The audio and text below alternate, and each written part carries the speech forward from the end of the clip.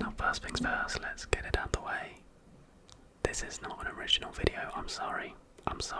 I haven't sat down for hours and hours and hours recording original stories. This is a compilation video. I'm just recording this intro. Essentially, the week this comes out, I'm getting married. So, trying to get ahead with content, and I thought, you know what? A thing that a load of YouTubers do is compilations, and I've never done one, so I have gone back through a load of scary no-sleep videos. I'm 3 years old, and what I'm going to do is I've rejigged them. They'll all be timestamped down below, but rather than just playing video after video, there'll be different stories in different orders from different videos. And I mean, some of them you'll probably remember, some of them you might not. They'll all be timestamps, so if there's one in particular that you remember and don't hear again, you can go on to the next one. So I thought it'd be a pretty nice way of bringing together most of the content that I've done. There's a lot more. I just had to pick X amount to download and reshuffle around, so yeah, apologies if you clicked on expecting X hours. I don't know how long this video is going to be of original stories, but I really hope you do enjoy it, and I will see you guys soon. So let's get into story number 1. This story is called You've Got a New Match. You've got a new match. My hormonal teenage self couldn't have been more excited. I quickly lost interest in the homework I had been working on that night and opened my phone, almost as fast as it could light up with the notification. I clicked on the icon, staring intently until Tinder opened. Of course I was excited. I ran all the possibilities in my head, all the things that could happen. This could be the girl of my dreams. No, it didn't appear as though I matched with the girl of my dreams. This looked more like the girl from a nightmare that would shake the vilest creature in the deepest pit of hell to its crooked bones. Smiling from ear to ear, literally was my match in the first picture of her profile. No name, no age, only a picture. The photo itself seemed to be professionally taken. It was a full body picture. She was dressed in some sort of very formal black dress, and there was nothing about her body that seemed out of the ordinary. She had black hair that was down and presented nicely, likely for this picture or whatever event this picture was taken for. But I didn't give much thought to that, and you'll understand why. Her skin was well kept and seemingly unblemished. Come to think of it now, her face was the only off-putting thing about the picture. But oh god, the face. Her eyes didn't sit inside where the sockets should be. They bulged out, seeming far too large for her face. They had no whites. The irises were everything. They were a dark purple, almost black. The eyes had no details. They were just blank, empty. Her teeth were normal, human teeth, and there would have been nothing wrong with them if she didn't have many, many more than any person should have. Her jaw opened wide, very wide. It opened from the bottom of one ear to the other, teeth showing in their entirety as she gave a nice big smile at the camera. I was disgusted by whatever Photoshop job this must have been, but I was also intrigued.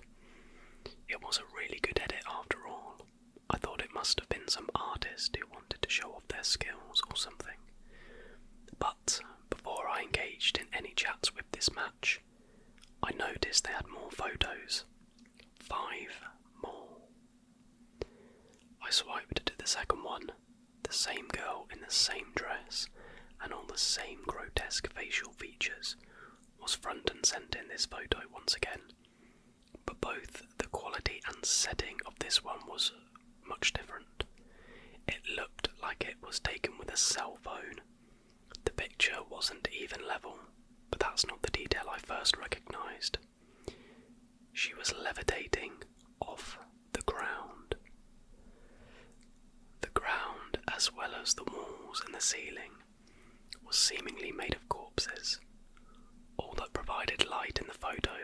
self-melted candles on the ground and the flash from the camera.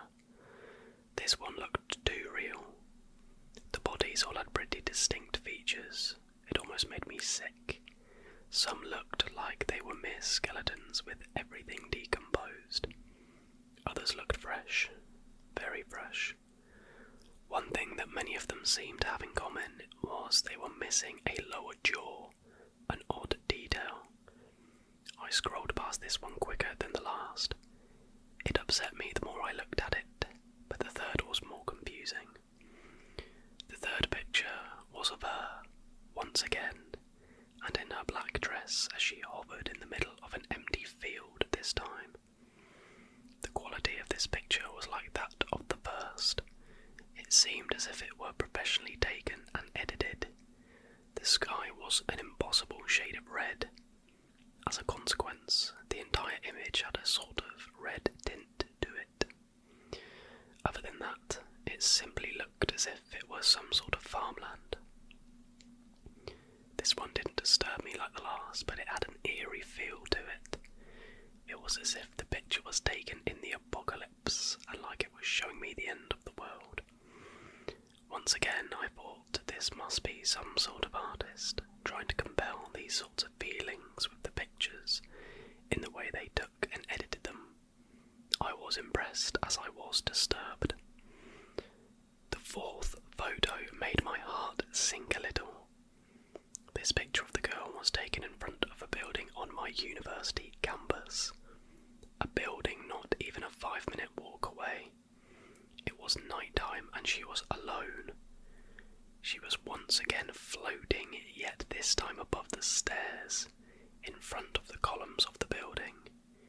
She didn't look any less real in this photo. I scrolled back through the first view and noticed how surprisingly alike she looked in all the pictures, despite their different angles. This art was too good. It was making me sick. The fifth picture I thought must be impossible. It was of her inside another building, but I knew what building it was.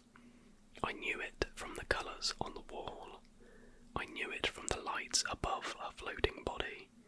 Most of all, I knew where she was, because of the numbers on the door behind her. It was only a few doors down from my apartment, the apartment I was in right now. I quickly scrolled to the last photo.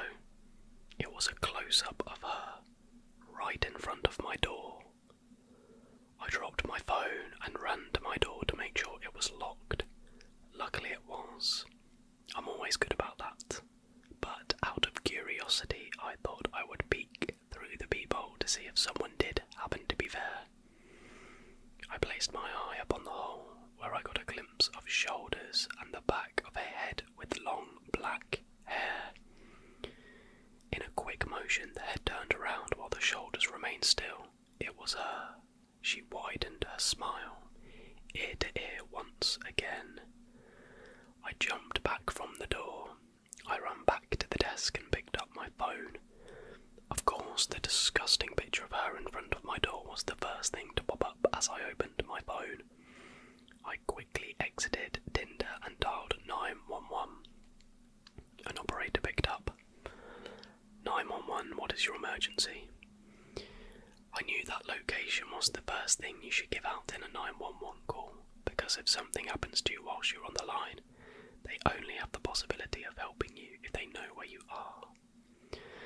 I gave the operator my location, which I am leaving out of this story to not expose myself, and then have a brief detailed scarce summary of the past few minutes. I left out some of the more extreme details because I wanted to be taken seriously. There's someone outside my apartment door. I just got a match on Tinder. When I clicked in to see the photo, she had a bunch of weird ones of her in. Look, it doesn't matter, but she is messed up. Very messed up. The last two photos were of her outside my apartment door, and when I went to look in the peephole, she was still there. I don't know how, but please send help. Alright, sir. Has she threatened you in any way? Has she tried to break into your apartment? We can't just send an officer answer because you feel scared of some girl you met on Tinder who happens to live in the same apartment building as you? Are you calling because she looks different? I was speechless. I was infuriated. How could they do this? Did they think it was ridiculous? I was calling them because of a girl. I exploded into a rant over the phone. So what if she hasn't done anything yet? What the hell is wrong with you? She found my apartment, my exact apartment, and is standing outside of it. We only matched minutes ago. This isn't right. I need... There was suddenly silence on the other end. I felt like I was about to scream. 911 just hung up on me. I was eyeing up my door for a second when I heard someone on the phone again. It was somebody different. He talked to me once again. This time my phone was up to my ear. "Sir, can you hear me?" "Hello, sir." "Yes, I'm here," I replied desperately. "Sir, who you were just talking to was not 911 dispatch. I need you to listen to my next instructions very carefully.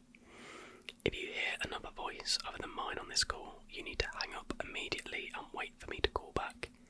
If the entity you have encountered attempts to communicate with you in any way, for the time being, you need to ignore it. Do not leave your apartment unless I instruct you to.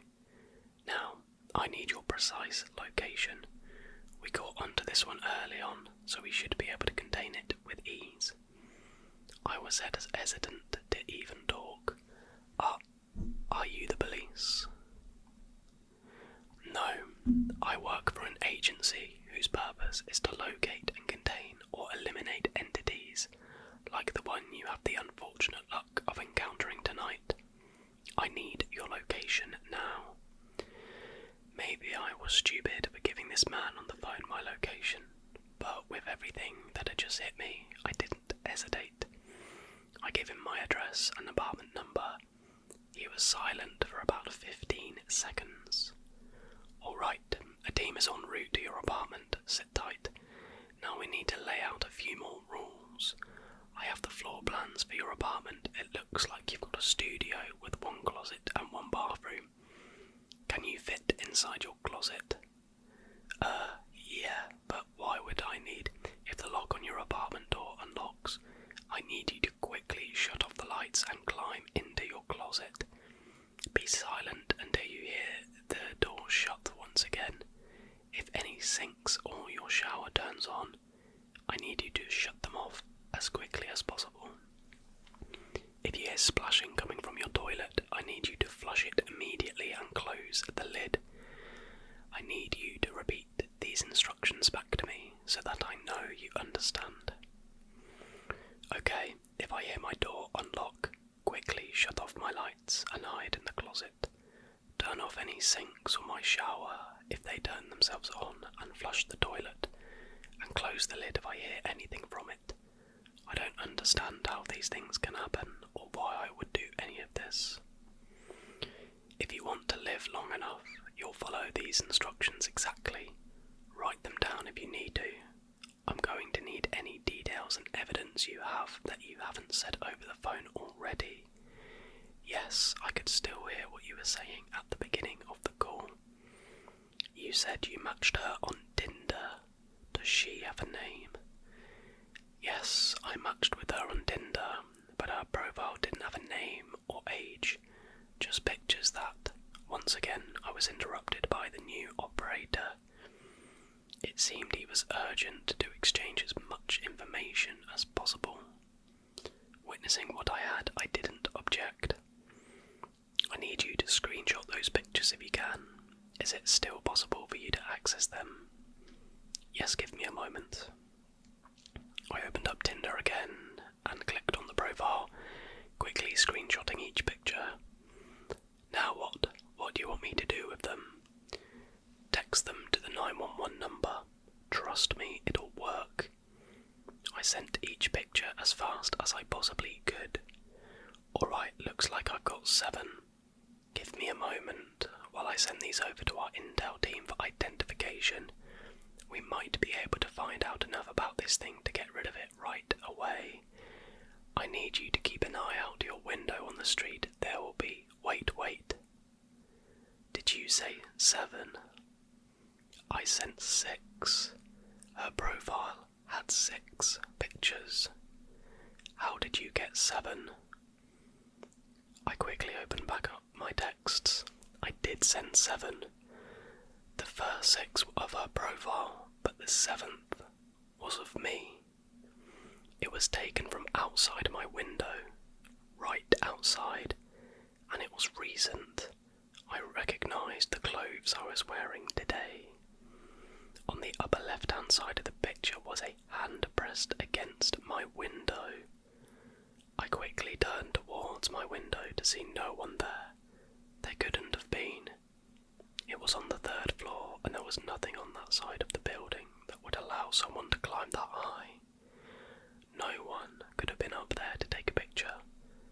I was quick to let the operator know, though I was not calm. I didn't send that last one. It's sent by itself through my phone somehow. It's of me just a minute ago while we were talking. Alright, calm down. It's trying to scare you. It wants to get in your head. It wants you worked up, so that you'll do something rash. But you're not going to do that, are you? No, sir. Alright, good. Now, as I was saying, there will be 1 man and 1 woman in black suits and holding briefcases they get out of a large SUV. The driver has been instructed to drop them off on the side of your apartment. He knows where it is. They should be arriving right about now. Go check outside your window. I looked outside my window down to the street below, but I didn't see an SUV or 2 people in suits. All I saw were a few pedestrians and a university bus. I don't see anyone down there. Are you sure they're on that side? It's easy to end up at the wrong street down here. Yes, I am sure. You're certain you don't see anyone? No SUV? I'm sorry, but no, I don't. He swore under his breath. I then faintly heard his voice yelling towards someone else. That ain't it. Tell them to keep moving. He then adjusted his mic and began talking to me again. Alright, they've been swindled by the entity. We're figuring that out now. Just be on the lookout for them to arrive. Once they get there, we can start the process of getting rid of this thing. Right then, I heard a firm knock at my door. I walked over and peeped through the hole again. 1 man and 1 woman, both in very nice black suits. I think your agents are here. They just knocked on the door and I saw them through the peephole. Should I let them in? The operator practically screamed through the phone. No, do not let them in. Those are not our agents. That is the entity trying to get you to open the door. Don't do it. Our agents will not knock. They won't try to get into your door. Get back to your window and watch for them to arrive. Tell me when they do. After a few more minutes of waiting, I finally saw a large SUV pull up in front of the apartment and 2 people get out. 1 man, 1 woman, nice suits and briefcases. After they got out of the car, they looked up at my window as they made their way towards the entrance. The SUV drove off. Alright, they're here. Good. They're going to scout out the building, figure out what we're dealing with, and assess if another team needs to be called in. I'll let you know with anything you need to do when I find out. Just stay on the line. I had started to feel relieved, albeit more confused. I did believe these people were here to help, but I didn't know what they could do to help me. How could 2 people from whatever this organisation was possibly deal with this thing at my door? I contemplated the possibilities as I sat down in my chair for the first time in a while, finally calming down a little. This little moment of peace was just that, but not long after I sat down I heard an electronic click from my door as as I jumped from my seat. I remembered the operator's instructions. I quickly hit the light switch and picked up the kitchen knife before hopping into my closet. The door just unlocked. I'm hiding with the lights off as you told me. I whispered into my phone. He responded quietly and with as fast a message as he could muster. Just be quiet and don't move. She can't open your closet door and she has no interest in taking your things. No matter what she says, do not respond and do not react. Do not leave the closet until you hear the door close again. Do not hang up this call. As soon as he finished speaking, the door opened. I didn't hear any footsteps, but I knew she was in. I focused on controlling my breathing to make it as quiet as possible. I must have been in there for a good 5 minutes before I heard any noise. Nothing, not a step, not a door opening, not a single thing moving around. I couldn't even hear breathing. I was tempted to leave, but I did as I was told and stayed still. Doing that had served me well up until this point. I just about gasped and gave myself away when she eventually spoke in a sweet and dulcet voice. What's wrong? Don't want to hang out tonight? After she got no response, she would wait about 10 seconds and say something new, trying to be more provocative each time. This went on for a few minutes. Come on, we matched and you know it. You know you want me and I want you. Well, if you're not ready yet, that's alright, I can wait. I can wait a long time. I'll wait for however long I need to for you to come out. You know I don't bite. I'm just a very, very good kisser. You can ask the others, you can meet them too. But why don't you try it yourself? Just come on out. What have you got to lose? I know how lonely you are. I know I'm the only one you'll ever have a chance with. At least I'm the only one who will love you forever. You know you'll always be nothing without me. I'm the only one, the only thing that will ever bring meaning to your life. She got more assertive. I could hear her voice getting closer each time she spoke, trying to get me to come out. Eventually she was so close to the closet door she was practically touching it. She might have been. It was obvious she knew I was in there, but the operator said to sit put, and that she couldn't open the door. So I trusted him for now. You know, you're a worthless, rotting sack of beep. You're not even good enough for the maggots. You have done nothing with your meaningless short life, and you never will, even if I let you live past this night. You can come with me or you can burn. No one is coming to save you, and no one can. She stopped for a moment. I think she heard what I heard. There were steps in the hallway. Someone was walking around on my floor. Oh, you talked to them. She let out a giggle, one that would have seemed innocent and cute if it were given in any other context, with a normal girl, but I found it to be far from it. You effing bitch, you'll pay for that. You won't even get what I gave the others. I'll rip your guts out right before your eyes and make you watch all of it. You'll wish you were dead, but I won't kill you, not until... Approaching entity manifestation now, stand by. I heard a man's voice say from just outside my apartment. She screamed in fury before I heard my apartment door slam shut a split second later, with a force I don't think I could replicate with all my might if I tried.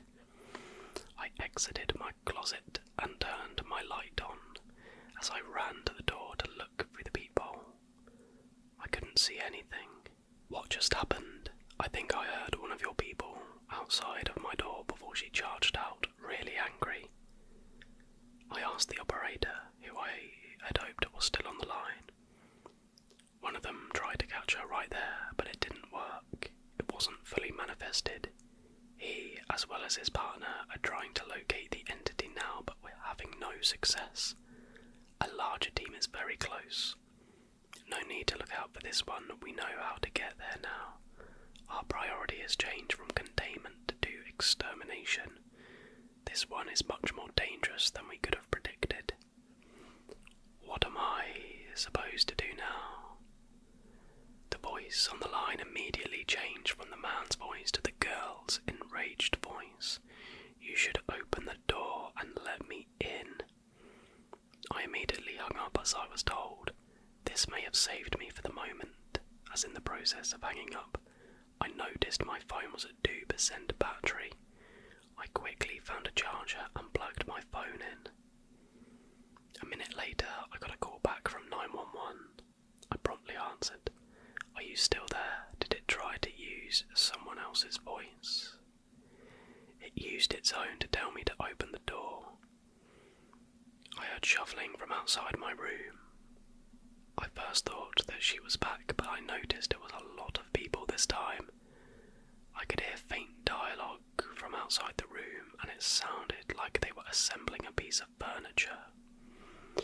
Do you know who is outside my room right now? I asked the operator. Our second team arrived a few minutes ago. Some of them are downstairs setting up a base for this operation. Others are up by your room repairing equipment. Just let them do their thing and this will be over real soon. As long as we're fighting what we think we're fighting. Dear God, I hope so.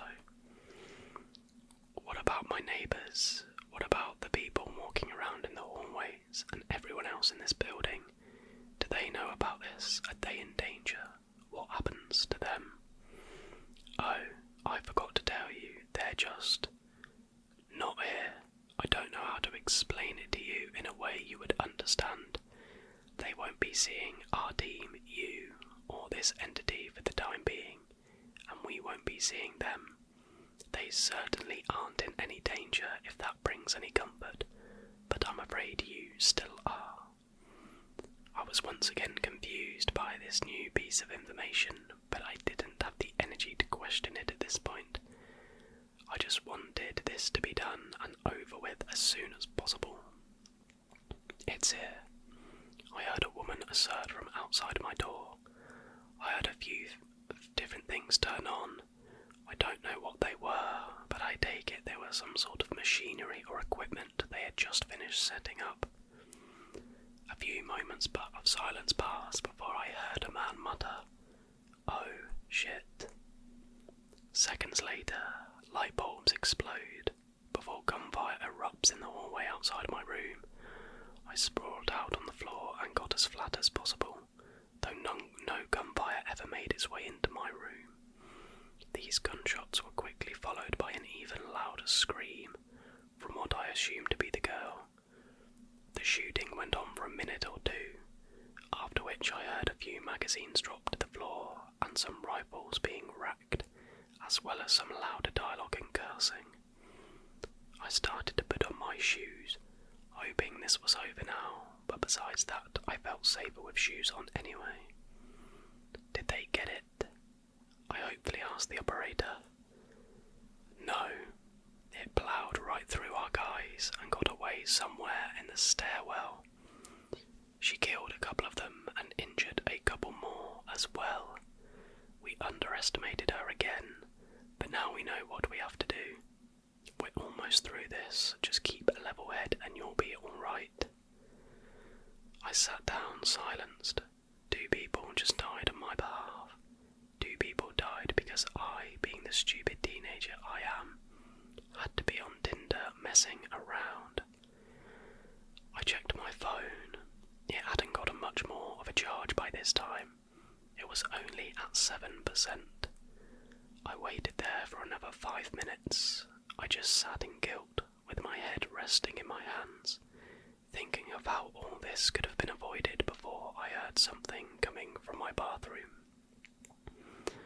I picked up my phone, unplugged it and walked over, pushing the door open to get a peek. Hands were coming out of the toilet and gripping the seat. She pushed down against the seat of the toilet as she attempted to force herself up out of my toilet. against the wall. Her head made it out. She was wounded, blood covering her face and arms. I could see that one of her eyes had been shot out and blood still ran from the socket. She turned towards me as she attempted to pull the rest of herself up. She clenched her jaw but revealed all of her teeth to me, also covered in blood. Oh my god, she's climbing out of my toilet. It's too late. Go. Run. Now. Do you understand? Get out of your apartment. I unlocked my door as I charged out. All of the lights were out. They had been shattered. The hallway looked like a trench from a war. Blood lined the floor and was splattered along the walls and ceiling. There was broken equipment that was alien to me, all up and down the hallway, which I narrowly missed while running away from my room. I could feel the spent brass underneath my feet. The worst sight was the bodies. 2 men in body armour with rifles strapped around them lay lifelessly on the ground. One was flipped over and had a trail of blood behind him as if he was thrown. The other had his upper body propped up against a wall. His lower jaw had been ripped out. I dearly wish I was watching the ground in front of me as I ran, because I took not 2 steps ahead and stepped right on this man's jaw. Oh, lovely. Where do I go? What do I do now? I frantically asked the operator. Get to the stairwell. Go down. I know you're used to there only being a few flights of stairs because the first floor is where they ended. You'll notice they go down further this time. I need you to proceed until you reach the bottom. There you'll find where our team set up their base of operations. I ran down the stairs faster than I think I'd ever run down a flight of stairs before. I didn't feel like I was going to trip or like my legs were getting too tired. Rather, I felt as though my legs were outpacing me. It must have been a good 10 floors worth of stairs before I reached the bottom, but I got there quickly with the energy I had. At the bottom of the stairs were tons and tons of boxes. They looked as if they were military grade or just made to carry really expensive things. A number of them were open and their contents were emptied. I guessed this is where all their fancy equipment came from, that they were trying to use upstairs. On a few of them were laptops. As I walked over to one, I was startled by what I walked past. Between a couple of rows of these boxes, I found another corpse. This one I recognised as being one of the 2 in suits who had come in earlier. It was the woman. She, like the one man, and I assume the other from my floor, had her jaw ripped out as well. In her hand was a very shiny revolver and quite a beefy-looking .357 Magnum. I set my phone on a box for a moment as I checked it out. I opened the cylinder and found that none of the 6 primers had been struck. This poor woman couldn't even get a shot off before being ripped apart. I found another one of your team members dead. It's the woman who came in first with the man earlier. I notified the operator. What? That's not possible. We just had communication with her. She was supposed to stay there while the rest of the team... Oh no. What? The rest of the team had another engagement with the entity on a higher floor. Their last known contact with it was 4 minutes ago. Our last communication with the agent you're next to was less than a minute ago. The thing is in there with you somewhere. Just then, the lights in the stairwell from top to bottom all exploded in rapid succession. I jumped into a corner and aimed the revolver at the stairs. A moment passed before I began to see a red light illuminate the stairs in front of me. Despite being shattered, the lights began working once again. One by one, they turned on as they had been shattered. I heard humming from many floors above, but I could hear it getting closer. She's coming. What the hell do I do now? Get on one of the computers down there. We've cracked its code. I'm sending you a sound file. close, play the audio file. My phone was dead, and I thought I was too. Fortunately, I kept a level head as the operator told me to. I kept myself as calm as possible as the humming got closer and made its way down the stairs. I ignored it, set the revolver down next to the laptop, and looked through what I could. It was in some sort of weird operating system, and I had no idea how it worked. I found some sort of messaging system like an email, though I don't think it was quite that, and found a recent message. This had to be it. I downloaded and opened the contents, turning up the laptop volume to max.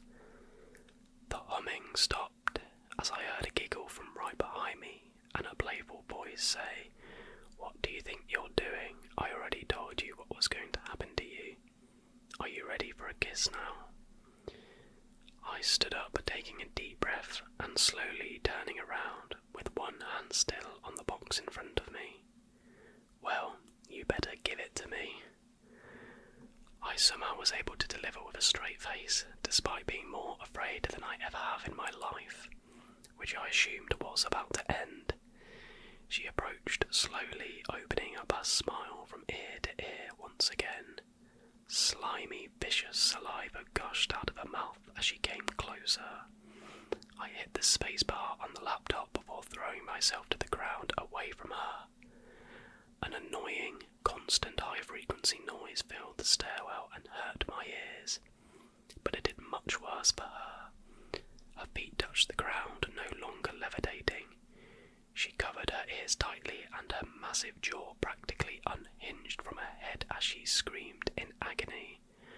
I reached up for the revolver next to the laptop. I pulled it in close before cocking it. Then I got two hands on it and pointed it forward. I was shaking from the adrenaline, but I managed to get my breathing under control for just long enough to level the rear sights with the front. I squeezed. Blood splattered on the stairs behind her as part of her head was blown clean off. I stood and backed up, pulling the trigger as many times as I could. Even when the cylinder was empty, I pulled the trigger a few more times. Once my ears stopped ringing, an application opened on the laptop. The sound file finished playing, and I heard the voice of the operator once again. Anomalous presence no longer detected. "You did it, kid. I have no idea how, but you did it. It's over." I stood for a moment and observed the carnage. The red lights faded until they were gone. In darkness once again, I was in disbelief, both at what just went down and that I was able to stop this thing, whatever it was. I don't think I'll ever know. I began to walk up the stairs, slow and tired. After I made it up a few flights, I saw bright beams coming from flashlights above. A couple of dozen people in body armour, strapped with expensive rifles and submachine guns, ran down the stairs past me. The man in the suit reached down and grabbed the revolver in my hand as I was passing him. I think subconsciously I jerked it away and aimed it at him. He backed up for a moment. "Easy now, son. It's all over. You can relax." I took a deep breath out and handed over the empty revolver. I walked back up to my room, plugged my phone in, and started it up. I just sat with my head resting on my desk for a while before getting another call from 911. I picked it up, and the operator began to speak once again. "Well, you did it. We've been hunting this one for a while now. It's gotten more victims than almost all of the others combined, but now it's gone, thanks to you. Are you injured? I can get the paramedics to you if you need them." I just sat in silence. I didn't have the energy to speak anymore. "Alright, you might need a minute to decompress and catch your breath, it seems. Stay in your room for the next hour and everything will be back to the normal outside of your apartment. Our team, all of the equipment, and the chaos left in the wake of all of this will be out of sight and out of mind. I know it doesn't make any sense to you, and that will only make processing all of this harder. Just know that if you call your emergency line again, we'll be listening, we'll be here to help. You would be yourself a favour if you never spoke about this as if it happened. Our anonymity and secrecy let us help everyone else out there. I hope you understand. Goodbye now. Stay safe. If you've read this far, you know I've ignored the last thing the operator said to me. I want everyone out there to know. I want everyone to know that you could become the victim of one of these things in the blink of an eye. I want you to know that there are people out there hunting them down, and they seem to not exist by any publicly displayed government information. I want people to know what to do when they call 911. I have no proof. My apartment building did return to normal. I am suddenly missing the text history I had with 911. I am not matched with that profile on Tinder. I have nothing. I also want to know more. Have any of you fallen victim to one of these things? Have any of you heard of them? What are they? Do you know more about this organisation? How was my apartment building changed that night? How was reality bent and shaped back to normal? Please reach out. I need to know more. I was just about to hit the post button when my phone suddenly blew up. You've got a new match. You've got a new match. You've got a new match. You've got a new match. My phone displayed it 100 times over. They're coming for me now. I need to make a call. There's something imitating my 6-year-old son. I thought you had him. I thought you had him. I glanced around the room, my heart pounding. Danny, I called. Danny, where are you? Silence. Calm down, he's around here somewhere. Our house wasn't even that big, yet somehow our 6-year-old was always disappearing. Sometimes I'd find him in one of the lower kitchen cabinets. Camping, he called it, pretending the cabinet was his tent, and one of his fake fire lanterns was the campfire. Other times I'd find him hiding in the closet, opening all his boxes of old toys and too small clothing, throwing it all over the place just because. Okay, you search upstairs, I'll search down. Danny, I shouted. Geez, relax, he's probably just playing with his Lego, or hiding in the closet again, or drowning himself in the bathtub. My husband sighed, then started up the stairs. I went into full mum panic mode. I ran over to the family room, empty. Kitchen, empty. Then, F. There he was. Through the sliding glass door, I could see him. He was in the yard, or at least, I saw his fake fire lantern. It bobbed up and down at the far end of the backyard, all the way down by the tree line. How did he get down there so quickly? I threw the door open. Danny, I shouted, get back here right now. The lantern stilled, hanging just a few feet over the soft grass. I couldn't quite make out his small form, his little hand clutched over the lantern's handle. Danny. He didn't move. Damn it, I burst out of the house barefoot. My feet slid over the cold, wet grass. Danny. As I started gaining on him, he started moving. The lantern bobbed with each of his little steps, getting further away from me, going into the woods. Danny. Miranda. I skipped to a stop, turned around. My husband poked his head out the back door. Found him, he shouted to me. He was upstairs with his Lego. I froze, looked back into the forest. The lantern hung in the air not 10 feet away, the soft fake firelight flickering, and beside it, a figure that I could barely make out through the tree. What the? I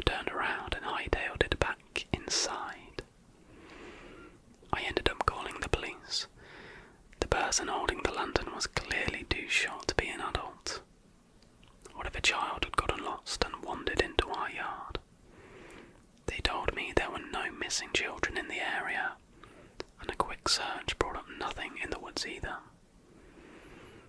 "Are you sure it was a kid?" they had asked, and honestly I couldn't tell them I was sure. It was a dark, moonless night. I'd only assumed it was because of the lantern. So I forgot about it for a few days, but then on Thursday night I woke up around 2 a.m. to pee, and when I glanced out the window, there it was, hovering just about 10 feet from our back door. Kevin, wake up," I said, shaking him. "There's someone out there." I threw on my clothes and poked my head into Danny's room. Then I crept down the stairs and my heart was pounding in my chest. Kevin followed behind. But when we got to the kitchen, the lantern light was no longer so close. It was about halfway down our backyard near the garden. "It's back, that's what I was telling the police about," I whispered. I watched as it floated in the darkness just a few feet above the ground, absolutely still, like it was waiting for me to follow it. "Should we call the police?" I whispered. Kevin gave a sigh, and even though he didn't say anything, I knew exactly what it meant. "You're overreacting again." "This feels like a prank," he said. "Some kid stealing our lanterns and taunting us." "It doesn't feel that way to me," I said. "What if it's a lost kid?" The cop said there weren't any missing kids in the area. He cut me off. He reached for the door. "I'll just go out there and tell them off." "You can't go out there." "Why not? It's just a kid." I bit my lip as he slid the door open and walked out into the night. I watched his shadow walk into the yard, then stop. "Hey you," he called out. "I'm going to call your parents and tell them you're out here." Silence. "You hear me? Get out of here." The light bobbed, and then it started coming towards him. My blood turned to ice. I wrenched the door open. Kevin, get in here." For a moment he hesitated, and then he turned around and ran as fast as he could. As soon as he got inside, he slid the door closed with all his might, locked it, yanked the string to make the blinds cover it. It's not a kid." My breath caught in my throat.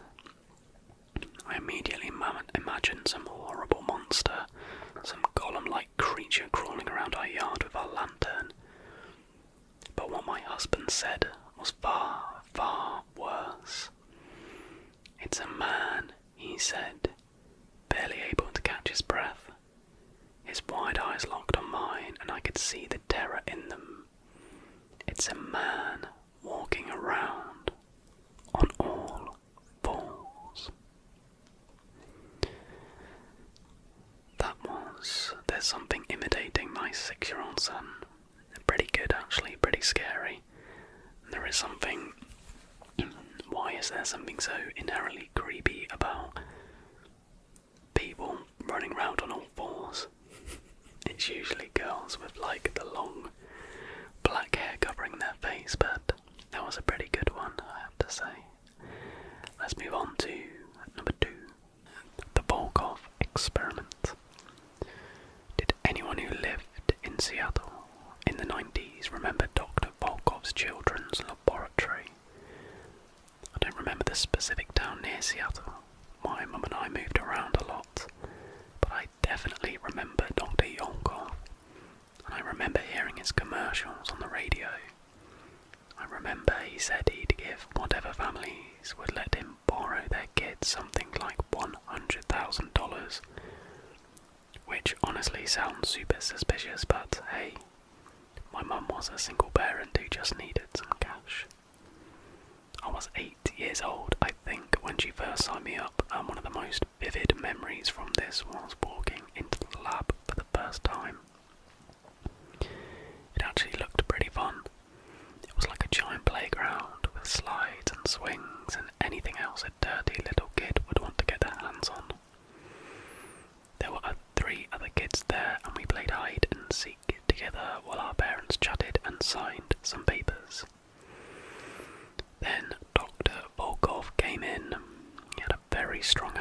which I couldn't place at the time but I now recognise as Russian. I'm not going to do a Russian accent. Hello families, I thank you for giving up your free time to take part in my studies. I assure you, if I am successful with these experiments, we will make history, he said, and the parents gave a polite applause. Us kids got on too and gave our cheers, which were not as quiet. Once the parents leave, I will take the children and start my studies. They should each be returned to you within the next year, give or take, he said, and the parents murmured to each other. Once again, thank you for your sacrifices. I will see the parents off now. Farewell. Children, say goodbye to Mummy or Daddy, Dr. Volkov said. We all waved goodbye, except for one girl, who ran up to her dad and hugged him. I wish I had done that now too.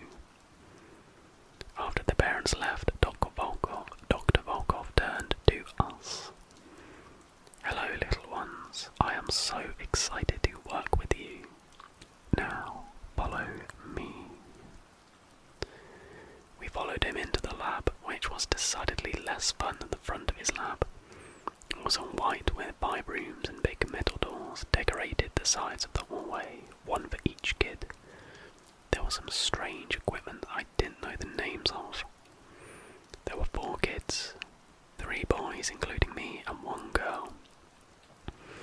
We introduced ourselves. There was Michael, me, and Dalton, who were both 8. Then there was Cassandra, who was 9, and the oldest Andrew was 10. Dr. Yorgom explained we'd still have time to play together, an hour a day, but most of our time was to be spent working on our experiments. Dalton raised his hand. What's the experiment? Dr. Volkov smiled, a smile that looked almost fake. Who here's ever wanted to have superpowers? All 4 of us went ballistic. We all wanted to be heroes. What have I told you that is made possible with us? That's right, over the course of a year, I will make you fall into a group of superhumans, each with your own special power. All of us clapped. This sounded amazing. And with that we were sent to our rooms. The interior of mine was strange. No toys, posters or race car beds like the one I had at home. There were a lot of lights though, but a lot of them weren't on for some reason. I was tired, so I lay down in my little bed, decorated with lightning bolts, and went to sleep. The next day, Dr. Volkov taught us more about the experiment. He was going to condition us all to have superpowers, and then make a sort of super team to fight bad guys. We all had different superpowers. I was going to get the power to manipulate energy, which made my room make a whole lot more sense. Dalton would be able to talk to the dead, Cassandra would be immortal, and Andrew was going to gain the strength of a gorilla, which we all thought was hilarious when we first heard it. Our training was to begin immediately, and they sent us all away to separate rooms. This sounds like the Umbrella Academy. I was sat in a large chair where one of Dr. Volkov's assistants named Katya sat with me. Hello Michael, how are you doing? We're going to make you into a Superboy. Isn't that exciting? Now this may hurt a little bit. Without warning, she pulled a lever and the chair I was sitting on suddenly lit up. I'd been shocked by an electric chair and began to cry. Do not worry, little boy. It will not kill you, but it will make you strong. Don't you want electricity powers? I thought about it, and even though it hurt, electricity powers started to sound really cool. I nodded and she shocked me again. I cried. And that was my life for the next while, getting shocked, crying, and getting shocked again. Until one day, maybe 2 or so months later, when they tried something different.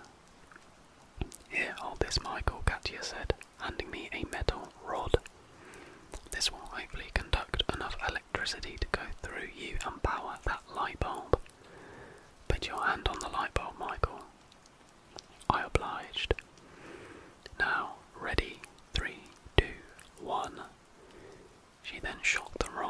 which sent electricity through me and into the light bulb.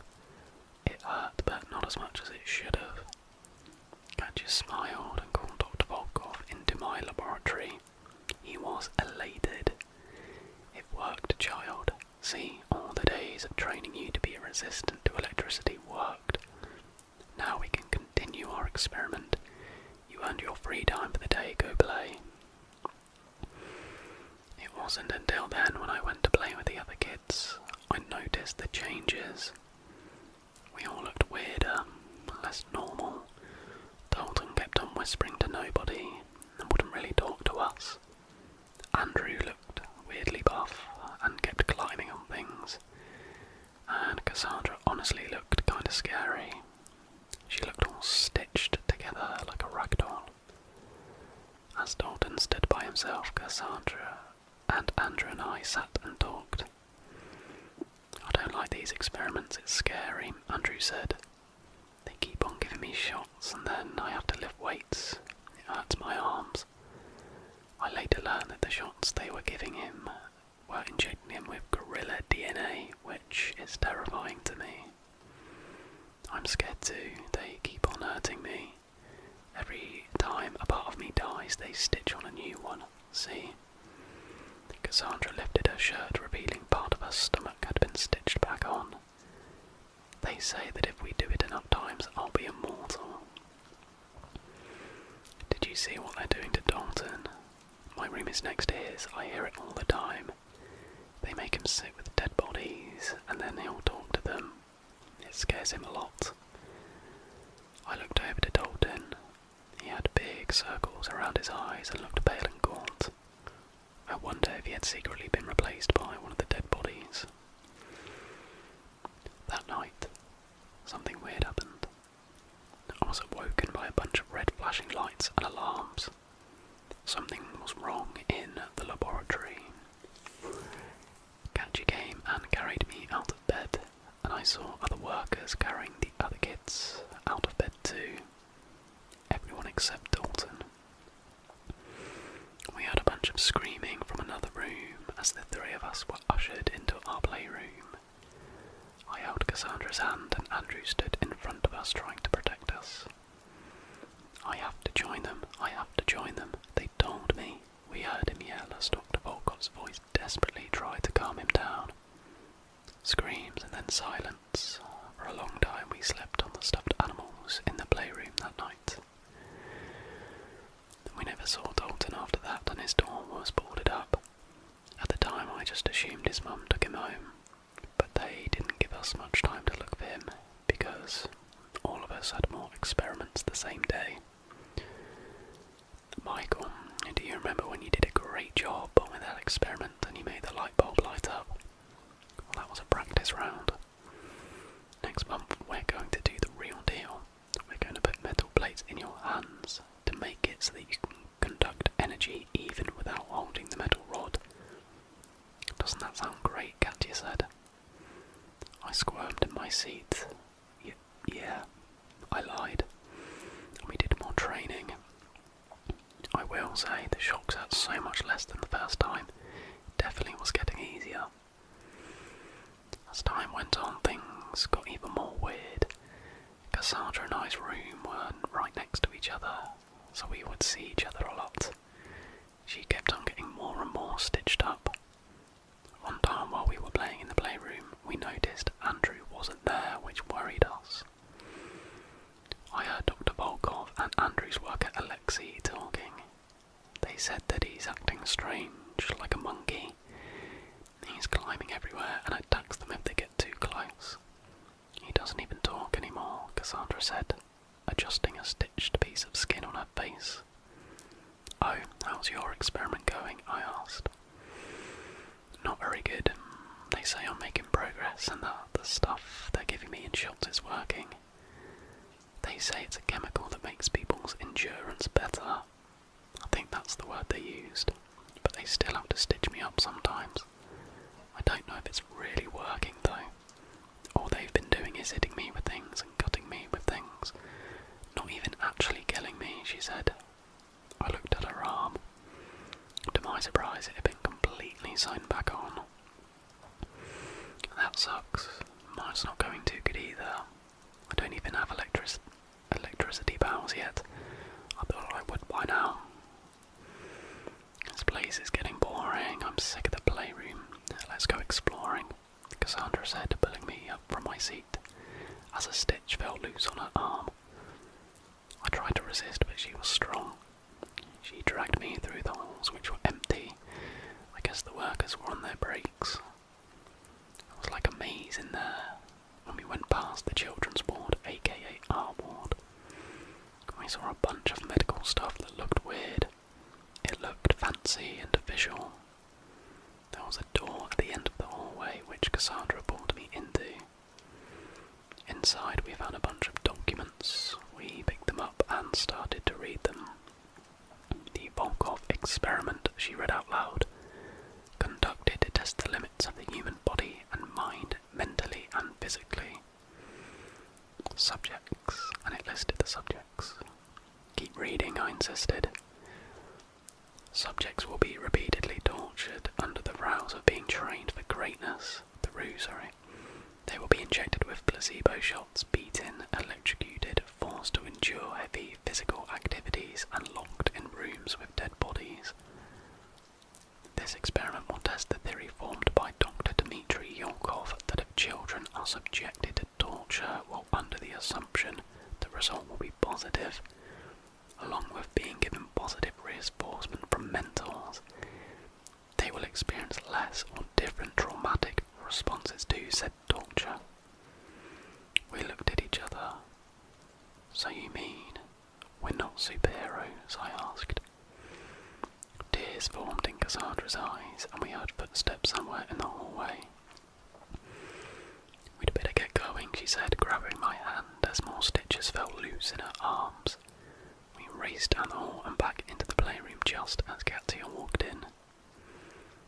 Bedtime, children, she said, and she took us to our rooms where she tucked me into bed. I didn't sleep at all that night. The next day is when all hell broke loose. During free time, Cassandra and I decided to check on Andrew, who hadn't left his room in days. Andrew, hello, we said, opening the unlocked door. What I saw in there will haunt me for the rest of my life. He was going, no pun intended, apeshit, climbing on the walls of his room. His eyes were glazed like he had no idea what was going on. He wasn't even talking, just grunting and screaming. We ran to get an attendant. Katya, Andrew's crazy. The gorilla DNA you put in him was working, I said, and Katya ran to hide us in the playroom. Andrew had escaped his room. Cassandra and I pressed our ears to the door, trying to listen in. Subject 4 is reacting poorly to the gorilla DNA, Dr. Volkov, Katya reported, as they tried to track down Andrew. No, impossible, Dr. Volkov said. We didn't give him any gorilla DNA, it was a placebo. He said, and even though at that age I didn't know what a placebo was, Cassandra and I still looked at each other in shock. That's fascinating. Let me write this down, we heard him say. No, Dr. Volkov, there's no time. There is a breach in his room. He is somewhere in the building, Katya said, panicked. No, let me, Dr. Volkov. Subjects 2 and 3 are in danger, and so are we. There is no time. It won't take Dr. Volkov. And then suddenly we heard screaming and running and chaos. I guess Andrew had found them. When everything was quiet, Cassandra carefully opened the door to the playroom. Dr. Volkov and Katya, or at least what remained of them, were lying on the floor in a mess of blood. Andrew in the corner, hyperventilating. He turned around and rushed towards us. Cassandra screamed and he stopped in front of us. Andrew, I said shakily, not even expecting him to say anything. Go. You're free, he hissed. And Cassandra and I stood there in shock. Are you stupid? They're coming. Go before they get you, he said. And only then did we notice the men in biohazard suits running towards us. Cassandra and I ran until we found the exit into the playground at the front of the building. We heard gunshots cries and Andrew's screams. But we didn't care. All we could do was run out the door, out of the hellhole we had been in for months. We waited outside the door for a while, waiting for Andrew to come out after us, but he never did. That was the last I saw of the Volkov experiment. No documents were ever published, no police reports, nothing. Cassandra and I went our separate ways back to our families, and soon Mum and I moved out. Sometimes I wonder if I dreamt the whole thing, but last week at the coffee shop, I saw a girl with strange stitches up and down her body, and as she left with her drink we made eye contact, and I knew she recognised me too. I guess some things you just can't make up. There's something camping outside my window. About a year ago, I finally moved out of my parents' house. My childhood best friend and I started renting the bottom floor of a duplex from our old pastor, who gave us a really great deal.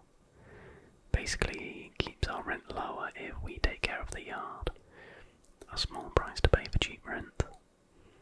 I don't mind the yard work. I don't even mind the travel nurses that rent upstairs. My problem is whatever has been camping outside my bedroom window at night. Now, I don't live in the greatest neighbourhood. It's not some rundown part of the city, but it's definitely not the suburbs. We get sketchy people. Sometimes I get to play the fun game of, is it a firework or a gunshot? For that reason, I like to keep my curtains closed most of the time, especially at night. Usually I do try to ignore any sounds that come from outside. I don't want to stick my nose in the business of whatever tweaker is dancing down the street. It's just safer to ignore it. However, a few weeks ago it started getting worse. It started off small. I heard someone walking down the alley. I remember it because they were really dragging their feet and it was just loud against the gravel. But I didn't think anything of it until the next night it happened again. But this time my light was on. I could hear them walking down the alley, stop for a moment, and start walking again. But their dragging footsteps got louder. They weren't in the alley anymore, they were on the side of my house. They had to walk past my roommate's window, which for whatever reason she always leaves the blinds open. When I realised they were on the side of my house, I quickly turned my light off and sat completely still in the centre of my bed. I didn't dare make a sound. They stopped outside my window, and it was quiet for a few minutes.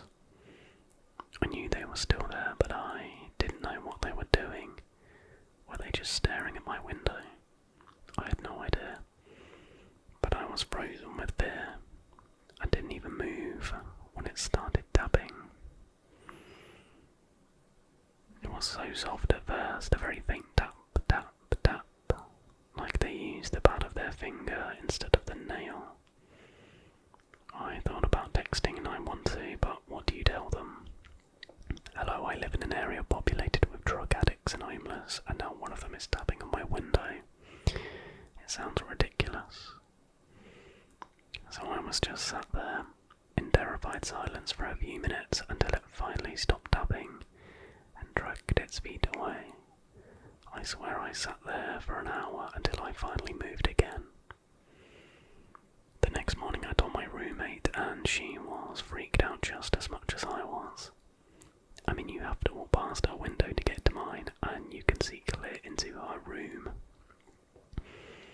She said she would keep her blinds closed for a few days, just in case whoever come that night came again. And sure enough, they did. I made sure my light was off once the sun started to go down.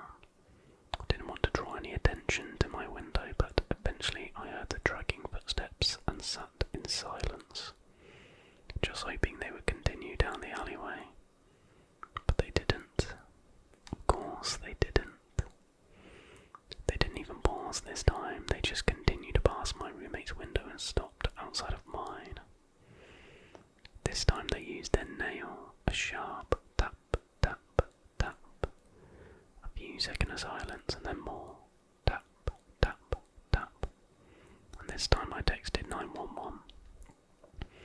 I told them my name, my address. I just realised they put 912 before. Is that a thing though? I don't know. I told them my name, my address, and that there was someone harassing me. This was the second time they'd come to tap on my window.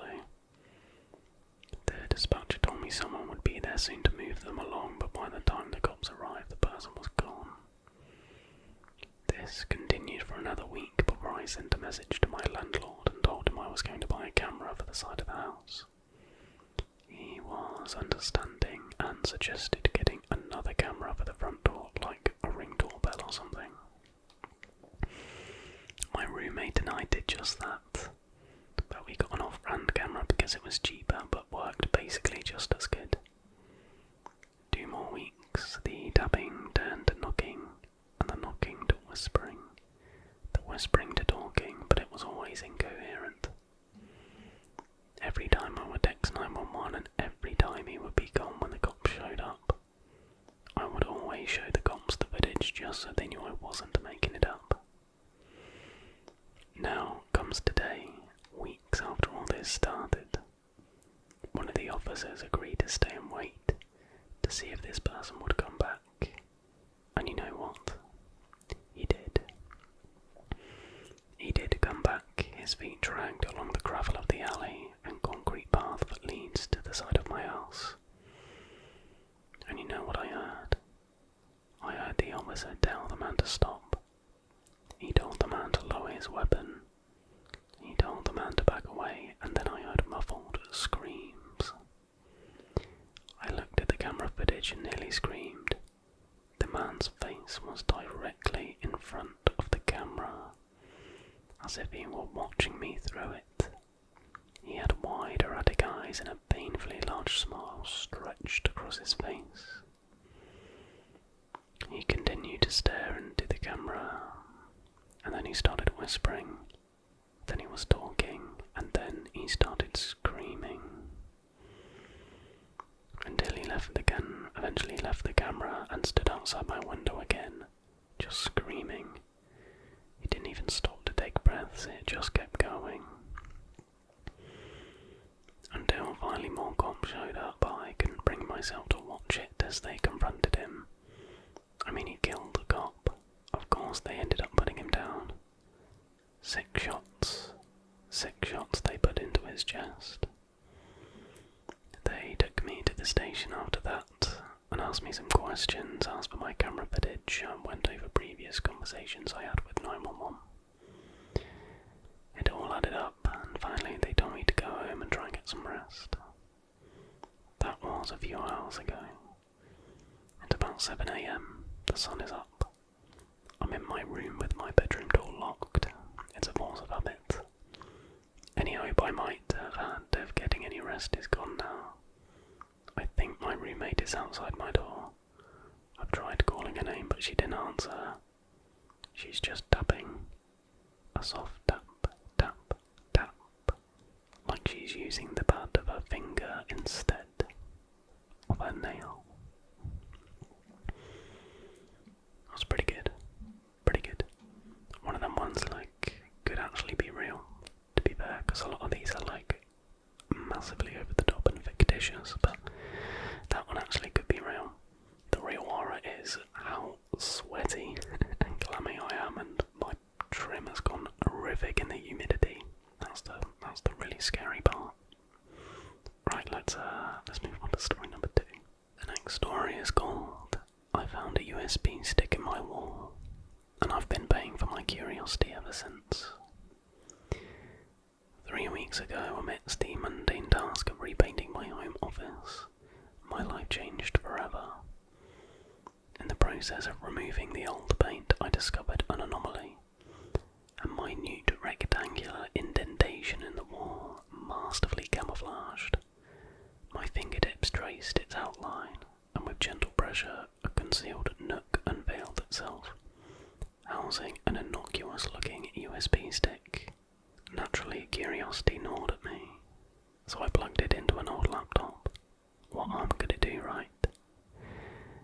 was a decision I'd regret for the rest of my life, however long or short that might now be. The USB held a single file, watchme.mp4. The video began with a dim, unfamiliar room. The camera seemed hidden, its viewpoint oddly angled, like it was peering from a lofted shelf. The room's sole content was a table, upon which rested a laptop identical to mine. The laptop screen played another video, and within that video was yet another. It was a dizzying, recursive loop of screens within screens. As I strained to perceive details deeper within the loop, the knot in my stomach tightened. In one of the innermost videos, an unsettling familiarity took form. Me. Captured in an unguarded moment from just days prior. There I was, engrossed in a book, oblivious to the silent observer. But then, the me in the video slowly raised his gaze, his eyes not of a man living his daily life, but of someone trapped, pleading and desperate. He began mouthing words, but the silence of the video rendered his message imperceptible. The video abruptly cut off, replaced by a notepad file that flashed open, bearing a chilling message. Look behind you. My heart raced. With every ounce of courage I turned. Empty space. Yet the sigh of relief caught in my throat when my eyes returned to the laptop. The webcam light gleamed ominously.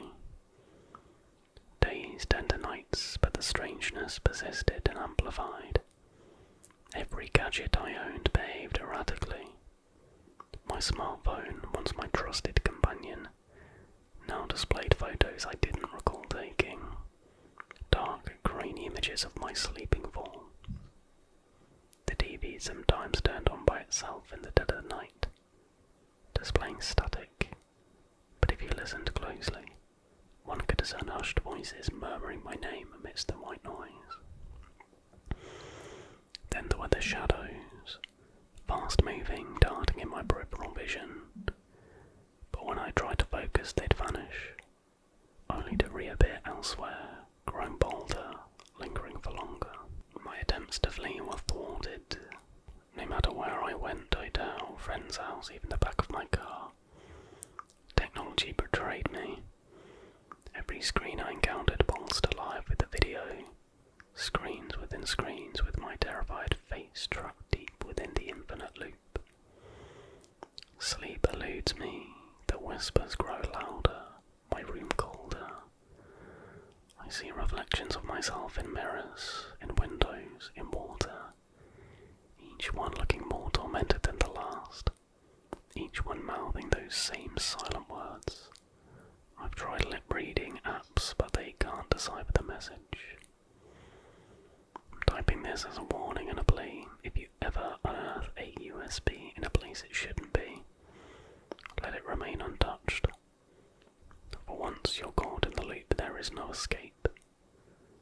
And if anyone can lip-read, please watch the video I've attached. Tell me what my reflection is trying to communicate before it's too late. Have they actually attached? They haven't even attached it. Not that I was going to watch it in an ASMR video. Yeah, I'm not sure why that's got quite a few upvotes, because that was not scary at all, in my opinion. My boyfriend and I are so much alike, and I found out why. So, my boyfriend Connor and I met at our local park about 5 years ago. We both had been going through dark times in our lives and had conveniently sat on the benches adjacent to each other near the giant oak tree in the middle of our local park. I remember the sad look in his eyes as I approached him, his beautiful emerald eyes meeting my own. I remember his silky brown hair matching the same colour and texture as mine. Even our highlights matched in colour. I sat next to him and started a bit of small talk, mostly about local politics, as you do. Our soft conversation quickly became heated and full of laughter. Turns out we shared a lot in common. I was an avid kayaker that travelled to different spots around the country, and turns out so was he. I had a beautiful silver GMC Hummer to drag my kayak trailer around. He ended up walking me back to my car in the nearby parking lot, and I noticed he had the same style car as mine. I didn't see any problems when we found his car parked next to mine. In fact, I was overjoyed. Over the next 5 years, we grew closer and closer, sharing exact interests. We moved into a small townhouse together about 2 years in, went shopping and decorated it to look like a fishing cabin. We also adopted 2 beautiful German shepherds. We were overjoyed to see our little home coming together. Connor brought up the idea of marriage at our 5-year anniversary. I wasn't thrilled about the idea, seeing as wedding planning would affect my progress of getting my PhD in marine biology. He seemed happy with my response, as he was studying for his masters in psychology and wanted to take his time. I don't know why, but his response caught my attention. Something felt eerie about it, but nothing I could pinpoint. Over the next few days, I noticed more and more about Connor that perplexed me. His body shape matched mine, minus the womanly features, of course. His waistline was thin, small muscle lines extending from his navel to upper chest. His pelvic bones slightly pointed out from his skin. His arms lacked muscle and his hands were bony. I looked the same, mostly due to an eating disorder I was working my way out of. His feet were abnormally big for a normal human size, and his nails grew long and oddly sharp quicker than I've ever seen, which apart from his slightly taller stature was the only difference we had. His hair, cheeks, eyes and nose matched my own. I chalked this up to genetics being genetics in the past, but now that I had a second look, everything seemed off. I brought this up to my sister over the phone and requested she talk to my mother. My mother and father are both scientists for a place called Vermilion Laboratories. Is that not from Pokemon? And I've been there since they were fresh out of university. I could sense a sudden hesitance in her voice at my request. Celia, you should go see Mom in person, she said, a small quake in her voice. Why? She cut me off. Just do it. It's for your own good. I sighed. Alright. I grabbed my keys and punched towards the door. Hey honey, I heard from the living room. Connor peeked his head out from the side wall. Where are you going? My sister told me to go see my mum about something. Why? I lifted my keys to set them into the lock, only for Connor to grab me by the wrist. I turned back, a wild look in his eyes greeting mine. Don't go, he jolted, trying to snatch the keys from me. I wrestled my arm back from him. His nails dented into my skin, tearing away flesh as he stumbled back. I quivered in shock. 3 long open wounds had been torn into my arm, pouring blood into the cracks of the wood floor. Connor backed off in shock, his wild look shifting into panic. Without a second thought, I slammed my keys into the lock. I blacked out. The last thing I saw was Connor lunging at me and the door flying open as I made my escape. My consciousness came back in my car at Vermilion Labs. I looked at my arm. The wounds were long and deep. I took a pocket knife and cut my shirt to use as a dressing for my wounds, then quickly made my way inside, only to turn back and see Connor leaping out of his car at the end of the lot.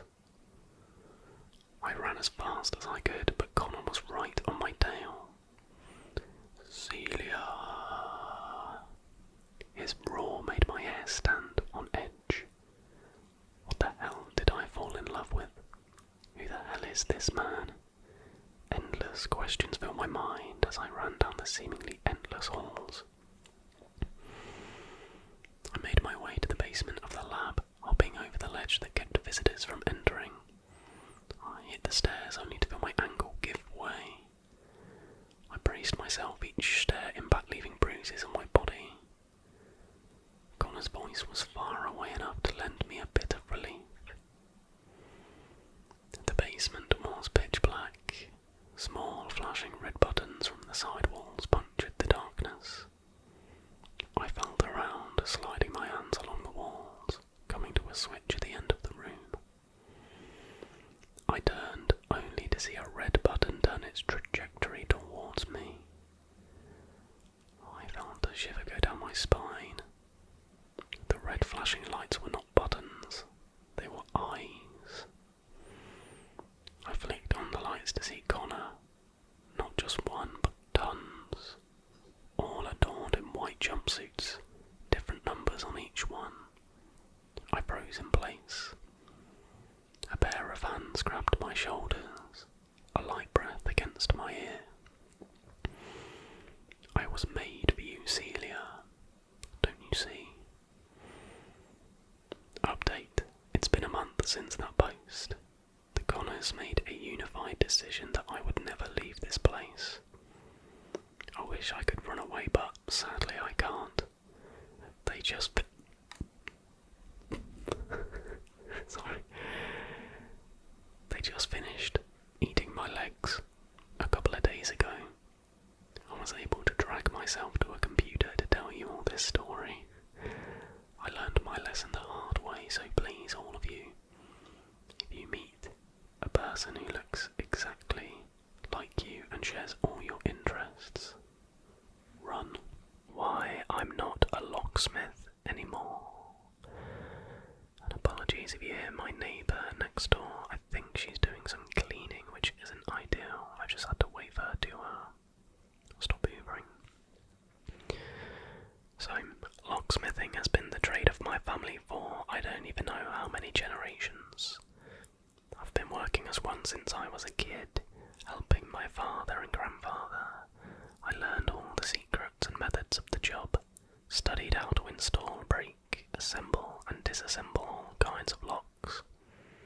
I could easily disassemble the lock of a bank vault if given the right tools, money and a legal permit. I have unlocked hundreds of doors and cars, installed hundreds of new locks, fabricated thousands of keys, and take pride in saying I've never ever used my knowledge for criminal ends, as so many locksmiths in my region secretly do. I've successfully and financially sustained myself and my family with locksmithing for almost 30 years, and yet I'm closing my workshop tomorrow and already signing the documents to work with my wife in her bakery. The reason that made me quit locksmithing is simple. I can't do it anymore after my last job. I tried, I really did, but after that fateful assignment 6 months ago, I realised that it's not for me anymore. Every time I open a stuck door, I have flashbacks. My heart starts racing and my eyes ache. I can once again see those cursed angles. Don't get me wrong, I love locksmithing. It's the only thing I'm really good at. It's something that gives me great pride. I'd even started teaching my daughter the basics, and she enjoys it as much as I do. And it'll be hard telling everyone I'm quitting, telling my wife, my daughter, my clients, my friends. None of them will understand, but for their own sake, it must remain that way. I've already told my dad. He was incredulous when I said I'd be quitting the craft. He was not only my most important mentor, but my inspiration and role model. His body is not even a husk of what it once was, but his mind is still sharp. I knew from the start that this would be the hardest conversation of all, so I decided it should also be the first. I approached him in his bed or in our living room, where it it's easier for us to take care of him since he can't climb stairs or live alone anymore, and told him about everything. Father went from disapproving to fully supporting me, but he also said something that I considered no one but him must know. Ultimately, I decided not to follow his counsel for the first time since forever. We locksmiths know how to deal with stuff we're not supposed to see. Our work is about locking places. Sometimes this is about keeping things in, and sometimes about keeping things out. Locksmithing is also synonymous with security and privacy, but it's hard to keep something so perspective changing to yourself. So I decided to write it down. One day maybe I'll have enough courage to share it to my family or even the world. I don't know. I've not even decided what fake story I will be using to explain my abandonment of the locksmithing business to all my former clients and acquaintances. Well, let's go back to the beginning. 6 months ago I was called by Greg Becker to unlock a locked door in his property.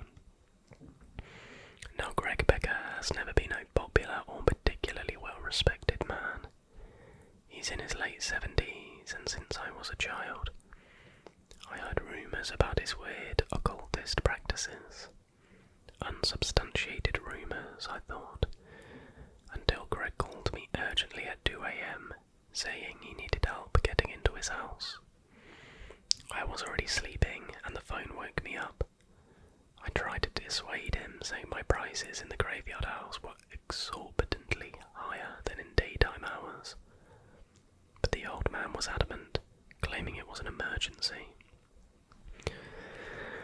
I got dressed, packed my dolls, apologised for my wife for leaving in the middle of the night like this, entered my pickup and drove to his property.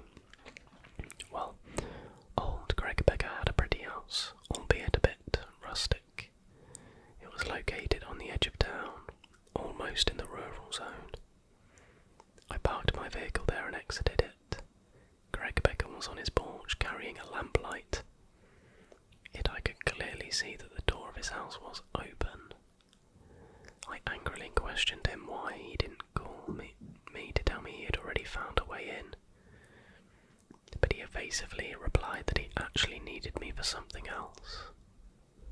More often than not, that means trouble, so I was already going back to my car when he offered $1,000. That was what I made in an entire week of hard work, so I couldn't refuse.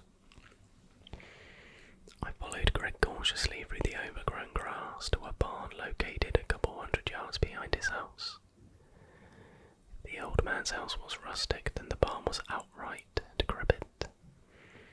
The wooden structure seemed like it had been there for decades without any repairs or restorations. There was no paint, and the whole thing was falling apart. He pointed the lamplight at the entrance of the barn, and I immediately saw how it stood out from the rest of the building. It looked more like the entrance to a bank vault than a quasi-abandoned barn. Hell, I had seen bank vaults that were easier to break into than that barn. I tried questioning him what it was, but Greg refused answering me.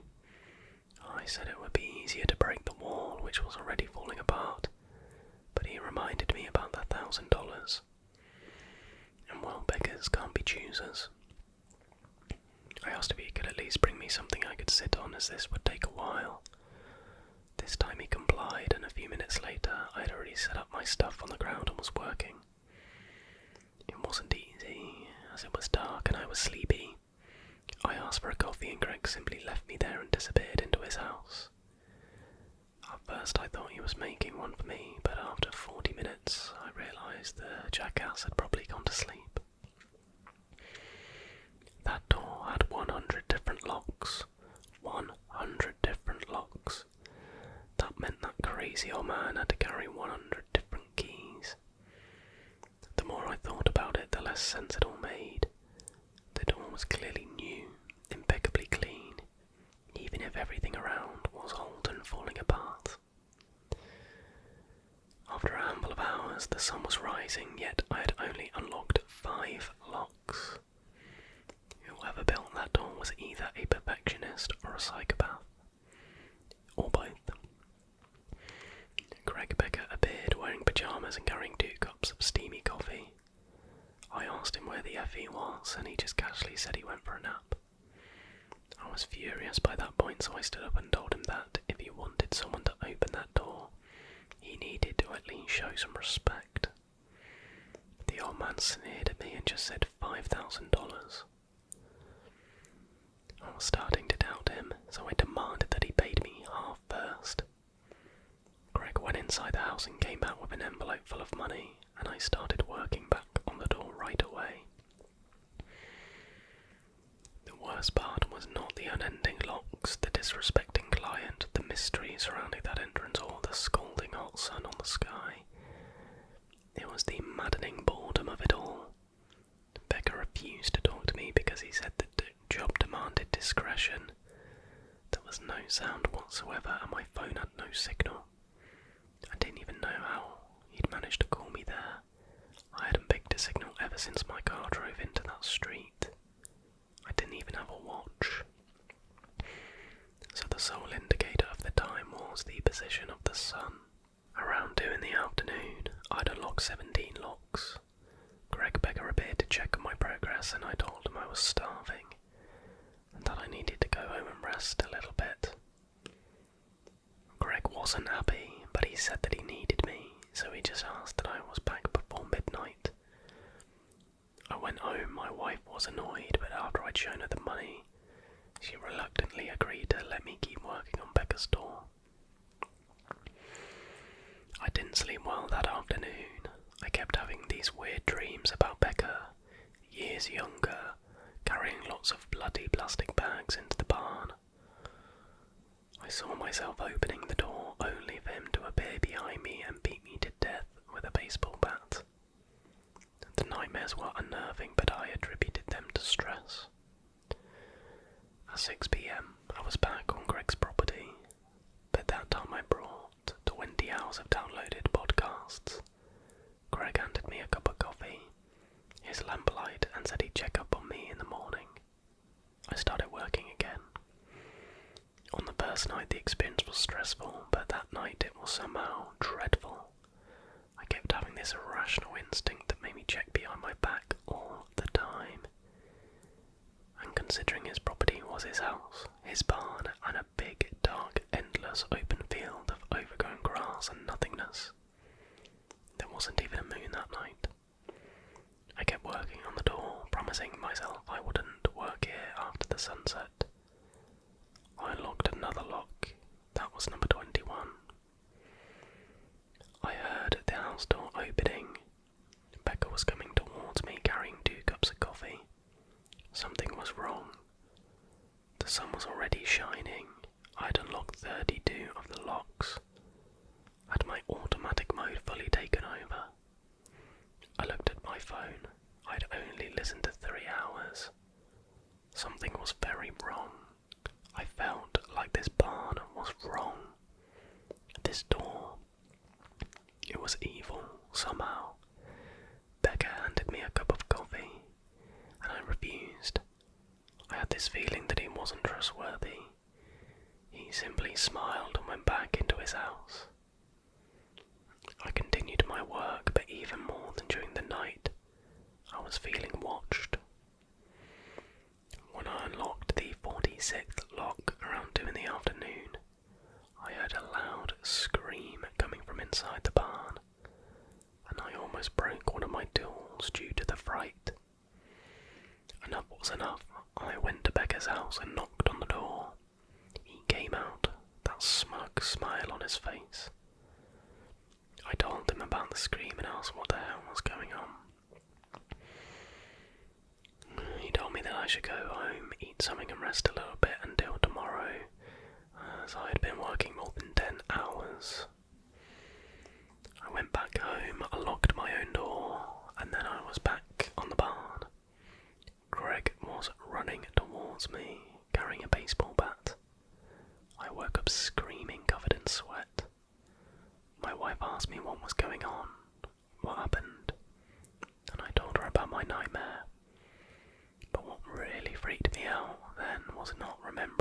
exactly I lay down to sleep.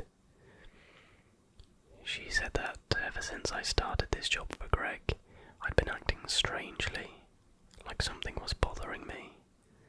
I replied that something was indeed bothering me, but I couldn't figure out what it was just yet.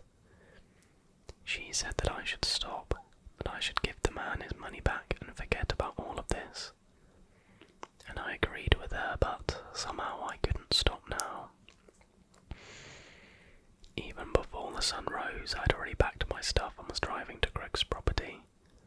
This time I promised myself things would be different. I would end the job, get my money, and never pick up a call from Becca ever again. I went towards the barn door and started working on it immediately, putting on my earphones and listening to the context I downloaded, and that's going to be podcast. It was only after Becca appeared carrying 2 cups of coffee that I realised I'd left my phone in the car, and that meant that the voices I was listening to were... I quickly removed my earphones and looked around, horrified. The door. The voices were coming from behind the door. Becca approached me and asked if I was okay. I tried to fake a smile and answer that I was, but my head was slowly shaking and my forehead was sweating so much that no matter what I said, he'd know the answer was a blatant no. He then chuckled and went back inside his home. I decided that I didn't care at all for him or his weird antics, but I needed to open that door. I had already done 60 of the locks. Around 3 in the afternoon, he asked if I wanted something to eat. I didn't hear him coming. I didn't care. I just shouted for him to leave me alone and went back to my work. 71, I muttered. At 9 PM the sun had already set, and I was starving and thirsty, and needing to go to the bathroom, but I couldn't stop. Not when I was this close. They agreed with me. Everyone was rooting for me to unlock the door. Becca once again appeared. He wasn't smiling this time and didn't have his usual smugness. He looked concerned and asked what was on my hands. It was then that I noticed my hands were covered in a thick, black liquid. A liquid that was coming from all of the locks. I screamed and asked with all my lungs, what the hell was he doing that to me? Becca ran away towards the house screaming he would call 911, and I started working again. 79, and then I smashed his head with a baseball bat. 82. And then I started working again on the door. I needed to open that door. I needed to open that door. 85. The sun rose. I had eaten something, not sure what. Maybe there was something on the old man's kitchen. I didn't know, still don't. 95. Midday. There was blood everywhere, leaking from the door, I think. Greg Becker brought me a cup of coffee. I think it was him at least. 98. 99. 100. The door opened slowly. My eyes started bleeding and I saw something. It wasn't the barn. I saw a strange, nonsensical version of my house. My father, my wife, my kids, all of them made of weird, strange angles. None of them living, mere objects, animated 4-dimensional objects. In fact, none of the angles in anything made sense. They were all straight and curved at the same time.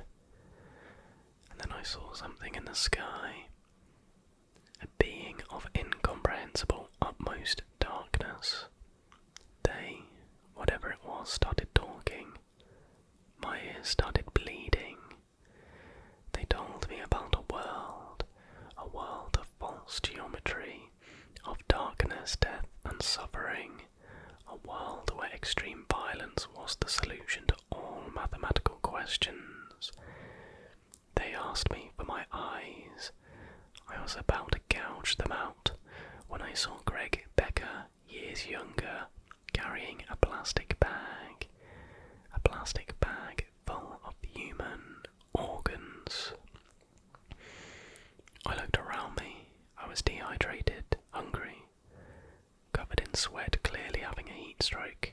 My head was aching like hell. I fell to the floor, and when I picked myself up, I saw what really was behind the door. There were several bodies, all of them mutilated, with limbs broken or outright missing, and arranged in strange, bizarre geometric shapes. One of them was that of Greg Becker. I closed the door, and immediately all the locks locked themselves again. I went back to my car, and then I went home. Luckily my wife wasn't home and no one saw that I was covered in blood, so I burnt my clothes and took a long shower. My family questioned me where the hell I had been. I was officially missing for days. The police had even gone to Becker's property to look for me, as I told my wife I had gone there before my disappearance. Greg Becker was found dead due to natural causes. He didn't have a barn in his property. And yet if the barn wasn't real, why did Greg Becker give me $2,000? When the police arrived at his house, the door was unlocked. This one is called Nightmare Catcher. Since I was 10 years old, I've been tormented by nightmares. My parents would hear me moaning and sometimes screaming in my sleep almost every night. Every few nights, the same dream would appear in my mind. I'm standing in front of a statue of an insanely beautiful woman, and suddenly the statue starts decomposing like a dead human body, but it happens in seconds. About a year ago, when I was 14, my mother, a very superstitious person, decided to buy a dream catcher for me. It was a cheap souvenir with plastic beads and black feathers, and she placed it in my room next to the window. For a few nights, no screams nor moans had been heard from my room, and after this time, the statue appeared again. This time it didn't decompose. It turned into a real woman with a body made out of stone, smiled at me and said, "I will protect you from what comes next." Despite this ominous prophecy, nothing else happened in this dream, and I woke up happy. Both my parents praised the dreamcatcher, and I was able to continue living, this time without fear. The statue lady would still appear in my dreams from time to time. She would warn me, give me strange advices, and often try to ensure me that she was on my side. It was weird, but way better than having non-stop nightmares. Then, one day, the nightmares came back. I found myself surrounded by fire that was getting closer and closer. Suddenly, the statue lady came from the sky and took me out of there, saving my life. "I promised," she said, disappearing into the mist. The alarm went off about a second later, informing me that it was time to go to school. From this moment on, I'd have the strangest nightmares every night, and the statue lady would always appear to save me from any horrors I was about to endure. With each next dream, she would get more and more colours, slowly turning into a real human body instead of stone. 4 days ago, her change has been completed. She saved me from a psychotic murderer with a chainsaw, and she asked me to call her mother. I did that, and she kissed my forehead. While she was leaning towards my head, I suddenly felt a rotten odour coming from her mouth. The person who leaned back was not my statue lady. It was her heavily decomposed corpse, the one I had been seeing in my older nightmares. nightmares. "No one will take your sanity from me," she said. "You are mine to torment forever." I woke up screaming and I saw a ghost or a somehow visible energy wave escaping my bed and flying to the window. It crushed the black dream catcher in half and got out, leaving me scared and crying. My mother's gift had been bringing nightmares upon me, and my old nightmare had felt threatened before it crushed the catcher. Now I am alone against the statue lady again, and since that night I haven't fallen asleep. I feel as if I was slowly losing my mind, and I know that I'll eventually have to get some rest, hopefully before losing my mind. And when I fall asleep, the statue lady will put her rotten hands on me again. My daughter has been prying at the door handle every night. It's gone from adorable to disturbing. I remember the first time I heard it. Click, click. "Honey, what's that?" I asked my wife Carmen, after waking up in the middle of the night to a strange sound. "What's what?" she replied in a groggy state, frustrated that I had woken her so late. But the sound had stopped. The next night I heard it again. Click, click. What could that possibly be, I wondered as I woke up my wife again. This time she heard it. It sounds like the doorknob. But by the time we walked over to it, the sound had stopped. Luckily for me, back when I lived in the city, I'd always gotten into the habit of locking my bedroom door, and that tradition continued well into moving into my wife's apartment, and even our current home in the suburbs. The following night, we didn't hear the sound. Perhaps we were both in too deep of a sleep, or maybe it didn't happen that night, but either way we thought the strange occurrence was behind us. Until the next night, when we heard it again. Click, click. "Is that what I think it is?" Carmen asked. "It most certainly is," I replied, a chill going down my spine, as the recurring sound was beginning to genuinely terrify me. This time I tiptoed over to the door, careful not to alert whoever was turning it, and opened it quickly, only to find my 8-year-old daughter just standing there staring at me. "Christy?" I asked. "Yes, Dad," she replied. "What are you doing, dear? You nearly scared me to death." "I missed you and Mummy." It was so adorable that I nearly forgot how creepy the sounds of the previous nights had been. That's all. But then she simply turned and walked away, saying, "Good night, Daddy." I climbed back into bed and let out a sigh of relief, relieved that my daughter was the source of the sound. But the next day I started to think about it more, about the number of times it had happened, and how after claiming to miss us, she simply walked away. So when it happened again the next night, I didn't open the door. Instead, I simply tiptoed over to it and listened. Click, click. I heard my daughter tugging at the door handle, twisting and turning it, in a clear attempt to pry it open, while we were sleeping, or at least she must have assumed. That's when the whole thing began to actually terrify me. If she was trying to open the door and get into the bedroom while my wife and I were asleep, what did she intend to do? I became obsessed with that thought, to the point where I couldn't fall back asleep that night, and hatched a plan to get to the bottom of it.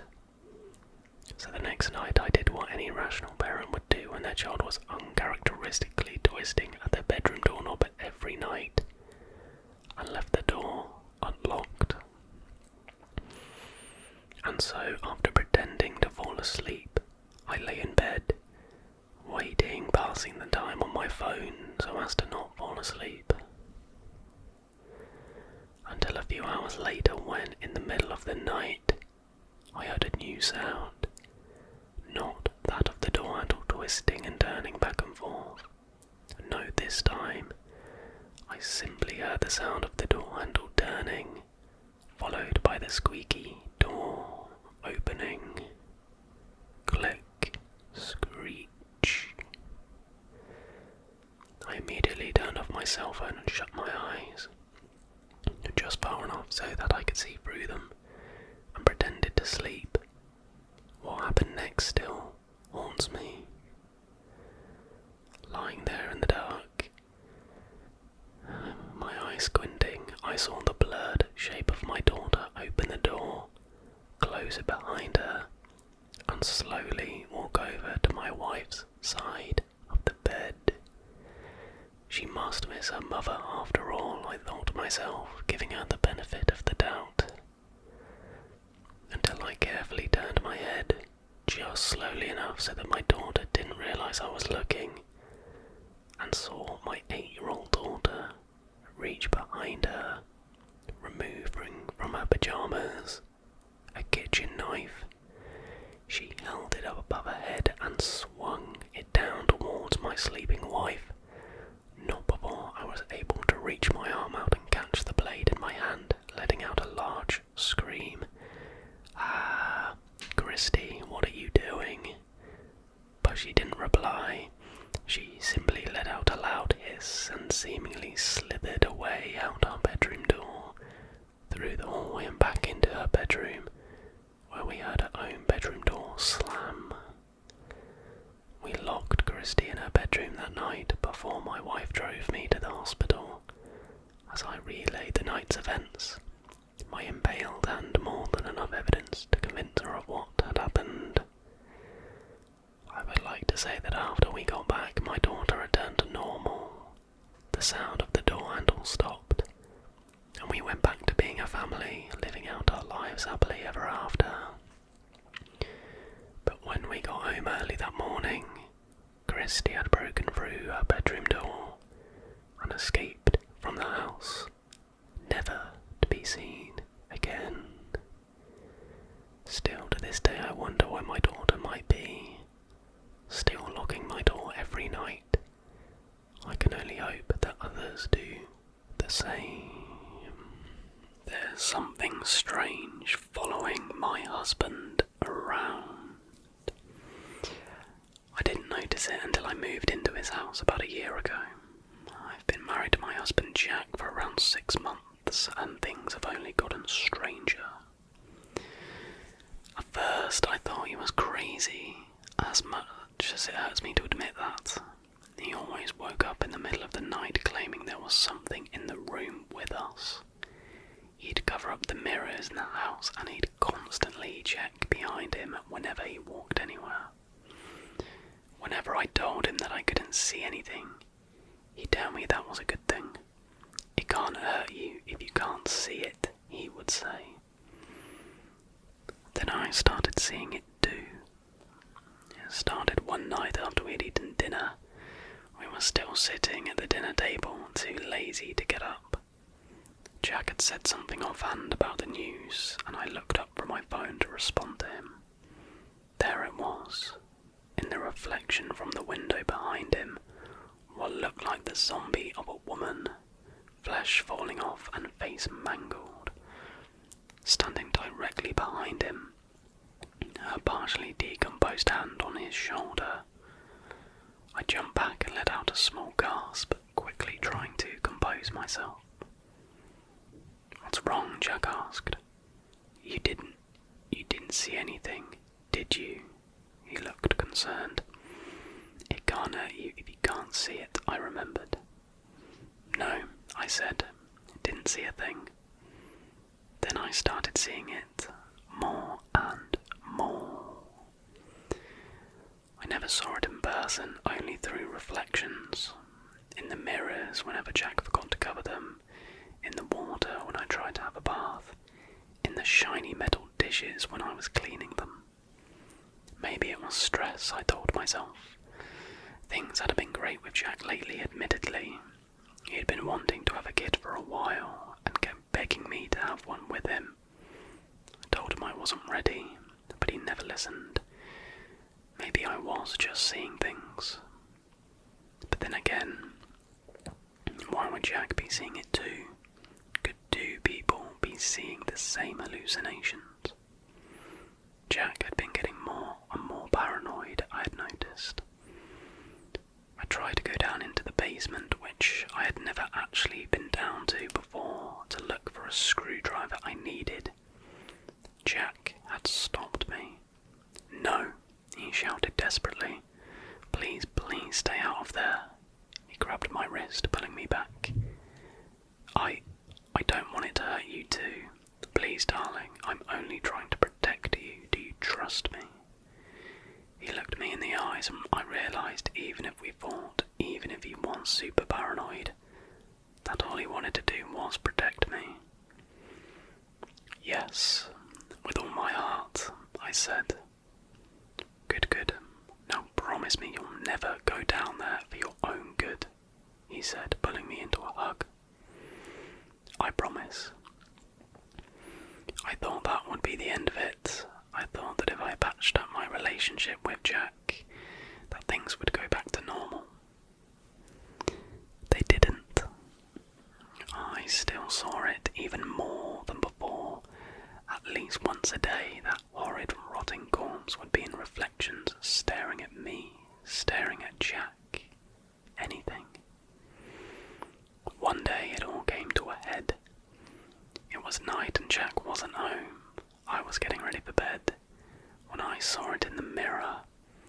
Usually if I looked away and then looked back, it would go away. But this time it didn't work. "What do you want?" I asked, not expecting a response. "Avenge me," it responded in a raspy, broken voice. I stepped back. What do you mean?" "The basement. Go down and find the truth. Set me free," it said. "And why should I do that?" The thing laughed. "I was just like you know, blinded by love. Go into the basement, see who he really is." It suddenly disappeared. Cautiously, I stepped down the stairs leading into the basement, armed with a kitchen knife. I found a box in the very corner of it, and I opened it, hoping it was just a box of Jack's childhood possessions or maybe a collection of baseball cards. I was wrong. Documents, thousands of documents and personal belongings spilled out of the box. Arthur MacDonald.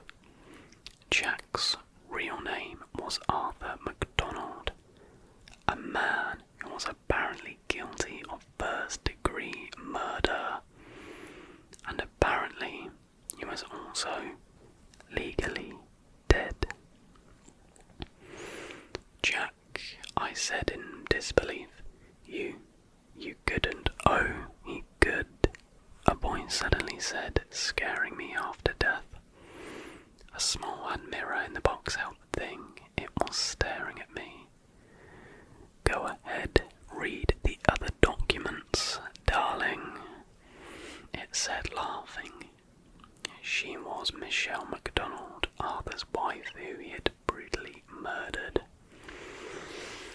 "I really thought he loved me, you know," Michelle said sadly, "but all he wanted was a child, another heir to his family name. I was a fool." "You weren't a fool," I said. "You were in love. And so was I." "We really are alike, darling," Michelle said. "I tell you what, so long as Arthur keeps this gun up, I'm doomed to stay on Earth forever. Set me free." I watched as a hand reached through the mirror offering me a silver blade. "Do it," she said. "Oh, I will," I answered, taking the knife. "But I can't do it alone." I waited about a week to confront him, waiting for the perfect time. Michelle and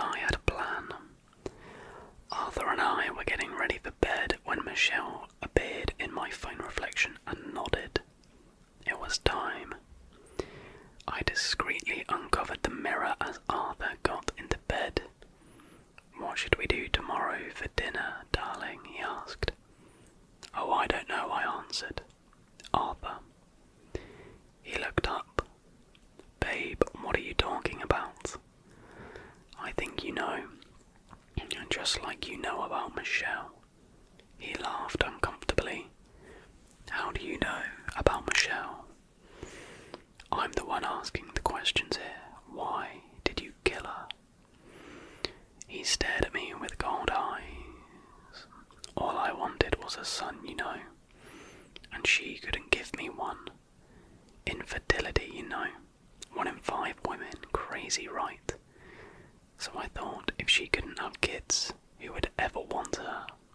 Don't you see, I was doing her a favour. And afterwards, all I had to do was start going by my middle name and marry another woman. I mean, what were the odds I'd marry 2 barren ladies, you know? One of you had to have a childbearing body. And now that you know, we can start a family together. Wouldn't that be nice?" he said. "No," I said, beckoning to Michelle. "It wouldn't." I watched Arthur's eyes fill with fear as Michelle stepped out of the mirror, filling the room with the foul smell of rot. She limped towards Arthur as I sneakily pulled the silver blade out from my bra where I hid it. Arthur stood protectively in front of me. "Don't worry, darling, she won't hurt you." I laughed. "Oh, Arthur. Silly Arthur." Without a second thought, I plunged the blade directly into his back. As he crumbled in the ground in pain, I stood beside Michelle triumphantly. "I know she won't hurt me." This story is titled "My Brother Has Locked-In Syndrome and Hasn't Been Able to Speak in Years. Last night I caught him talking to the devil." At 17, my brother Brad had a stroke and woke up trapped in his body. The doctors diagnosed him with locked-in syndrome, a rare neurological disease that paralyzes all muscles except those that control eye movement. If you ask me, it's a worse fate than death. Before his stroke, Brad was everything I wanted to be: athletic, outgoing, and a hit with the ladies. I was the complete inverse. My classmates were shocked when they found out we were related. Brad and I had a strained relationship. I was envious of what he had, and he was ashamed of what I was. A social outcast with a penchant for saying the wrong thing. I'd like to say we grew closer after his diagnosis, but we didn't. His well-being became my parents' obsession and eventually destroyed their marriage. Our family was in tatters, and I didn't hide my resentment. Brad knew it, and his hatred for me grew. Sometimes I'd be tasked with changing his clothes, and if my mum was too tired, his diaper as well. The stares he gave me made my blood run cold. His eyes were bits of darkness. I knew he wanted me dead without a word passing from his lips. It didn't help that my life changed for the better as his went the other way. I started to lift weights and grew into my lanky frame. The girls started to notice me, and I made friends with the popular kids. I became the new Brad, even hanging out with some of his old buddies. Brad seethed with jealous rage. I could feel it bursting from his every pore. I'm sure he felt like I stole his life, and in a way I did. The truth was that Brad was getting sick. Getting sick was the best thing that ever happened to me. That all changed on one fateful night. I'd stumbled home late from a party at Brad's ex-girlfriend's house, who I was hooking up with. I was tipsy and beaming with joy. As I passed by Brad's room, I stopped dead in my tracks. Harsh whispers floated into the hallway. "I can give you it all back. Everything you lost can be reclaimed, but nothing in life is free. Are you willing to pay the price?" Yes. pleasure to hear such a smart boy. Let me give you a taste of what's to come. This one's on the house. I stood frozen in the hallway. What was I hearing? I cut my ear to the door and listened intently. Joyful sobs echoed from his room. I don't care what the price is, I'll do anything, this is worth it. I took a step back and covered my mouth to repress a shocked squeal. That was Brad's voice. There was no mistaking it. Its deep timbre and gruff edges were unmistakable. I thought you'd feel that way. God has taken so much from you and I'm here to give it back. All I ask is a soul for a soul, blood for blood.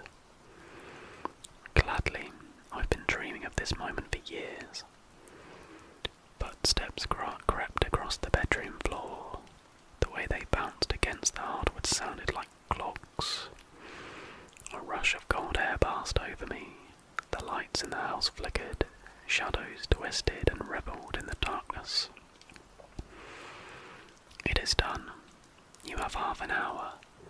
If the soul has not been claimed by then, your body becomes a prison once again. Not a problem, you'll have your soul, blood will be spilled and I'll be the one to do it. My heart started racing and my muscles tensed. I snuck into my room, turning the lock, holding my breath. I slid under my bed and gripped a pocket knife I kept in my bedside drawer. Brad was a mountain of a man. If he gunning for me, I stood no chance against him. My best bet was to hide and pray to whoever would listen. The man was an animal. The junkyard dog was off the leash and I was red meat. Footsteps raced down the hall and lurched to a stop in front of my room. Hey bro, you're not gonna believe this, I'm cured. It's a miracle. Let me in, I want to show you the new me. I didn't budge, my limbs quivered with fear. I embraced the darkness as a shield of protection. Didn't you hear me? I'm all better. Come on and let me in. I want to have a brother-to-brother chat. We're long overdue. His tone was sickly sweet. I remained quiet. My fingers wrapped fiercely around the handle of the pocket knife. Stuffed into a pile of foul-smelling cloves, I waited in anticipation. Brad began to knock, calling for me. The knocking grew progressively more intense, and soon it turned into fists slamming against the door. I could hear the wood splintering as his rage spilled into open view. Open the effing door, he repeated over and over again. Boom, the frame splintered. Seconds later it burst open. A faint light from the hallway spilled in, mostly blocked by Brad's massive frame. Here's Braddy. He laughed sinisterly at his joke. Come out, wherever you are. 20 minutes left, Brad, a voice echoed from somewhere unseen.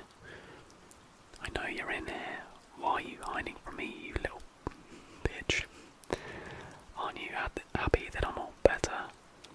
The rage simmering below the surface boiled over.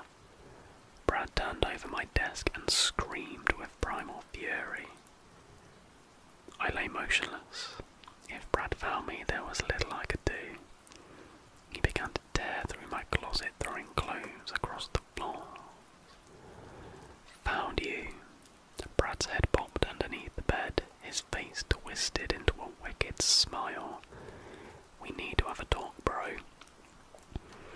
His burly arm grabbed my collar. As he pulled me into the open, I plunged the knife into his hand. He wailed in pain, his face turned bright red, practically foaming at the mouth. I rolled over to my side and shot to my feet. Before I could make it a foot, Brad kicked my legs out from underneath me. Falling to the floor, I grabbed for anything to catch myself. My fingers landed on the knife. It fell with me, leaving behind a gaping hole in Brad's hand. He didn't even flinch. I've wanted to say something to you for years. You look down on me ever years since my life went downhill, you loved finally being better than me. That all changes tonight. Brad towered over me, his smirk said everything.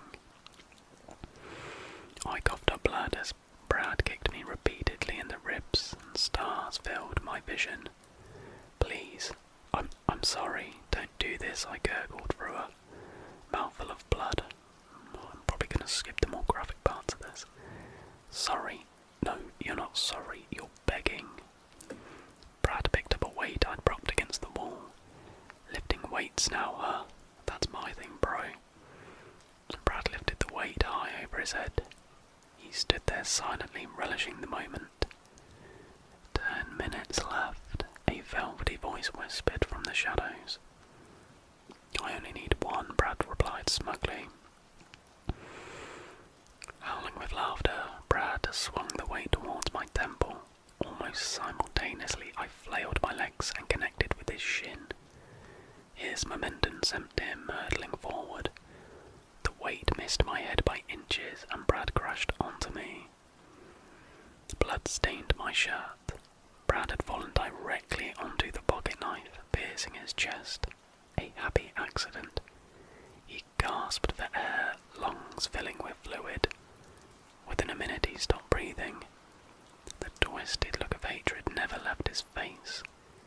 Even in death, his eyes were trained on me with laser-like focus. A faceless entity stepped out of the darkness.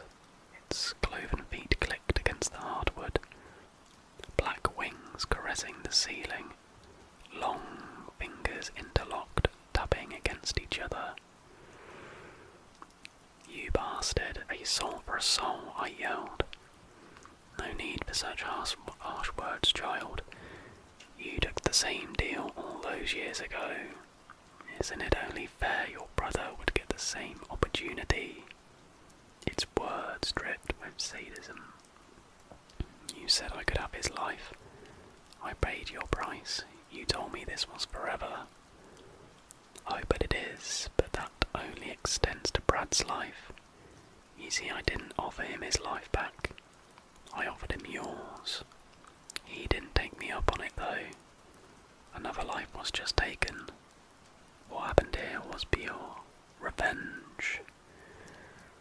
The entity pointed a skeletal figure down the hall. Heart racing, I made my way to my mother's room. I pushed open the door and screamed. My mum was dead. A frothy substance pooled around her mouth. An overturned cup of tea lay next to her. Her limbs were splayed in a tortured position. She died horribly, that much was clear. The deal has been accepted. 2 brothers damned to the same fate. I'll make my leave now. See you soon. Sooner than you think. Hey bro, have you seen Mum? A cold hand clutched my shoulder and the world started to spin. This next story is called Never Stop for Gas at Night. Growing up as a girl, I've always been told to be cautious. It didn't matter if I was going to the mall or leaving from work. I've always kept my eyes peeled for anyone acting strange or out of the ordinary. Although nothing had happened to me while doing these everyday tasks, the scary idea of getting kidnapped or worse has always been at the back of my mind. Since I was around 16, I've carried at the very least a pocket knife and mace with me wherever I go, just to be on the safe side. My mum was the one that instilled this paranoia in me. I'm not saying I didn't appreciate it. I'm sure it saved me a couple of times without me realising it, but I can't go anywhere now without seeing a potential predator. It's not just men either. I think this way about both men and women, thanks to the internet. Seeing scary videos and stories about couples trying to bait teenage girls to their cars and homes has just pushed this paranoia further and further. In a strange way, I'm glad it did. Getting gas at night was something I did often, which went against basically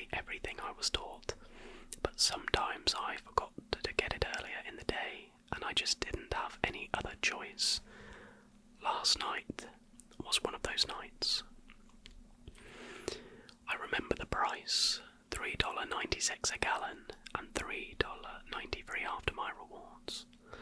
I was close to an empty tank and I had the money to fill it up, so I just decided to go until it was full. For some reason the pump was going pretty slow, but I wasn't in too much of a rush. I just sat against the side of the truck watching the price on the screen climb higher and higher. There was a slight breeze and the air was cold, but not cold enough that a hoodie wouldn't keep me warm. I unlocked the truck and grabbed my hoodie from the back seat, making sure that I didn't fully turn my back towards the empty parking lot. Once I closed the door, I could barely see a glimpse of my reflection in the back window. It wasn't only me in the reflection though. With my pocket knife in hand, I turned back toward the pump. Not too far away, maybe about 6 feet, was a man. He looked normal, but also a little beat up, you could say. Not by a person, but by the elements. His clothes were torn and soiled, and his hair sat on his head, matted and coated white with dandruff. Other than that, he seemed like any other guy, just too close to a teenage girl for comfort. "Can I help you?" I asked, keeping a straight face. I didn't want to smile to look too friendly. "Got any cash?" He gave me a slight smile, just enough to show his dark and rotting teeth. I tried not to react, just because I didn't want to look friendly doesn't mean I wanted to seem rude either. "No, I don't. I'm using the last of what I have to fill up. I had some spare bills in my truck, but to be honest, I've never given away money to homeless people." Sounds harsh, I'm sure, but it's better to keep your distance. You never know how they might react depending on what you give them. Plus, I didn't want to turn my back on this guy to get anything out of the car. I see. Sorry to bother you then." I figured after that he would walk away. Maybe try and find a busier area with more people to get money from. But he didn't move. Didn't even blink. He just stood there, staring at me. I just stared back. We probably held eye contact for a good 10 seconds before he decided to turn around and make his way back to wherever he came from. He had a slight limp from his left leg, and I could see the soles of his shoes rubbing off. I started to wonder if I should have just given him the change. The bump finally finished, after what felt like an eternity of waiting, and I put it back in its holding spot. At this moment, I felt uneasy and kind of tense. He didn't seem dangerous, but the fact that I couldn't see where the man wandered off made me uncomfortable. In fact, I really couldn't see anything. The 2 street lights and a few flashing bulbs near the front of the gas station didn't provide me with much to go off, and noticing this just made me more freaked out. I had a feeling I needed to get into the car, and fast. I hopped in the front seat, locked the car doors, and checked the back to make sure there was no one back there. Empty, thank God. I turned around to face the windshield, and literally almost pissed myself. The man was back, but he wasn't alone. Next to him, not even 2 feet away from the front of my truck, was a woman. She was small, maybe malnourished, and had the scariest smile on her face I'd ever seen. Her teeth were worse than the man's, even though there weren't many in her mouth to see.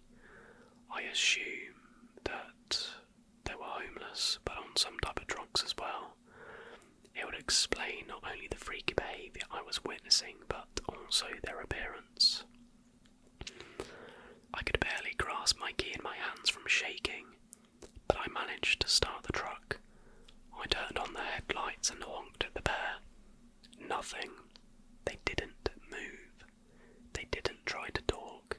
They just had the same smiles on their faces, menacing and sinister. My chest started to hurt. I knew I wasn't having a heart attack, but God, it felt like I could. As I moved the gear shift to reverse, I saw the woman hold something was almost too scared to look, and honestly, I wish I never did. The nose on the girl's head she was holding was missing. It didn't look like natural decomposition, not even close. Ripped skin surrounded what I assumed was broken cartilage, and I could tell that her nose was bitten off. Her eye sockets were hollow, and God only knows what they did with her eyeballs. Frozen in fear, all I could do was watch as she ripped the teeth from the girl's lifeless head, placing them one by one in her own mouth. Oh, it's getting a bit graphic. The man stood and watched her, his gaze not departing from her. At this point, I was ready to throw up, but I also couldn't look away. I knew I needed to get help.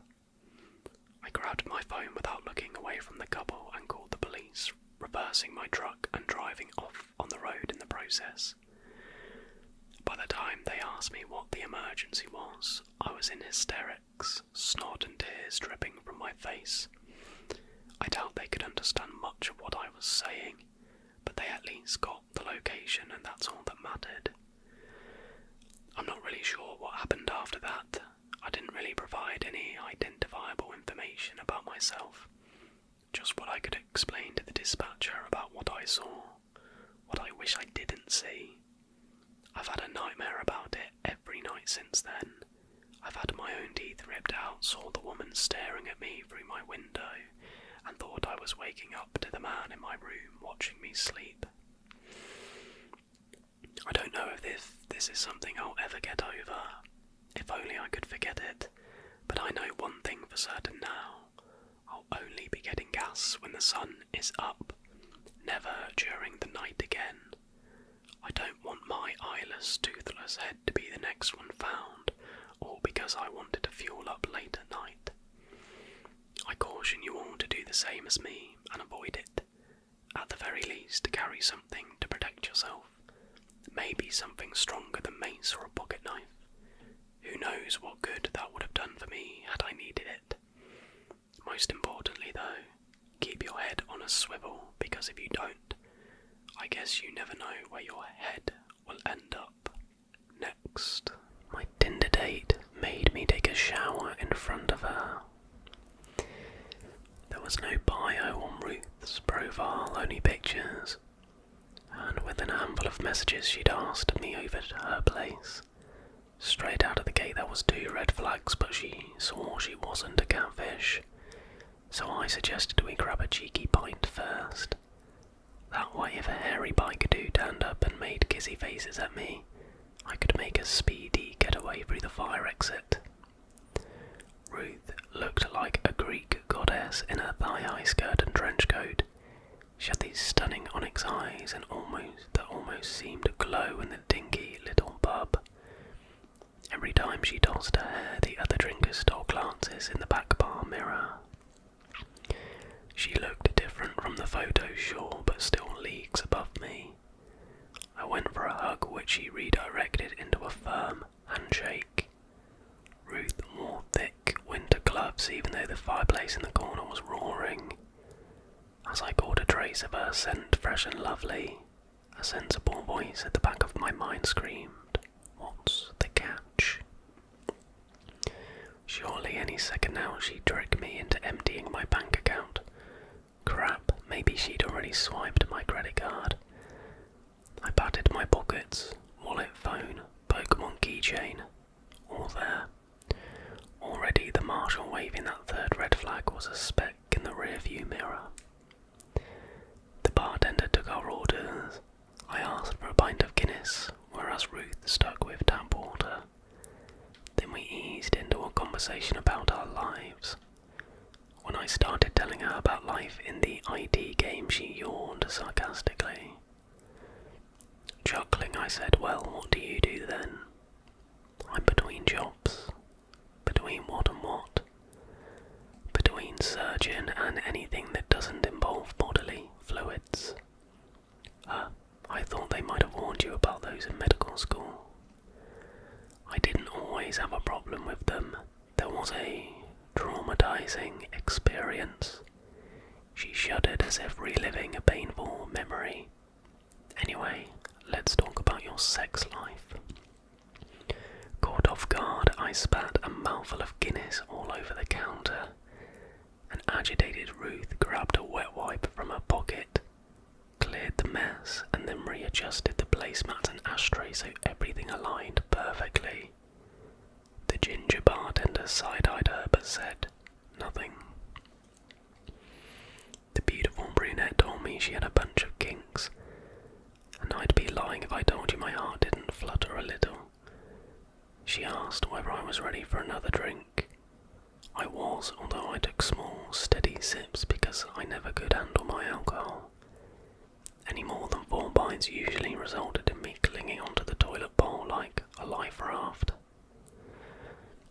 Finally, I just came out with what was nagging at me. Ruth, don't take this the wrong way, but are you real?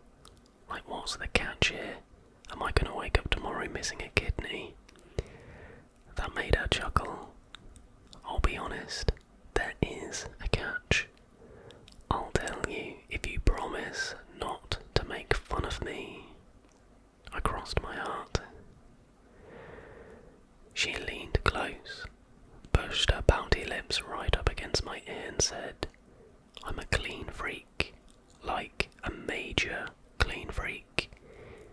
If you come back to my place tonight, I need you to wash yourself the second we get there. As her gloved finger ran along my shirt collar, she fought the urge to retch. Those clothes will need cleaned too. I've got a fresh pair you can borrow, and you must brush your teeth. Also, have you got an earwax remover with you? If not, you can borrow one from my emergency kit. I asked whether she was serious. Deadly. I absolutely cannot stand filth. I need you spotless. Sound good? A winning lottery ticket had blown into my hand. I finished my pint in one long gulp, wiped away my foam moustache and said, sounds great. In the front of her Volvo, Ruth handed me a breath mint, probably because a trace of my aunt's famous cottage pie lingered on my breath. She drove west out of town toward an ultra-modern house standing against the forest. The straight angles of the white building looked oddly juxtaposed against the pine trees, and there was an angular barrier around back keeping the vermin at bay. The sterile stench of disinfectant stung my nostrils the second we stepped through the front door. Everything was meticulously organised, all straight lines and spotless, like something from an IKEA catalogue. You could have performed open heart surgery in any room. There wasn't a single piece of furniture not covered in plastic, and 2 stuffed kittens batting invisible strings stood guard in the downstairs landing. Aren't they cute? Ruth asked when she noticed me staring. It's like she occupied an alternative, shrink-wrapped universe. She made me kick off my shoes, then I followed her to the end of the hall. Standing in the middle of the bathroom, she watched as I stripped off. Her neutral expression stung. She grabbed my clothes into a zip-locked bag which she held away from herself like radioactive waste, and then she provided clear instructions about which soap and shampoo I needed to use. I bit down on the temptation to tell her I'd been washing myself for years, and stepped into the shower. Ruth left a white linen shirt and a pair of jeans folded neatly over the towel rack. The earwax remover on the edge of the sink operated like something out of Star Trek. I figured out the settings eventually though. In the lounge, she handed me a shot of something fruity and sour. We clinked glasses and drank. The liquid burned on the way down. I went to sit on the sofa, but the plastic made it slicker than a water slide. I fell to the ground, and before I could pick myself up, my head got heavy and the air became stale. What happened next is a blur. 1 minute the ground was shifting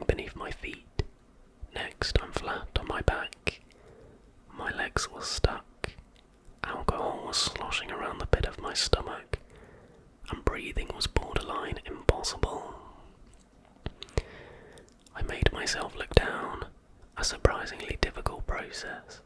Past the end of the bed, Ruth rose into view, a mean-spirited grin on her face.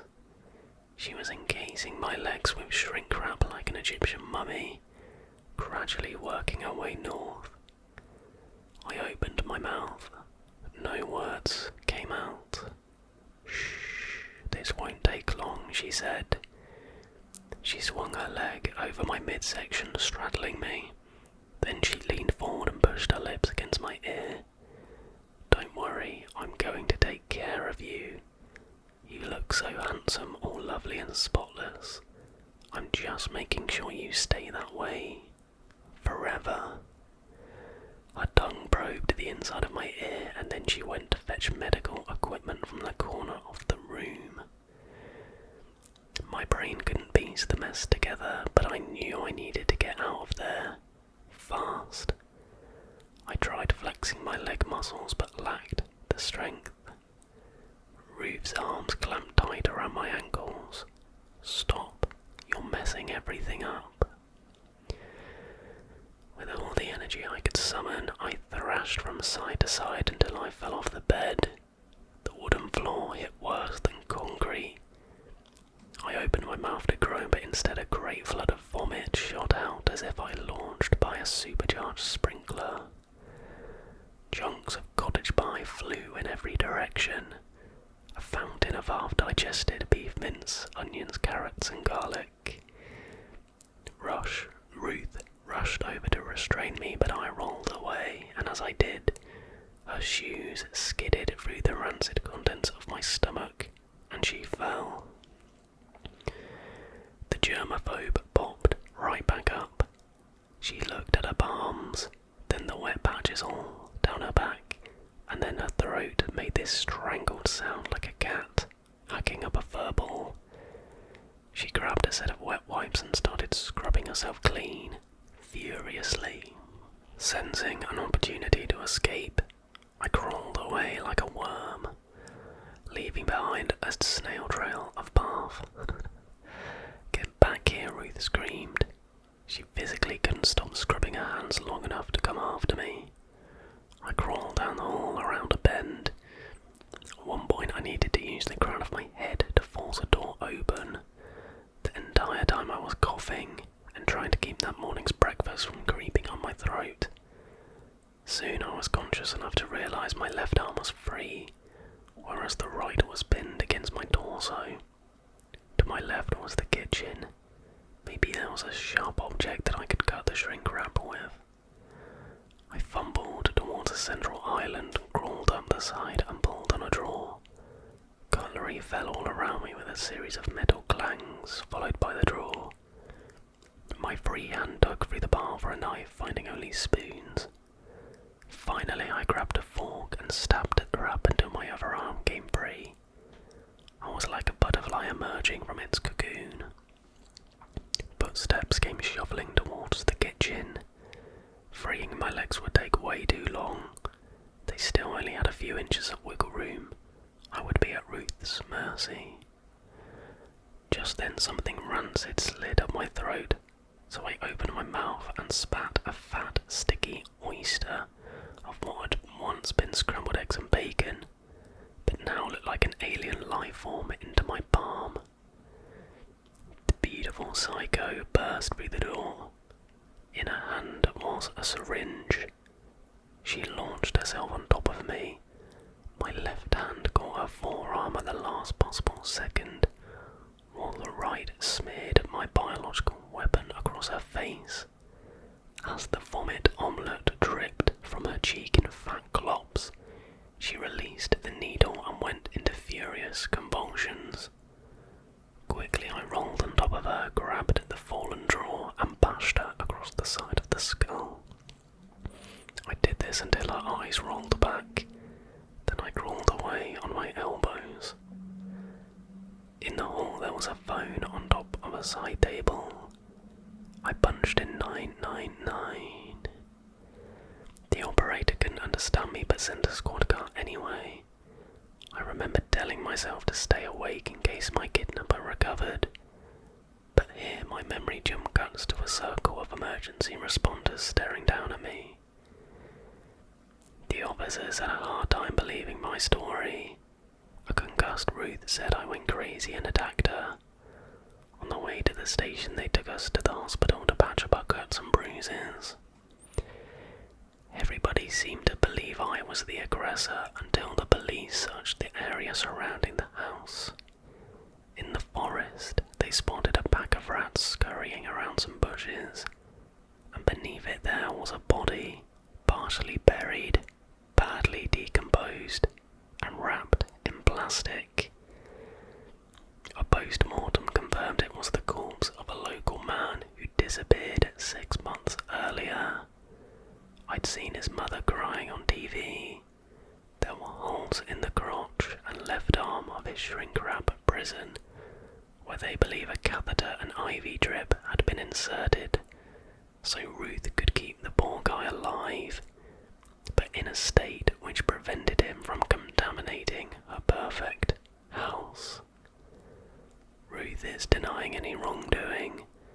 Hopefully the prosecutors get their act together soon, although I'm told it could take a year before sentencing. I'm still on the road to recovery mentally speaking, but I'm ready to start looking for love again. Except this time I'll be careful not to ignore any red flags. This next story is titled, I Went Out with the Girl of My Dreams. Hopefully it's not too similar to the first one, where they eat their legs. I stood in the frozen food aisle looking to the front of the store, my jaw hanging open like I was some kind of zombie. I never meant to be a creep, it's just the new girl Cindy. Well, she was the prettiest girl I had ever seen. I heard my manager's voice from behind me.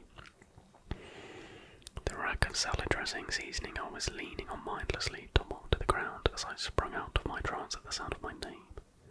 Dennis, I said, ears flushing red with embarrassment as I bent over to clean up the mess I had just made. The clamour of the ball caused everyone round to look our way. Are you alright? You were staring into space, Dennis said, raising an eyebrow. Oh yeah, I was looking up front because I thought someone was stealing, I said, bumbling. Who? The guy in the red? Dennis said, now scanning the front of the store. Oh no, not him. I think it was a false alarm. I mustered up. Alright then, listen, I need you to go cover cash. Suzanne has to leave and the new girl has to have someone there who can help her. Absolutely, I said, probably sounding too excited. I had to make a good first impression. I walked over, trying to play it cool, doing my best cavalier nod in her direction. Sup? I said, trying to imitate all the guys I had seen in every movie and show. Hi, she said with a big bright smile. Instantly my cool act crumbled. She was gorgeous. She looked almost too perfect. For the rest of the night I tried not to seem like an idiot. A few times I had to help her ring some things through, and I think she was kind of surprised by my knowledge in a good way. I was getting more confident as the night went on. So anyways, I've been here a while. I basically know all the shelves by now. Wow, she said, seemingly impressed. It's got that supermarket riz, unreal. Yeah, you know I'm not going to be here too much longer, I said smugly. Probably going to get a job in the city soon, big money, get out of this dump. That's like totally cool, she said, twirling her hair. Maybe it was just in my head, but she really seemed interested in everything I told her. I mean, she wasn't sharing too much, but any time I told her about myself, she would listen intently. Every once in a while interjecting with a wow or a cool and a smile. She was way out of my league, but I was going to shoot my shot. After work that night, as we were all leaving, I pulled her up beside her. Cindy, I was wondering, would you like to go out sometime? I was so nervous. I'm not sure if I caught her by surprise or something, but at first she stared down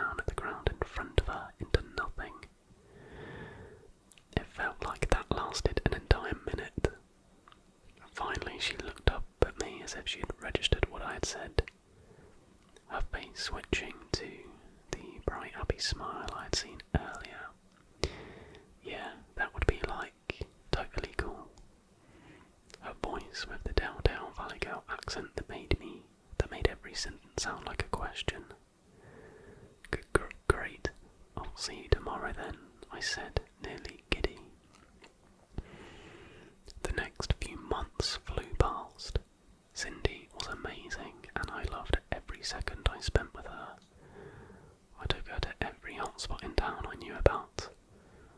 I kept telling her how I was finally going to land that job one day so I could take it anywhere in the world she wanted. At first I didn't notice. I was just so happy to be with her. I really couldn't believe she was dating a guy like me and not flying around doing modelling gigs or something. I tend to talk a lot, so I guess it was nice to have a listening ear. She always seemed so interested. After a few months I realised Cindy didn't say much of anything really. To be honest, and I know it's shallow, but I think I was still so stunned by her looks I hadn't noticed. She didn't have a blemish, it was like she had filters on, in real life. One day I tried to get her to open up. "Hey Cindy," I said bashfully. "We've been going out for a while now, and I think that I talk too much about myself, maybe. You don't really ever say anything, like anything at all." I really realised how weird it was that we had been seeing each other for months and she hardly talked. "Oh," she said, sounding surprised. Yeah, I guess so." That felt spacey, but then it was like she snapped out of it, excited about it for some reason. "Well, why don't you tell me? I don't know, like what you're into," I said, feeling kind of foolish. I really didn't know anything about her. Of course I knew some things about her. I'd met her family and been to her house, and they all seemed friendly enough. I'd been in her room briefly, but only once or twice. She had some posters and books, but not much else. A few porcelain dolls, she called her friends, which I admit is kind of funny now, and a vanity table where she would do her makeup. There was a TV show she liked that we watched together once. I didn't really follow the plot. I was too distracted by her. I kept glancing over and it seemed like she was enjoying it, but her expression was kind of, I don't know, like monotone or something. She just kept smiling at the screen with glassy eyes. Afterwards I asked her what she liked about the show, and all she said was, "I don't know, they're all so nice, I just like it." Her voice trailed off. We went roller skating a few times. We didn't talk much then either. I was infatuated with her though. Did I mention she was beautiful? She was like really, really pretty. Yeah, we get it, mate, alright. I think she had fun. I remember looking at her when we were out and she sort of had this vacant expression. At that time I figured she was focused on not falling. I snapped out of my recollection as she started to answer my question. Well, her tone raising as if her brain was compiling data for some gargantuan task, elongating the syllables. Her eyes blinking as she stared into space. "Well," I said, encouraging her as time dragged on. "Like, when I get this job, where do you want to go?" I said I would take you anywhere. "Japan, Mexico, Australia." "Yeah," she said, with a bubbly laugh and smile. "Yeah, but where do you want to go?" I said, trying to help her find the answer, as she sat there contemplating like she was computing the final sequence of digits in pi. Her brow furrowed slightly and her mouth opened, almost reminding me of that meme of the surprised Pikachu. What was so difficult about a simple question? "You know what?" I said, interjecting. "It's cool, it's totally cool. We can go to all of them.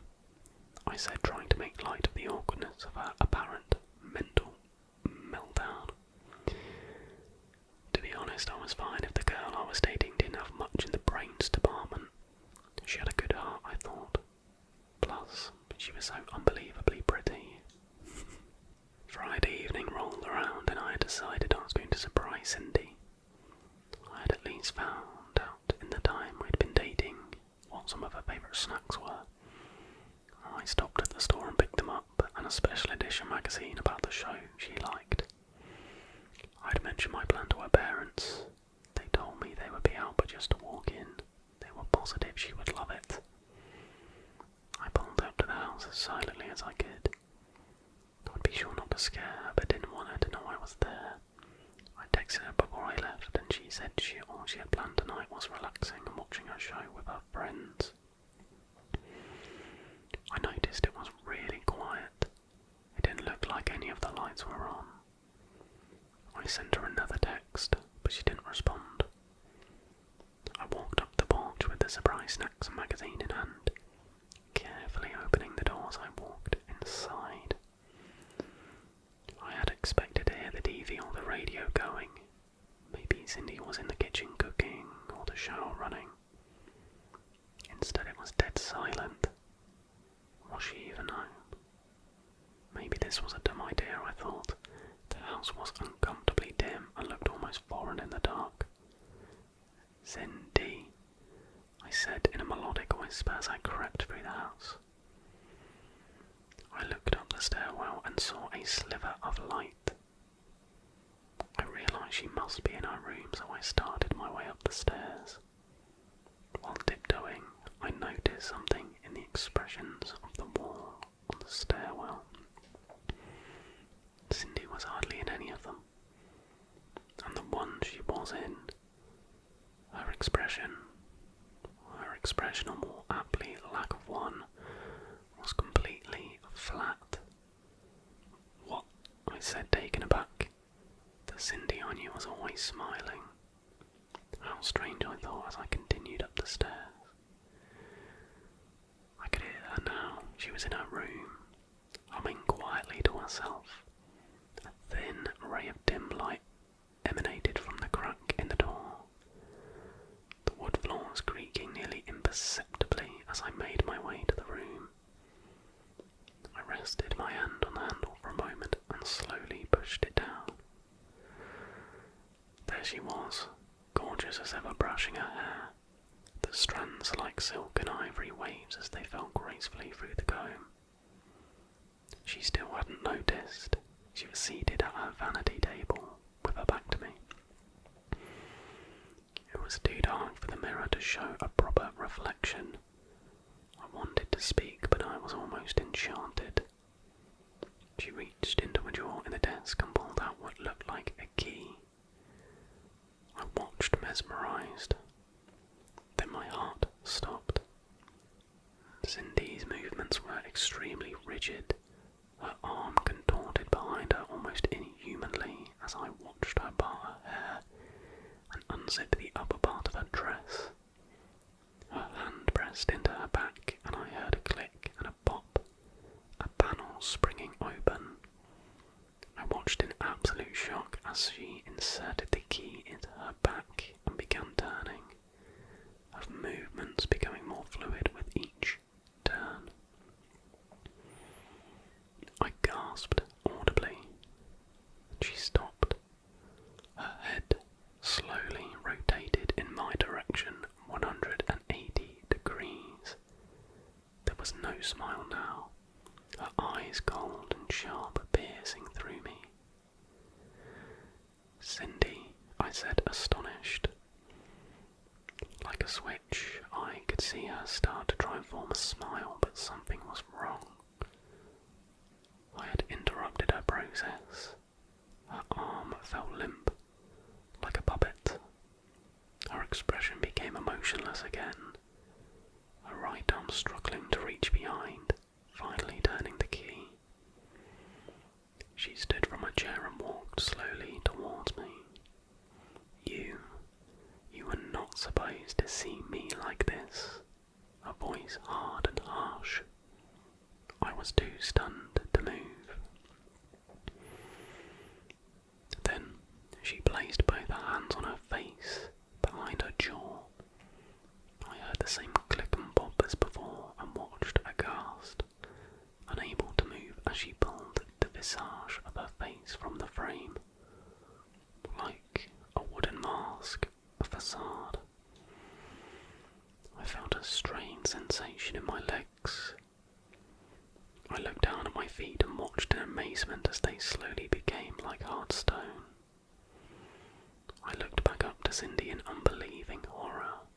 Her perfect doll-like complexion gone, her features the same but her skin ghastly pale and eyes black with hate. I was being petrified. The last thing I can recall thinking as the solidification overtook my body was, in spite of the horror of the situation, and the fact that I would soon be stone, still so pretty. I woke a few days later in the hospital. They told me they found me standing completely motionless in a local park. The doctors diagnosed it as some undocumented type of stasis. Fortunately, I did wake up and my body has returned to normal for the most part. I drove to Cindy's house as soon as I was released. I don't know what I expected. It couldn't have been Cindy that did this to me. That was all some sort of bizarre dream.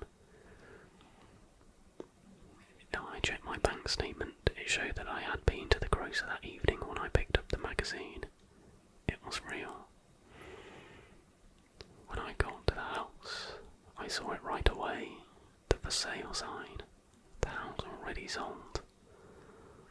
I knocked on the door, regardless, but there was no one. I looked inside the house. All the furniture was gone. All of the items gone. Cindy was gone. I've tried dating a few times since all of this happened. For some reason it just isn't the same. I guess I'm not used to dating girls who talk so much, and even though some of them are very beautiful, they don't compare to Cindy. I still have a photo of when we were together. I found a number for a local porcelain doll maker. I think I'm going to get him to go through with it. He said it was strange, but he should be capable. It will never replace her, the life-size doll of Cindy, but I think we will get along fine. I do most of the talking, anyway. My mum is being evicted for violating her apartment's no-dog policy. She has no dog. Just realised I look hella sweaty in the on camera. It's because I'm very sweaty. Funny that. The trouble started when a really nice lady moved into the apartment across the hall. Mrs. Armstrong. She lets me and my mum call her Amanda because she likes us. Is in her 70s and used to be a nurse. The day we met, she invited us over for chili con carne. My mum said Amanda was a dying breed and that very few people acted so neighbourly anymore. As I wolfed the chili down, Amanda mentioned her planned trip to Amsterdam. Mum joked she should visit the sex museum to get some inspiration. Don't you mean torture museum? Amanda replied, laughing. I didn't really get the joke. After the meal, Amanda cleared our plates. I excused myself to use the bathroom but opened the wrong door. That's how I met Benji. Benji is a blonde Pomaboo, which is a type of dog. He chased me down the hall, growling and barking. Luckily, Mum zipped over in a flash. She used to train special dogs that helped blind people, which meant animals loved her. If she walked into a lion's den, the lions would probably roll over and ask her to scratch the soft fur on their bellies. As she petted Benji, I ate chocolate cake. Mum always said I should try being nice by asking people questions, so I asked Amanda about a picture on the wall and her eyes went misty. I asked Mum if I did something wrong, but Amanda promised everything was okay. She said the picture was of her daughter who got sick and died a long time ago. Like Amanda, the girl was very pretty, except she had red hair, not white. Mum got choked up telling Amanda about my dizzy spells and migraines. Because I got brainstorm clouds every few weeks, I couldn't move out after I finished school, but Mum explained how I always helped with the bills. A nice man called Mr. McCann owns a hotel nearby, and he lets me work in its restaurant sometimes. Mr. McCann doesn't have a problem with me taking time off whenever I'm sick. I'll admit I'm very lucky to have Mum. She always helps nurse me back to health. After Amanda told us about her daughter, she stayed quiet for a while. To make her feel better, I said, "Don't be sad. I can tell from how much Benji loves you, your daughter was lucky to have you as a mother." After that, Amanda gave me an extra piece of cake. "Oh, one more thing," she said as she walked us to the door. "Please don't mention Benji to anybody." The landlord, Mr. White, was friendly, but he didn't like animals. Mum promised her secret would be safe with us, and then back home she said, "That was a nice thing you said back there." Sometimes Mr. White lived in the apartment below ours. He worked as a doctor but owned a bigger house in the country, so he only stayed there whenever he got too tired to drive home. Mum said this was good because having somebody stomp around downstairs would make my migraines worse. Mr. White always let us pay our rent late if we didn't have much money that month. In January, Mr. White died of a heart attack. This made me sad because he always left us treats and a nice card on Christmas. Mum told me his son, a man also called Mr. White, inherited the property, and that she hoped nothing would change. The day the moving vans appeared, Mum and Amanda looked nervous. Knew Mr. White planned on living downstairs all the time. This meant Amanda needed to keep Benji inside and only take him for walks when she knew the coast was clear. I said knew Mr. White might have liked animals more than his dad, but Mum said sometimes it's better to keep your mouth shut about these things. To reach our apartment, you needed to go through the main hall and up a set of stairs beside Mr. White's door.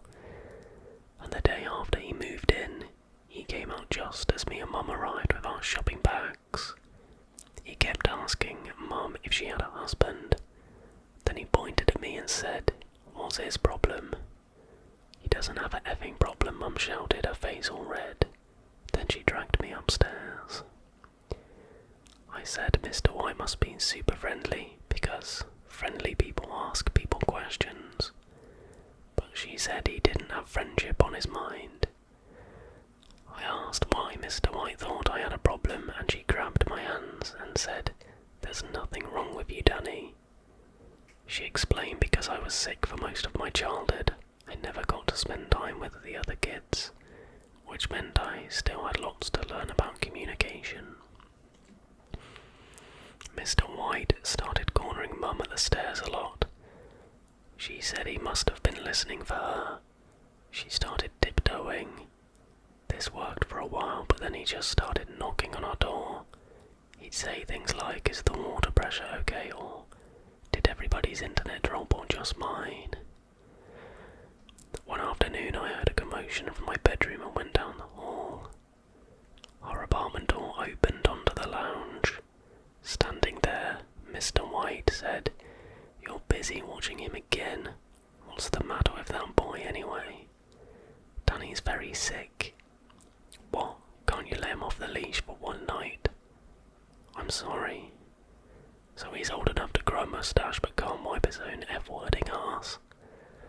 After Mum slammed the door, we made eye contact. She asked how much I heard. I said everything. I could tell by her tone she was upset, so I gave her a big hug. I told her if Mr. White made her cry again, I'd beat him up, and that made her smile. Then I said I'd tear his stomach open and rip his innards out, and she told me I'd gone too far. Yeah. A few days later, I got startled awake by somebody pounding on the door. My brain clouds meant it was hard to follow what happened, but Mr. White kept screaming the word dog over and over. In the morning, Mum wouldn't tell me about their argument, but Amanda came over with a bottle of wine, like the kind they serve at the hotel. Mum told me to go to my room, but I hid in the hall instead.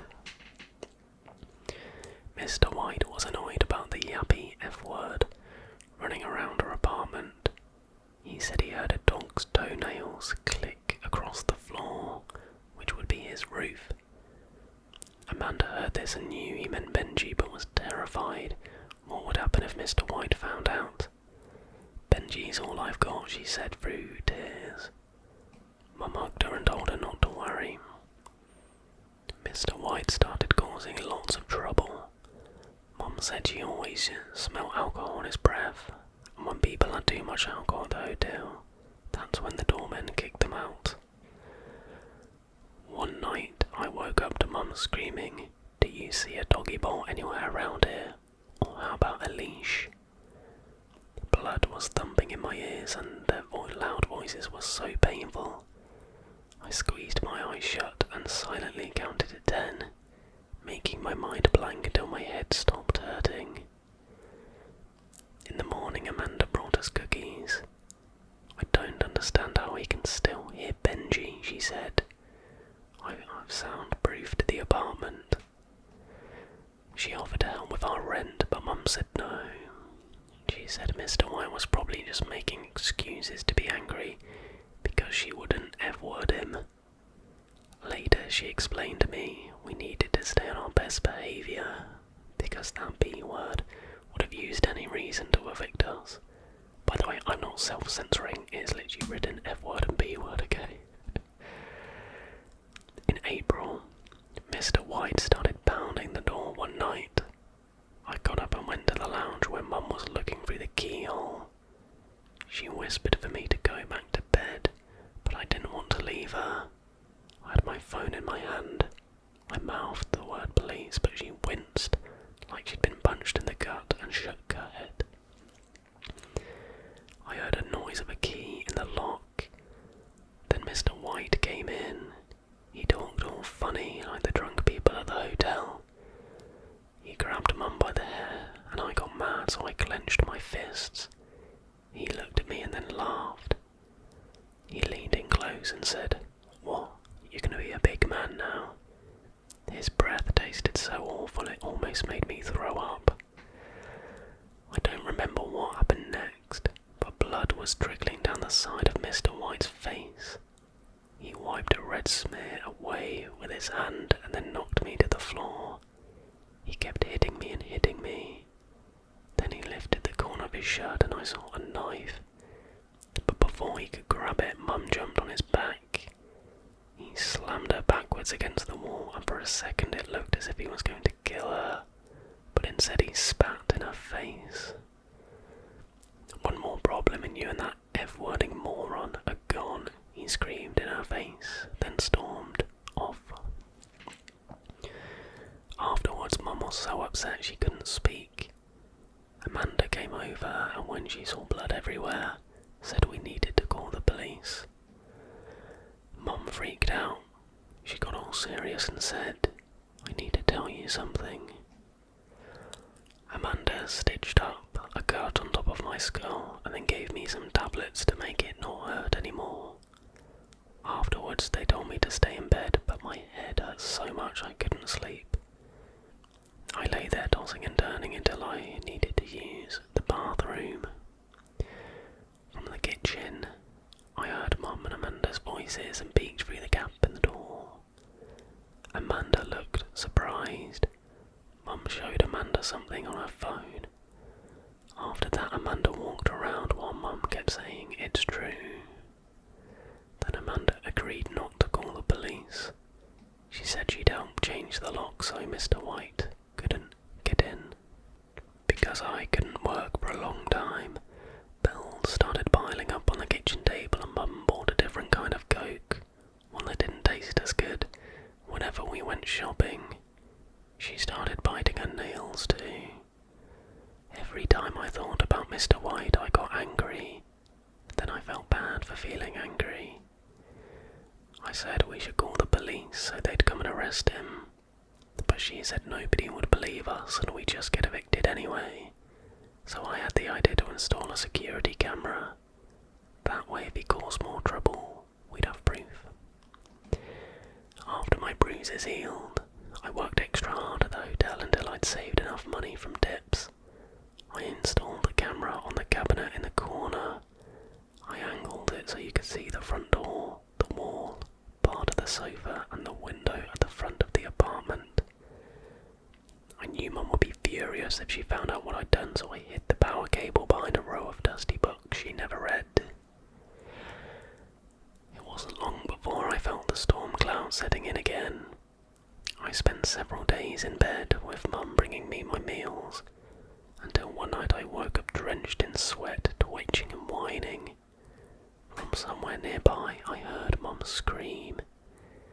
It felt like I might explode and the haze got way worse.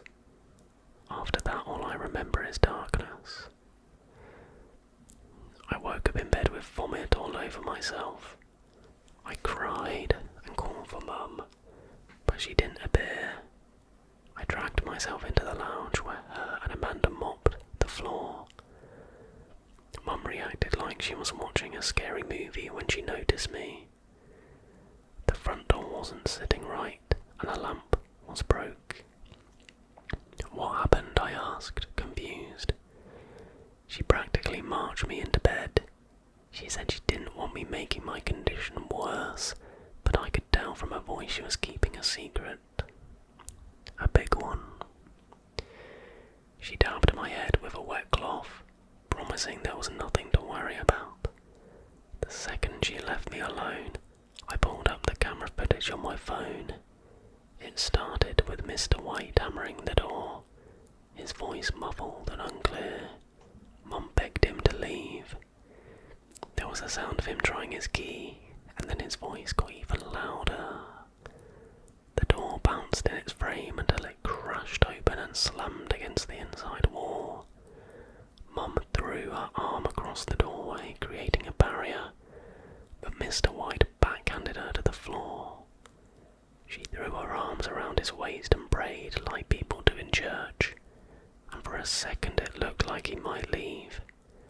Then I crawled into frame and hit his ankles with my hands. I was so sick I don't even remember doing it.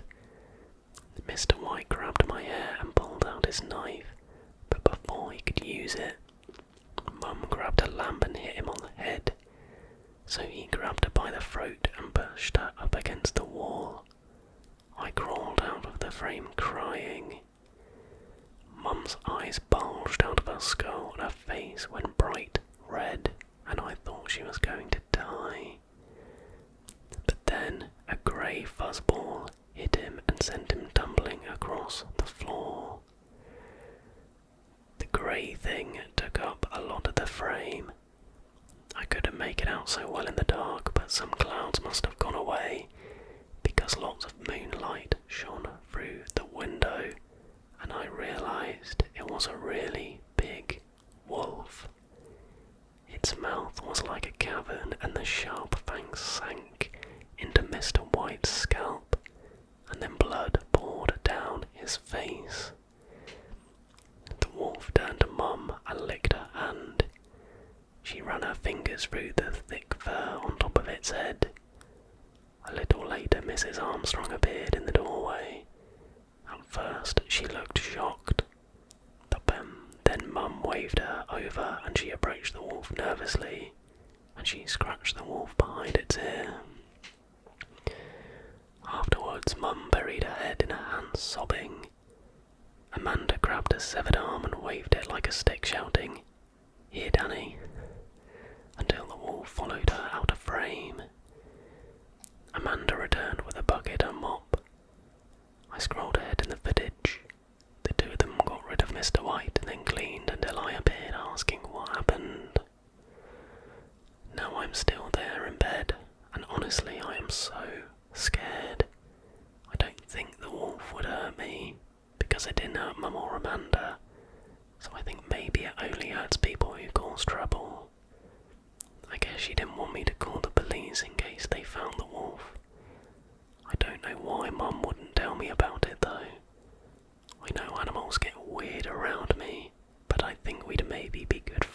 since we have the same name.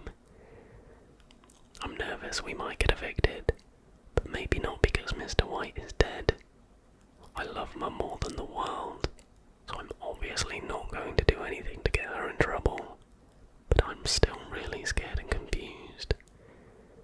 Anyway, thanks for reading my story.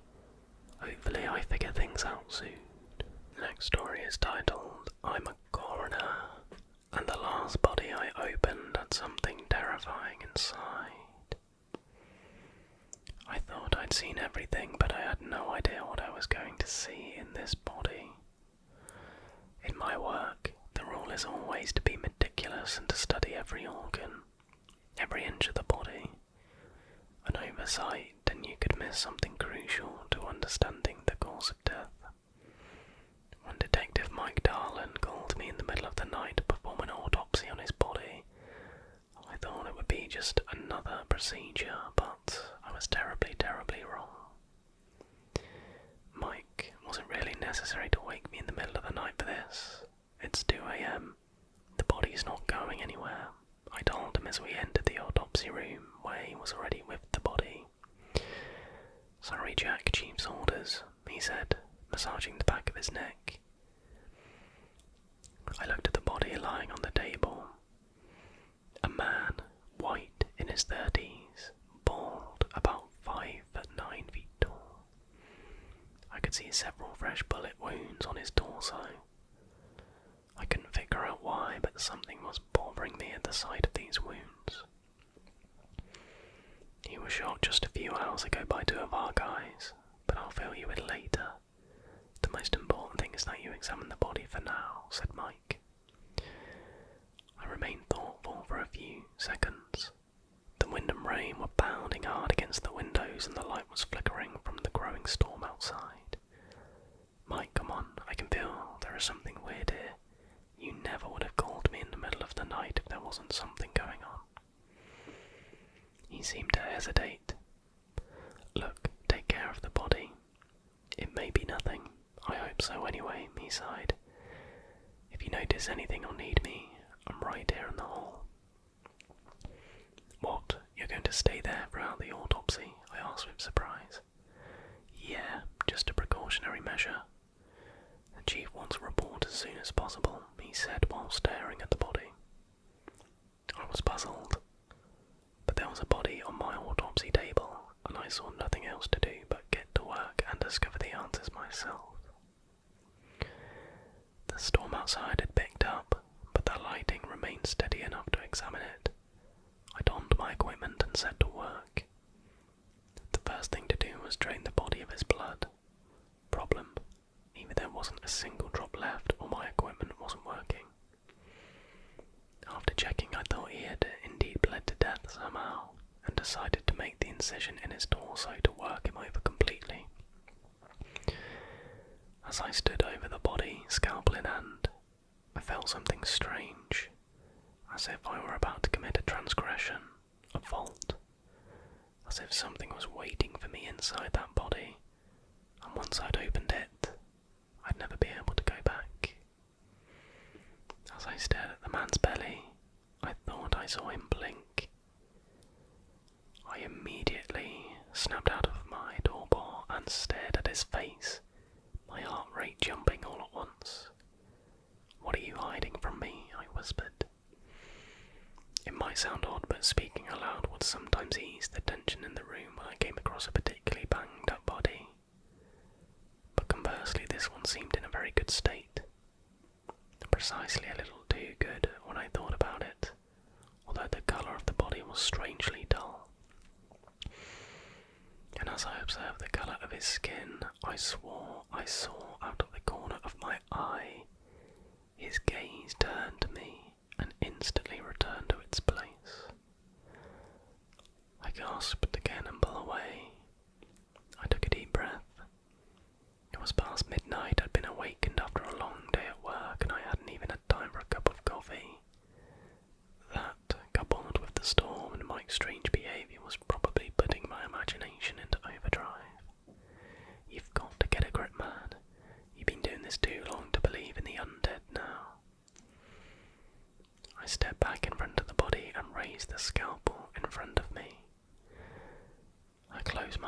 a second and made the Y incision.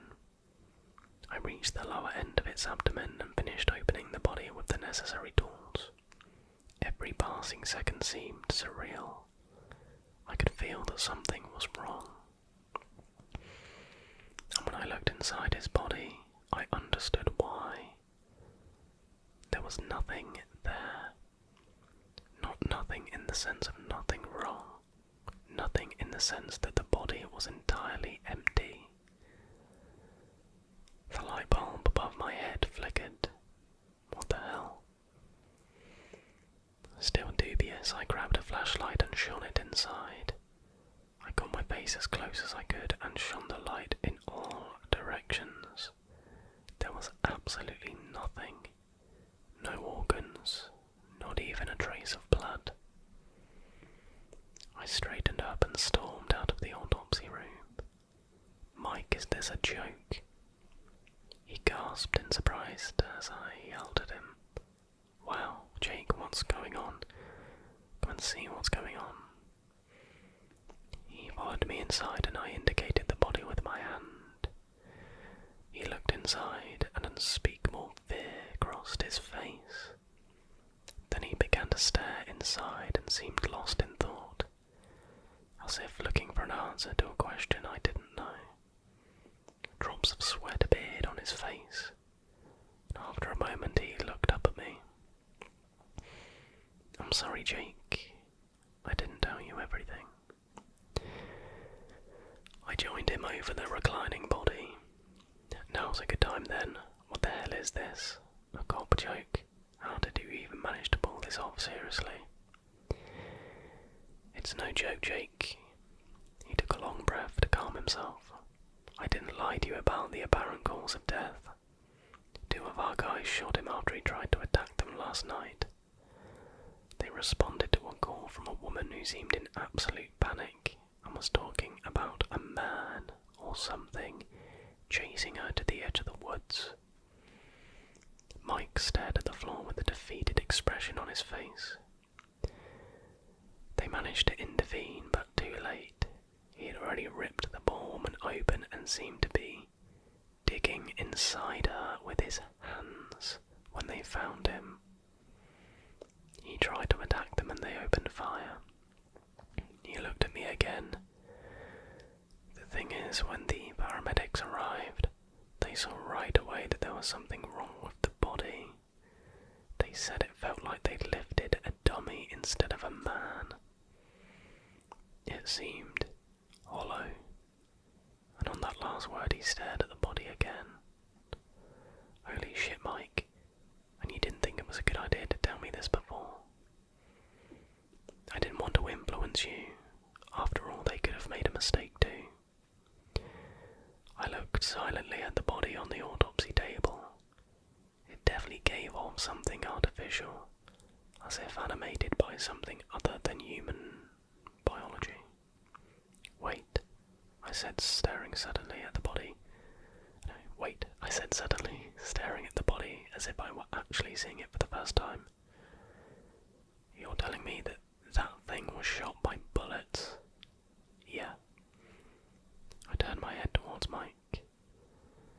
"This thing isn't bleeding, and it doesn't have internal organs. So how can you be sure that it's dead?" And with that, as if it had been listening to us since we walked into the room, the body on the table began to shake. We were both in a state of stupefaction, watching this body come back to life before our very eyes. This empty body without organs, without anything that should make it live. A moment later, the thing calmly straightened up and sat down on the autopsy table, torso still open. Its eyes fell on me, then on Mike. The light kept flickering above us. And in an artificial voice devoid of any emotion, it said those words I'd never forget. "Thank you very much. Now I'm certain of what I was missing." It leapt forward and Mike stepped between it and me. He didn't have time to draw his gun and a struggle ensued, but it was a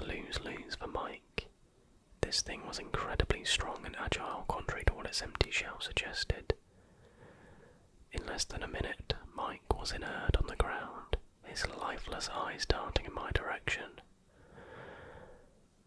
The body straightened up and began to lean towards me. I closed my eyes and put my arms in front of me to protect myself. I waited for a few seconds that seemed like an eternity, and when I finally opened my eyes expecting to come face to face with this thing, I realised that I was alone in the room.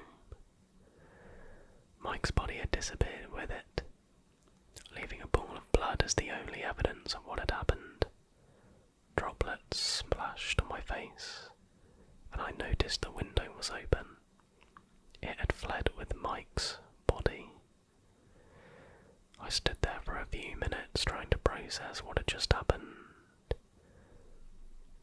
I closed the window and called the police about what had happened just a few minutes ago. But I think it's my responsibility to warn you. I don't know what it is, but that thing is out there. And now it has everything it needs to look just like us. This next story is titled "The Baby Monitor Caught Something. It Put My Daughter Back to Sleep." Hi, hello. I thought I'd share my story as I think I might not be the only one having these types of experiences. So I'm a single dad taking care of my infant daughter. She's probably about 3 months old at the time of writing this. My wife died during childbirth, and while I miss her every day, taking care of my daughter helps me to move on. So being a single father, I have to use every tool in my arsenal to take care of her. I didn't spare any expenses, as my job has afforded me that luxury. I've got baby monitors in her room. I read her almost every night before bed, and I've completely baby-proofed the house even before she's really explored it. Now, I haven't noticed much as far as paranormal activity is concerned, or maybe I'm just not that observant. But for the past few nights, my baby monitor has picked up something strange. Now, the monitor has a clean view of the room, almost 180 degrees. It's got the closet, a changing table, my rocking chair and her crib, as well as a window all in shot. Now, I was looking back at the recordings that were made when it clocked movements, and what I saw chilled me to the bone. It was a long, slender, human-like creature. Its arms reached its calves, or what I think was its calves. I used a rough estimate, but I think it had to be at least 7 feet tall. It barely looked at the monitor, but when it did, I could see its mouthless face with white, pin-sized glowing eyes, like that of a cat looking into a night vision camera. What looked like black mist was emitted from its body lightly, but didn't linger in the air. It walked out of the closet, then nobbled over to my daughter's crib. On the way it looked around. It wasn't in a malicious way, as if it was looking around to make sure it wasn't caught, but as if it was curious about its surroundings. As it stood next to her crib, it reached its hand out to touch my daughter's forehead. It stood there for a few minutes motionless, like it was charging. It lingered there for an hour before finally removing its hand from her forehead. Then it went back to the closet and seemingly left. Now, this was a recording. It's not like I could have gone to her room and stopped it. Thing right there and now, but I grabbed the gun from my nightstand drawer and went to my daughter's bedroom. I approached the closet and grabbed at the door. I breathed in and then out, and whipped the door open. It rattled on its rails before revealing nothing but a normal closet. My daughter's clothes, her dresser and boxes filled it, and there was no room for anyone to be hiding in there, let alone living in there. I stayed up all night keeping an eye on the baby monitor. At about midnight the creature emerged from the closet. My eyes were glued to the monitor as he walked towards the crib. Tonight though, he stopped in front of the window and looked out. He put his hand on the glass and stood there for a few minutes before walking over to the crib, and once again he put his hand upon my daughter's forehead. I couldn't move. I was scared. Who knew what he was doing to her? He stood there for an hour but was disrupted with her waking cries. He seemed to panic at first but recomposed himself and looked around until he met the lens of the camera with his white eyes. He approached. I was ready for the camera to be destroyed. But he didn't do that. He bent down and grabbed a book, then pulled the rocking chair closer to her crib. He sat down, opened it, and put one hand onto her forehead as the other flipped the pages. Was he reading to her? I thought to myself. But he couldn't be doing that. The monitor didn't pick up any audio. Soon enough though, her cry stopped and he got up and left through the closet. As soon as he left, I ran to her room and silently looked her over, making sure she wasn't harmed. Thankfully she wasn't. I ran to the closet and threw it open, almost ripping the doors off its rails. But once again it was only home to her clothes and toys. To be honest, I think whatever he is, he's not malicious. Paranormal, sure, but dangerous. I really doubt it. I'll keep monitoring him, but at the same time he put her back to sleep. I've left a note hoping to communicate with him. I wrote thank you for putting her back to sleep, but what are you? I left a pen in her room and maybe, just maybe, he'll respond. My friends, we have an update. He responded through the note, and despite the terrible handwriting, here's what he said. Hello, my name as given is Dream Eater. I do not harm others, I simply like your dreams. Please do not be scared, I will leave if you want me to. Honestly, after reading this, I'm unsure of what to do. It seems like if I ask he'll leave willingly, but he also seems to be good with kids and I could really use the rest. Maybe I'll let him stay for a bit. This story is called, I'm sure you've seen the ads, do not buy the purple toothpaste. Which I see these ads on TikTok all the time, so I was in bed thumbing through my engagement photos when my fiancée walked in the room looking like a monster from outer space. She had a plastic shopping bag tied around her hair, golden rubber bands beneath her eyes, and enough acne patches hanging off her cheeks to make her look like a Hannibal Lecter victim. Underneath all the beauty products was my beautiful Wally. I never knew how much she spent on all her beauty products, but I did know if we ever got into a dire financial situation, she would choose clear skin and soft healthy hair over electricity and food. We'd been together for 5 years, and a day had never passed when I wasn't completely stunned by her beauty. I just wish what she saw in the mirror was what I saw when looking at her perfection. Alright, simp. Holly wasn't unique in her case. She was another beautiful woman who had fallen victim to the impossible beauty standards social media and the covers of magazines portrayed. She was helpless prey to the big cosmetic bad guys spending millions in marketing dollars just to climb their way through Holly's phone and tell her she'll never be beautiful enough without their products and a personal Photoshop editor. Although I thought she was perfect through and through, if her beauty products and enhancement creams were what it took to make her feel confident, unstoppable, I supported it. Rightly so. Holly climbed into bed and laid next to me, resting her head on my shoulder to look at the photos. Ever since we had the photos taken, we spent a few minutes each night looking through them, laughing and dreaming about the next day.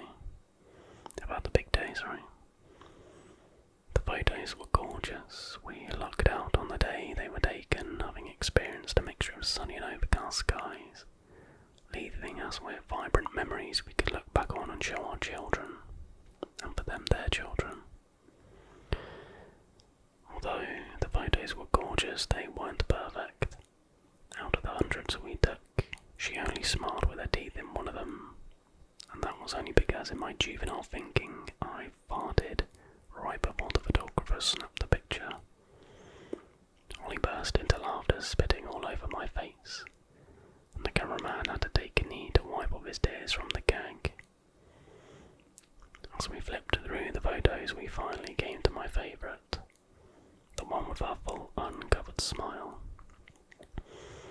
Next to me I could see her run her tongue back and forth across her teeth. She hated her teeth, and it was a sore subject for her.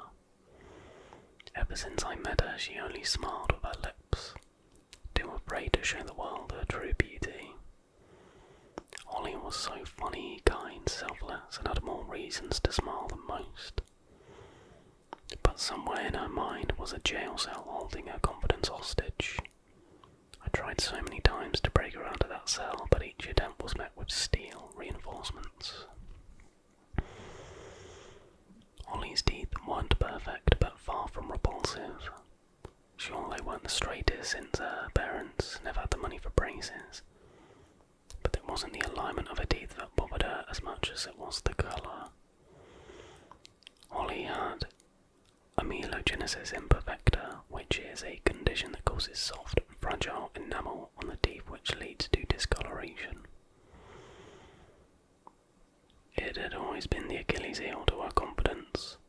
She tried every white strip, UV light gel and toothpaste she could get her hands on, and none of it ever worked. It was hard seeing such a beautiful person with a large soul weakened by one small trait.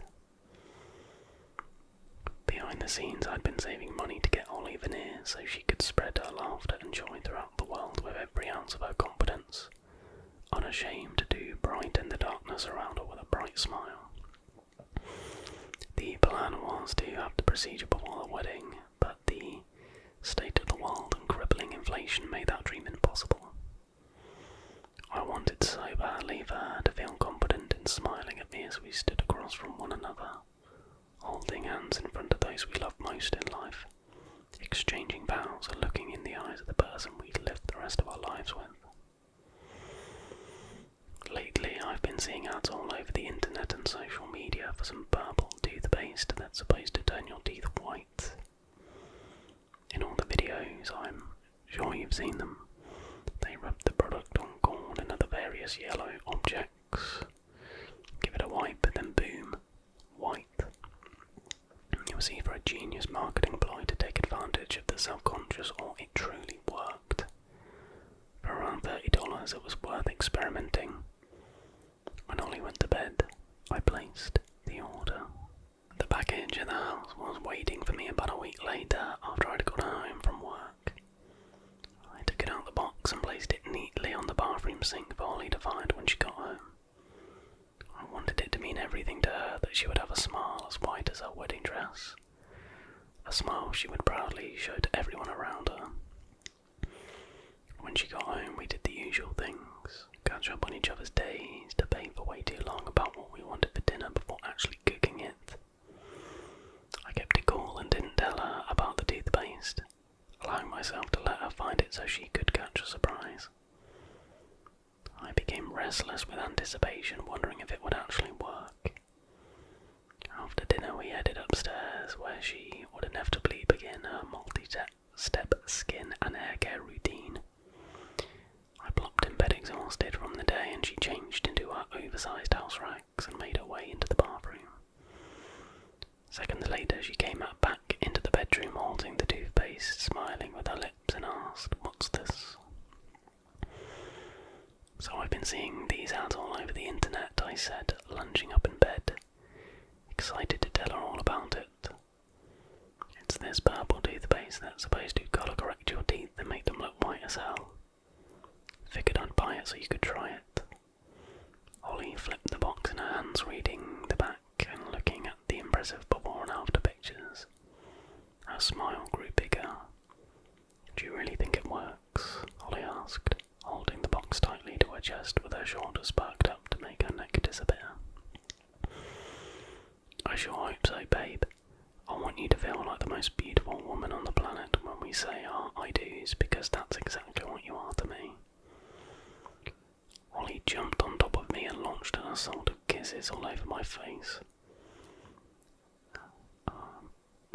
There's so much cringe in this. I hope this hasn't an happy ending. If the toothpaste worked, I fully expected her to suck my face clean off. Alright. I'm glad he said face. She got up and went back to the bathroom to start her routine. I laid there in bed, hands behind my head staring at the ceiling. Ollie was going to be at least 20 minutes after applying all her serums and salves. I closed my eyes trying to get rid of the thoughts from my head from the day. Create a clear channel for bed. Behind my eyelids I saw Ollie walking up the aisle on a big day, smiling at me, showing her true happiness. The image became more vivid as I drifted off to sleep. A loud clatter from the bathroom abducted me from my sleep, making me gasp for air. "Babe," Ollie screamed at me. I lunged out of bed and ran to the bathroom. Everything was on the floor. "What the hell is going on?" I asked. Ollie was stomping around, squirming in her own skin and bracing the bathroom sink. "I can't get it off my teeth. It burns." I opened her mouth and looked inside. It looked like the purple goop was crawling across her teeth and up into her gums. I wiped off some of the base with my thumb and looked at it. It was moving on its own and crawling its way down my thumb. I violently shook my hand trying to get it off, and grabbed the towel to remove the excess. Holly was crying and yelling mumbled words, screaming that she couldn't spit out. The paste was defying gravity, climbing its way from her bottom teeth to her top. It appeared to be alive. I could see the purple sludge working its way down her tongue. She began to gag. Holly grabbed my shoulders and I grabbed her face. She shook violently like she was trying to get away from something buried deep inside her. I began to sweat, not knowing what to do. So much blood rushing to my head it made my vision red. Every time Holly moved her mouth, the purple toothpaste took up more space. Her breathing became heavy, slipping through the small openings within the thick purple webbing aggressively growing in her mouth. In a panic, she ripped the towel rod out of the wall and began to spin around, pulling at her hair and clutching her throat. Holly slapped at the walls in desperation. She was beginning to turn blue. Her heavy breathing turned into a faint whistle through the one small hole left on the growing tangled mass now protruding through her lips. Through Holly's dreadful dance of despair and hopelessness, I watched in with agonizing horror. I began crying hysterically, grabbing at her shoulders and face in an attempt at doing something, anything. I honestly had no idea what the hell I was doing. I suppose my body was reacting the only way it knew how when overridden by fear. Holly's face turned from blue into a deep purple, her eyes redder than I could ever imagine. This gauze of sludge started sprouting from her nose. The dark purple skin on her face, highlighted by the red glow of bursting capillaries, is a shade of colour I wish to never see again. A shade only found in the cold, impartial hands of death. Holly dropped to her knees, her eyes intensely locked onto mine. She slid her fingers through my hair, grabbing at whatever she could for support, grabbing tightly onto life of some kind. She violently rocked back and forth, never breaking her stare. Her chest moved up and down in such a way that something was trying to get out, although I knew it was only air trying to get in. The purple sludge came rolling out of her nose. She lunged at me, grabbed my head tight in what was going to be our last hug, our last loving embrace. She tried to squeeze the help out of me, but there was none to be found. In my ear I heard the faint whistle from her breathing silence itself. I pulled away, her face maroon, and stared into her eyes one last time. The tension in her body slowly gave as she laid on the floor in her brave moment of acceptance. We met eyes once more. She was still with me. body laid still except for an involuntary jerk every 4 seconds from the muscles in her chest, unsuccessfully trying to find one more breath of oxygen. I watched with deep regret as the small pupils in her eyes grew until she was no longer looking at me, but through me. I buried my head deep into her chest and soaked her shirt with my tears, for I don't know how long. She was gone. And the story ends with, why have they done this? Purple whitening toothpaste. 1 out of 5 stars. If I could give it 0 stars, I would. I was just gonna, so there was a lot of cringe and a lot of building up there. Very, very well written, and actually a pretty brutal and graphic climax, and then they've just ruined it by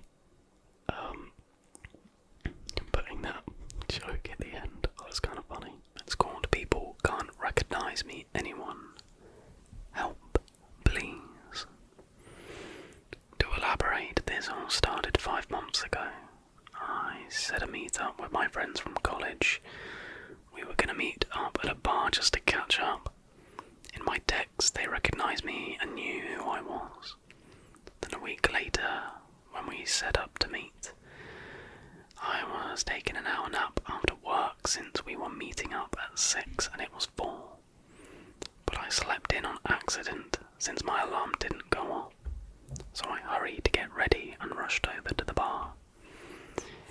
When I made it to the bar, I ended up being 20 minutes late. So when I ended, I walked up to them and apologised for being late. But that's when Tony, one of my friends, said, "Who are you?" Nice one, Tony," I said, thinking it was a joke. "How did you know my name? We never once met you before," Tony said, with the others nodding in agreement. "I'm your friend, we met in college, remember?" I said. "No, we didn't. Whoever you are, you need to leave." "I have proof we met, and plus I set this meet up," I said, taking out my phone to show them the texts. "See, I set this up." "That's just a reminder to you that you have the day off work. And plus you're not in our group chat, so you better leave before I get security," Tony said. So I left, and when I got home I called my childhood friend, talking over video chat about what happened. And even they thought it was a prank until we realised I wasn't in the group chat. So we both thought it was weird and just decided to say our goodbyes and go to sleep. 2 months later, I went to give a surprise visit to my parents, but when I arrived, it happened again. I knocked on the door and my mum answered and said, "Who are you?" Thinking they were joking, I said, "Good one, Mum." She instantly replied with, "John, we have a stranger at our door saying they're our son." My dad soon came out with a bat saying, "Get off our property now." I replied, "What do you mean I'm your son?" He said, "We don't have a son, we only have a daughter, so unless you have proof, get out now or I will call the cops." I instantly took my phone, scrolling through my family pics album to then see my parents not in there. So I promptly said, "Oh, sorry, I confused with my parents. Your house and their house look similar, I am very sorry." My dad replied, "Oh, okay, we get the confusion, but still, get out now." I replied with, "Yeah, sorry, bye now." After I left and got in my car, I called my parents' numbers to see what would happen, and all I heard was that the number doesn't exist. So I called my sister, and the same thing happened. They don't exist. Now it's today, and my childhood friend is starting to forget me. Her memories are fading of me, and my ID is starting to disappear. But me and my friend came up with an idea for her to remember me.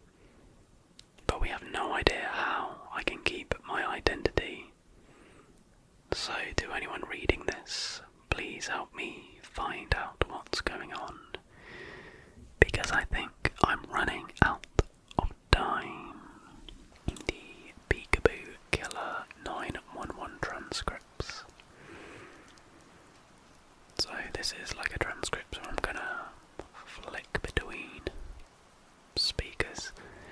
I would do exciting voices if I wasn't whispering, but I'm sure you can figure it out.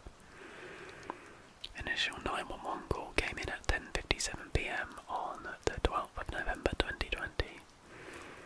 911, what's the nature of your emergency? I don't know.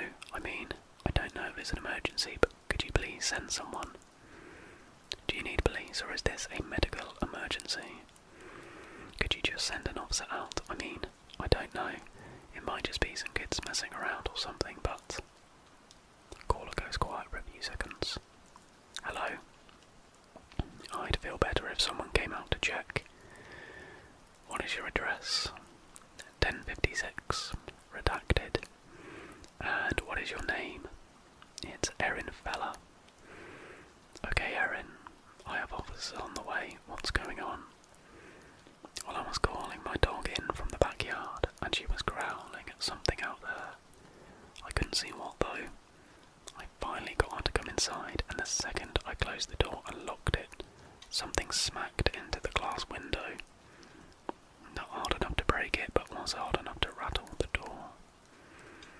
What time was this? About 5 minutes ago. Were you able to see anyone? No, there's blinds on my back door, and they were down, but I heard the doorknob jiggling a few times before I called you. Caller tries to quiet a dog who can be heard growling. I yelled that I was calling the police and the noises stopped, but like I said, it could be kids, but I just don't know. Okay, and have you heard any other noises since then? No, just the door, but my dog is still growling. Okay, I have an officer en route to you, Erin. Are the doors and windows locked? Yes, they're locked. Alright, an officer should be out to you shortly. Stay inside and keep the doors locked until the officer arrives, okay? Okay, thank you. You're welcome. Call ended. Officer Collier was dispatched to the location. He saw no signs of any persons around the property. He did note that the dog was still anxious and growling at the back door. He advised Miss Feller to keep her door locked and call if she should see or hear anything else. 911 call comes in at 1:27 a.m. the 12th of December. 911, what is your emergency?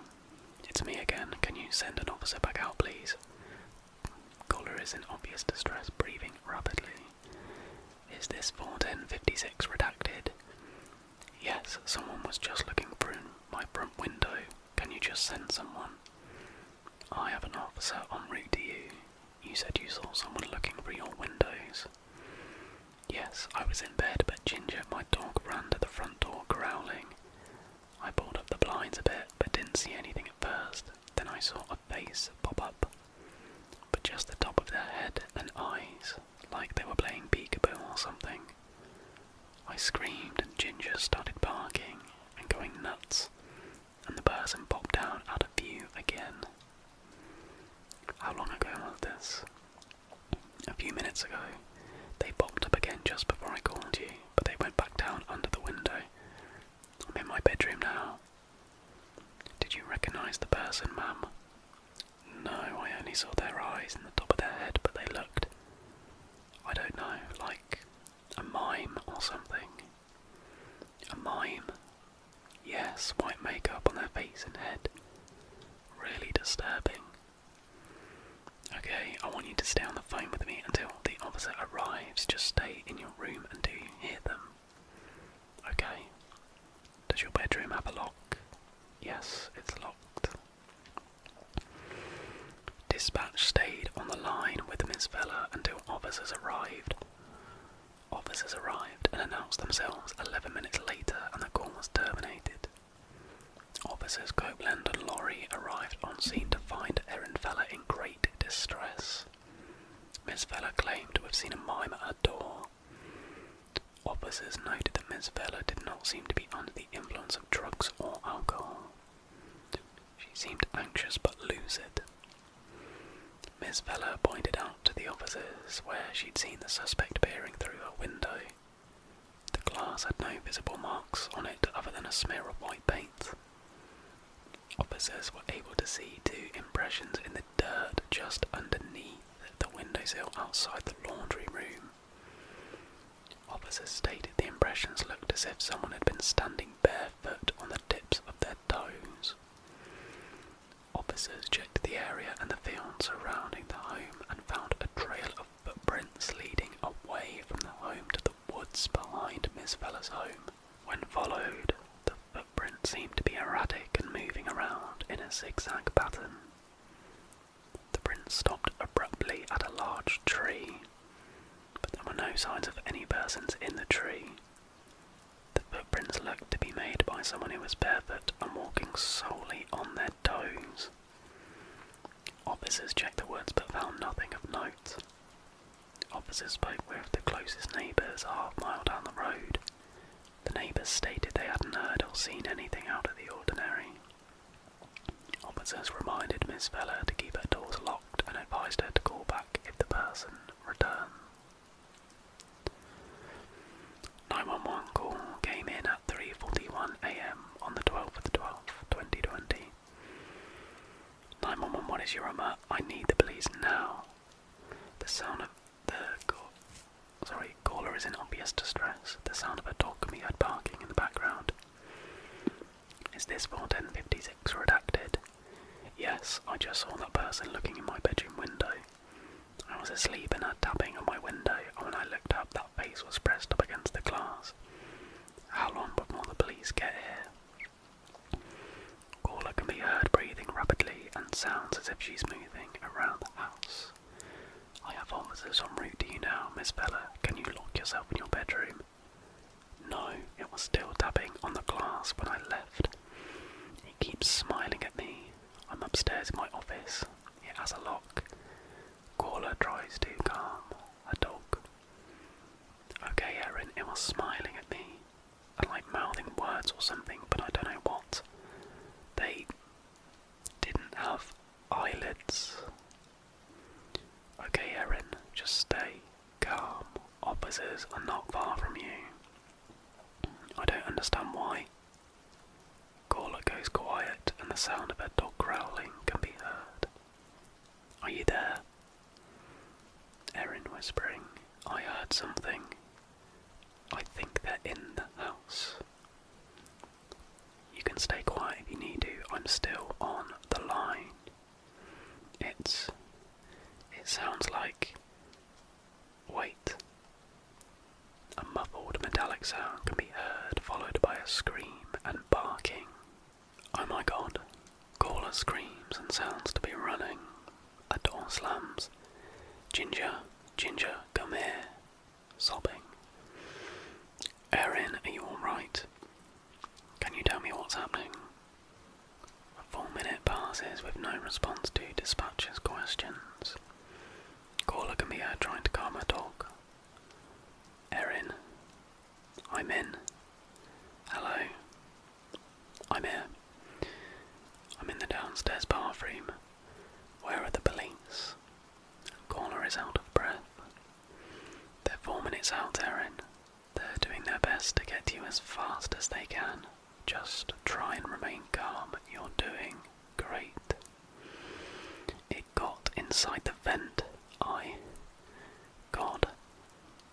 Erin, did you say the person was inside your vents? Can you clarify what you mean? Caller is speaking quietly, like the vent the heat comes out of. I heard something moving in there and I bent down to flip open the vent and saw that white face staring out. Caller sounds to be hyperventilating. How big are your air vents, Erin? The standard size, I don't know, 6 inches or so. Not big enough for a person to crawl through, but they did. Okay, take deep breaths. Officers are less than 2 minutes out. Oh my god, why is it taking so long? Just keep the door locked and... I think... Caller goes quiet. Whispering. I hear it moving around in the vents. Tapping on it. It's okay to remain quiet. I'm here.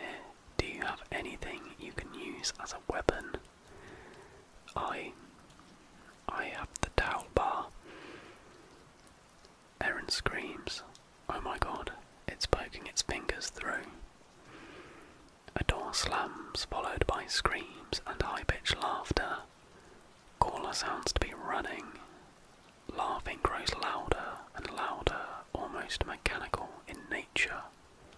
Call ends. Officers McQuarrie and Bate arrived on scene approximately 56 seconds later. The front door was open prior to their arrival, and there were obvious signs of a struggle throughout the home. Officers called out to Miss Feller but did not get a response. Officer Babe found the dog in the downstairs laundry room staring into the air vent and whimpering. The dog had obvious cuts and scrapes around its snout and paws from attempting to enter the air vent. Traces of white makeup were found on most of the windows in the home on the inside of the glass.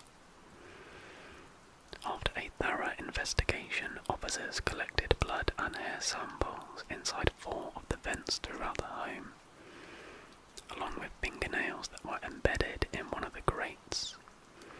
More traces of white paint were found inside all of the vents in the home. Hair samples matched the hair length and colour of Ms. Feller's. It is noted that all of the vents in the home were measured at 6 × 10 inches, much too small for a person to move through or even fit inside. To date, Ms. Feller is still missing, and there is a reward for any information leading to her whereabouts. That was a good one. Scarecrow blood. Daddy, do scarecrows bleed? I was lost indoor driving to drop off my 6-year-old daughter, Angelia, to her mum's for the week when she blurted out that show-stopping question. What? What do you mean, sweetie? I asked, glancing back at her as she daydreamed out the window. I saw one in that field. It looked all icky and weird, and covered in blood, she said, her voice a mixture of fright and concern. I looked at the side mirror toward the cornfields we were passing by and nodded absently. I'm sure it's nothing. It won't hurt you, I told her. I should have paid attention, but my mind was on this separation. I knew Marcy wanted a divorce, and I knew there wasn't much left for me to do to stop it. Getting a lawyer, trying to juggle 2 minimum wage jobs and handle a 6-year-old was taxing enough. So we agreed a week on, week off for Angelia until we could settle on things that would be permanent going forward. Thankfully, she was more concerned with her pet iguana and watching My Little Pony than the problems we were having. But her little comment about the scarecrow had me wondering if her worry was expressing itself in a different way. When we got there, I'd forgotten almost entirely about the incident and focused instead on the new car park in Marcy's garage. It didn't take me long to find it belonged to a new boyfriend, Todd, who was just leaving as I gathered Angelia's things. Had she deliberately made sure that he lingered just long enough to cement the idea in my head that we were over? Took you long enough? Did you get lost? She said as she got up from the porch swing. There was construction. You don't need to jump down my throat, I muttered as I watched Todd drive off. I see you didn't waste any time. I was baiting her for an argument, but it didn't work.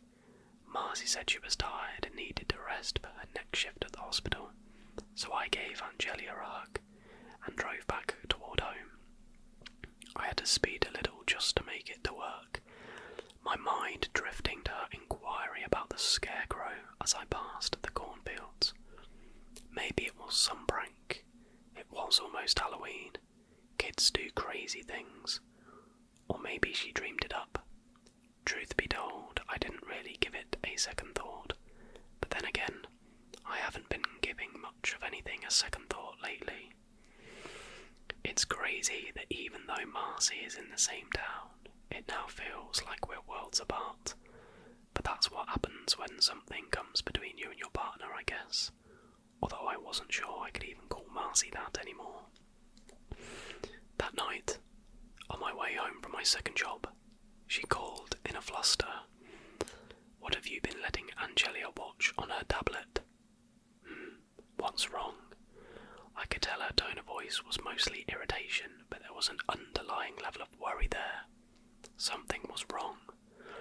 She woke up screaming and crying and said a bloody scarecrow was outside the house. Marcy snapped. I felt a strange chill run down my spine. "I'm sorry. I should have said something earlier. She said she saw it in the cornfields on her way to your house." "Marcy, I didn't even know it was a problem. Just thought it was her weird imagination," I admitted. "Well, you need to fix this. She won't listen to me." I heard a soft rustling noise, and a moment later my daughter's whimper on the other end of the line. "Hey baby, can't sleep, huh? You had a bad dream?" I asked softly as I drove down the dark roads. "No, it wasn't a dream. It was in the backyard. I saw it, Daddy, and it was mad at me," she said between sobs. "Is it there now? Maybe it went away," I asked, calmly trying to reason with her. She paused, apparently thinking about it. "What if it comes back?" she whispered. "Well, I'm sure your mum will make sure it doesn't, but even if it does, maybe the scarecrow is lonely. Maybe it just wants a friend." I was hoping that by making a supposed monster sound nice, it would lessen the issue. But the plan seemed to backfire immediately, as she cried, "But Daddy, it was covered in so much blood." Okay, calm down. Maybe it got hurt. Maybe it needs help. I'm sure it's not going to hurt you. I'm sure everything will be fine. Your mum is there, and nothing can get you," I told her. You promise?" she asked. "I promise. Now, I want you to be a big girl and go to sleep, okay?" I told her.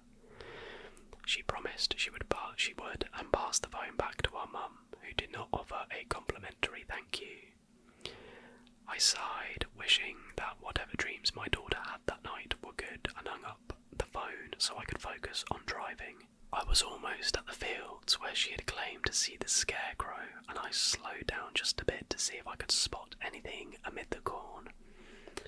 I felt a little silly doing it, trying to rationalise the hyper-imagination of a 6-year-old, as I looked out toward one field and saw the familiar silhouette of a scarecrow. Even from this angle, I had to admit that it did look strange. Rather tall and weirdly dressed, even for a mannequin. Was there really blood on its clothes, or were my eyes playing tricks with me? At the same time, I heard a loud noise and looked up just in the nick of time to see that I had let the car drift into oncoming traffic. Immediately I jerked the wheel back to my lane, my heart going a million miles an hour, as I pulled over and slammed on the brakes. I sat there gripping my steering wheel for a second as I realised that I had come inches from meeting my maker just because I wanted to get a good look at a damned puppet in the middle of a field. Recomposing myself, I let out a breath and drove home, convinced that I was just being an overprotective parent and my daughter was letting the separation get to her in her own weird way. It would be great if I could end it right there and say that I was right about everything, and we all lived happily ever after, wouldn't it? The next day, I got a text with a picture attached. Angelia had drawn the scarecrow at school, and her teacher, concerned, forwarded it to Marcy. "Explain," the caption from my soon-to-be ex-wife said as I stared at the picture. The childish drawing was black and red and dripping little bits of blood on the ground, a long stream of red crayon squiggling over to a cartoonish rendition of Angelia herself. She looked happy, but behind her I saw what I guessed was 2 stick figures, meant to be me and Marcy, both of us sad and lying sideways like we were under the ground. sighed and stopped by her after-school dance class to get a better understanding. Apparently it was my fault this was happening, since I'd put the idea in her head the scarecrow was friendly. "What does the picture mean?" I asked her as she took a break. "Oh, you saw it. You were right, Daddy, the scarecrow was lonely. But now we are connected," she said. "What do you mean, sweetie?" "I don't know, I can just feel it," she replied in a sing-song voice. "Well, I guess that's good, but why are me and Mummy sad in the picture?" I asked. "Oh, that's Mummy and Todd, not you. Daddy, you are silly, you know, you are taller than Todd," she said with a giggle. I focused still on the fact that they were frowning, and her answer gave me some clue about her state of mind. "The scarecrow doesn't like them, so I can't be with them. That's why they look sad," she told me. It was a childish explanation, but I told myself it meant that she longed to be with me rather than Marcy. That night, I tried to reason with my wife about it. "You work so much and Angelia isn't getting the attention she needs when she is here." Poor choice of words, because that just fired her up. "I can handle things just fine. You're the problem here, David.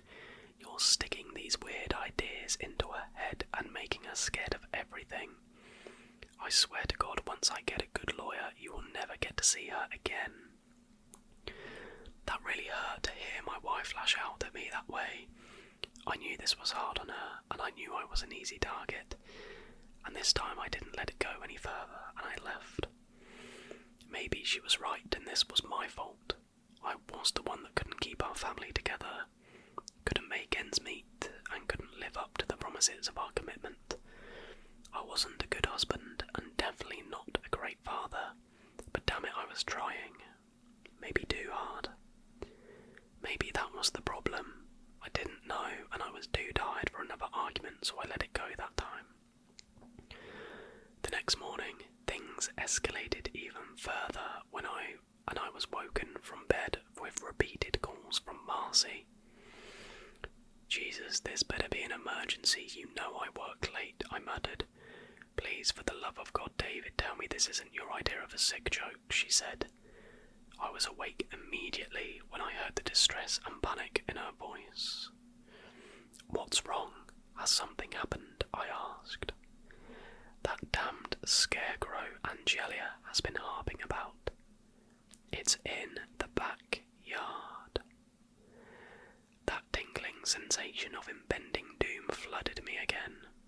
"I'll be right over." I hung up, grabbed some fresh clothes and drove to her house. When I got there, she was on the front porch smoking, and I gave her an odd look. "Don't start with me. You better be glad I didn't call the police. I want that thing dismantled and out of my yard this second," she snapped. "Wait a minute, hold up. You aren't making sense. First of all, it would be impossible for me to do anything like that. I was at work, and your backyard is locked. Besides, you're not exactly a heavy sleeper," I said as I followed her through the house to the glass sliding doors that connected to the fenced-in yard. I was hoping my logic would provide some sense of control to the situation, but when I looked out toward the grass and saw the thing, all of it felt meaningless. The thing stood about 8 feet tall, lopsided and made of decaying wood with tattered clothes that were clearly drenched in blood. I had no idea it would look so ghastly. Immediately I pulled myself out and Marcy asked, "What are you doing?" "What do you think I'm doing? I'm calling the police. Someone is clearly playing a sick prank on us." "So it wasn't you," she said, her voice quivering. "Dear God, no. I may not like this any more than you, but I'm not going to play mind games like this," I said as I dialed. "Angelia didn't see it, did she?" "No, I got her on the school bus before I discovered it." "Thank goodness. She doesn't need any more nightmares," I said. I made a quick report and gave the dispatcher my wife's address before turning to her with a fresh idea. "Listen, this place is going to transform into a crime scene for a while. Maybe stay at my place tonight. Marcy looked like she wanted to argue but seemed defeated and nodded in agreement. I kept staring at the scarecrow, disturbed by its jagged body and wondering just whose blood had been used to give it such a grisly appearance. I went to work, trying to put the issue out of my mind, and picked up Angelia around 2. She was thrilled to get out of school early, and I treated her to ice cream. It made everything seem bright to see her smile, even though I wasn't sure what was happening. That night, I tucked her in with a bedtime story and tried not to fret over the bizarre situation at Marcy's. As I was about to drift to sleep, Angelia screamed and I jolted to her bedside. She was pointing at the window where the sliding panel had pushed up and the curtains fluttered in the wind. Had someone tried to break in? Was that what this whole thing was? Instead, as I approached the window, I saw a dark silhouette in my own backyard. The scarecrow had moved here. As I stared at it, I slowly closed the window and pulled the curtains close, my voice shaky as I reassured Angelia everything was fine. Once she had drifted to sleep, I grabbed my gun from my safe and stepped out onto the back porch, confronting the thing. As it stood there only a few meters away, I could sense an otherworldly presence. I knew its arrival here tossed out any logical explanation for this. I was clearly dealing with an evil spirit of some kind. Despite the fact that my mind came to this conclusion, I still thought my gun would protect me. And I raised it toward the scarecrow, demanding answers. "What do you want from us? You aren't going to hurt my daughter, you hear me?" Of course, the bloody thing didn't respond, and that only infuriated me more. I fired a warning shot, yelling at the apparition. "I know you're listening. You need to leave us alone." A moment later, I heard a loud knock on my front door. Cautiously, I approached with the firearm and opened it, not sure what to expect. Seeing 2 dressed police officers there would have been my last guess. "David Weston?" they asked, scanning me up and down and probably thinking I looked like a madman. "There's been a homicide at your wife's residence. We need to bring you in for questioning." My mouth was dry. "What? That's not possible. What happened?" I asked. "Sir, put the gun down. We can answer questions at the station," the first officer said. She was reaching for her taser. Immediately I dropped the firearm, begging for them to listen. "I called the police hours ago to go investigate an issue at her house. Are you telling me my wife is dead?" I shouted. Behind me I heard Angelia made a soft whimper from her room. "Daddy, I had a bad dream. What's going on?" "Sir, your daughter is going to remain in police custody while you come down to the station to answer a few questions," the second officer said. It was clear the discussion was over for the moment, and I kindly told Angelia to gather her things for a trip. I was staring out at the backyard, fully aware the scarecrow was now gone again. It had come here to let us know its work was done, I thought, as I drew the connection to Angelia's drawing. Once she was out of earshot, I asked the officers, "Did you find 2 bodies?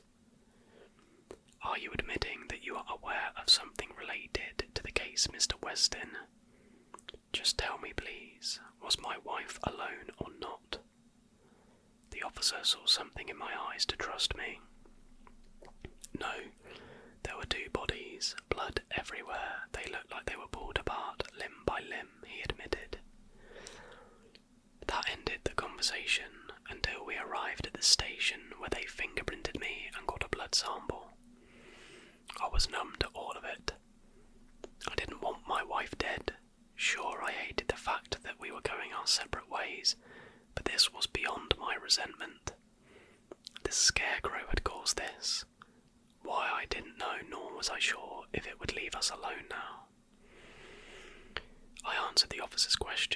best I could until they told me I was free to go. When I did end the questioning, I asked them if they found anything unusual in the backyard. Was there a scarecrow? I asked. Their confused faces told me the answer was no. On the way home, I apologised to Angelia for everything and sat her down on the edge of her bed to explain about Marcy. Before I could get the words out, she said, "Mummy is gone, you know. So is Todd." "You know?" I asked. "I saw it in the Scarecrow's dreams. It was a horrible dream."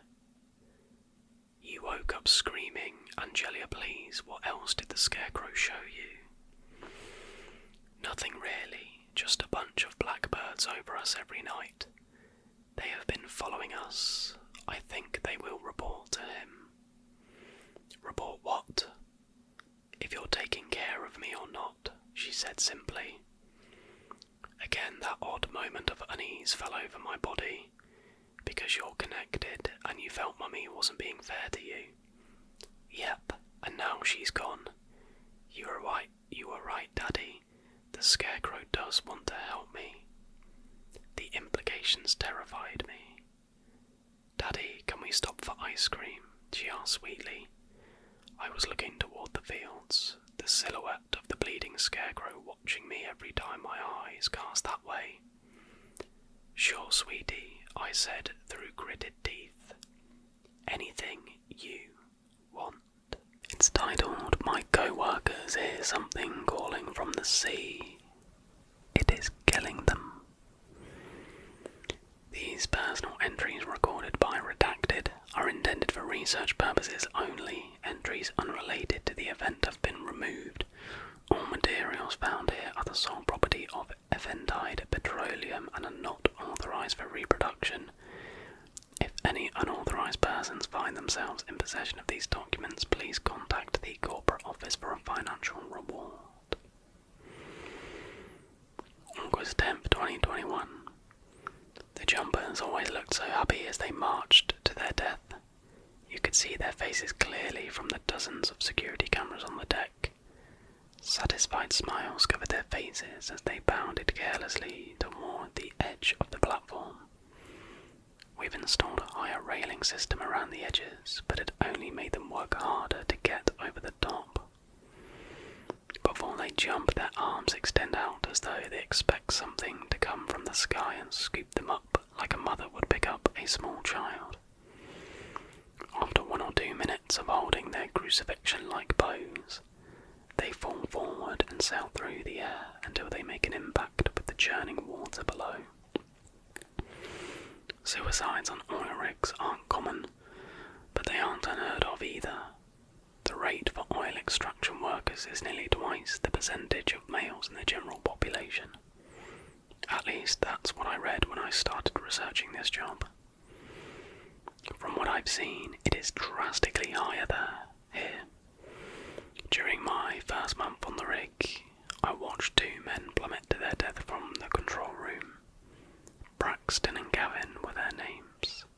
Happy guys as far as I could tell, wife, kids and nice houses to get back to after their rotations.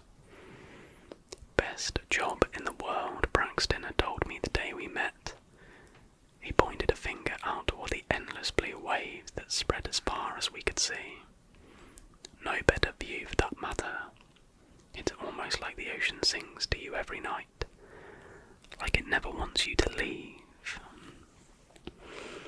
And he never did leave. 20 days after we met, Earl Braxton and Jimmy Gavin leapt over the side of the rig during the night shift. Their bodies were never recovered. Skipping forward 18 nights to August 28th, 2021. We've lost 3 more men since I last had the chance to write. Derek Overton had only been on the rig for 6 days. Young guy, couldn't have been more than 22. It was his first offshore job, and he had seemed so excited. He was a hard worker too. "You ever hear anything weird when you're working out on the platform?" he asked me one day. "Sounds like there's someone out in a boat singing." "No," I replied. I work down in control and keep an eye on the vital systems. Don't get outside as much as I should. I'm probably just hearing things. And trying to ask a few of the other workers up top, but I guess they're too busy to talk. A few of them told me I should wear earplugs, but I don't know. The sound of the waves is soothing. The singing noise too, I kind of enjoy it. That was 2 days before he jumped. Our night shift crew wasn't fast enough to stop him.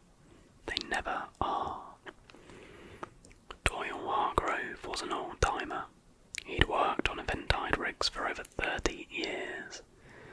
According to the duty roster, he was due to rotate home next week. His psychological evaluation was top-notch. No history of mental illness. All of his crew said nothing seemed out of place. If anything, he seemed happier than he had been in months. Just the same, Doyle threw himself over the side of the rig during the night shift. The third death wasn't a jumper. One of the motor hands, Albie Spencer, was found standing near the edge of the platform, arms outstretched, looking towards the sky.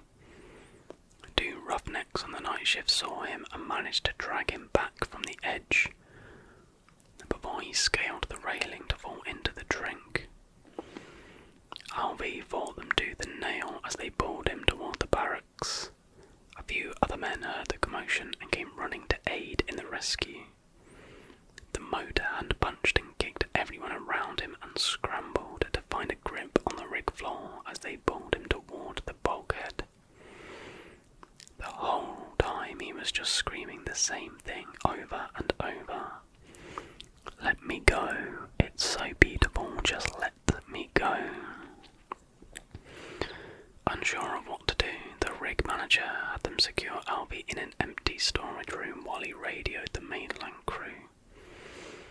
They informed us they would send a helicopter to retrieve Albie and take him in for a mental health evaluation.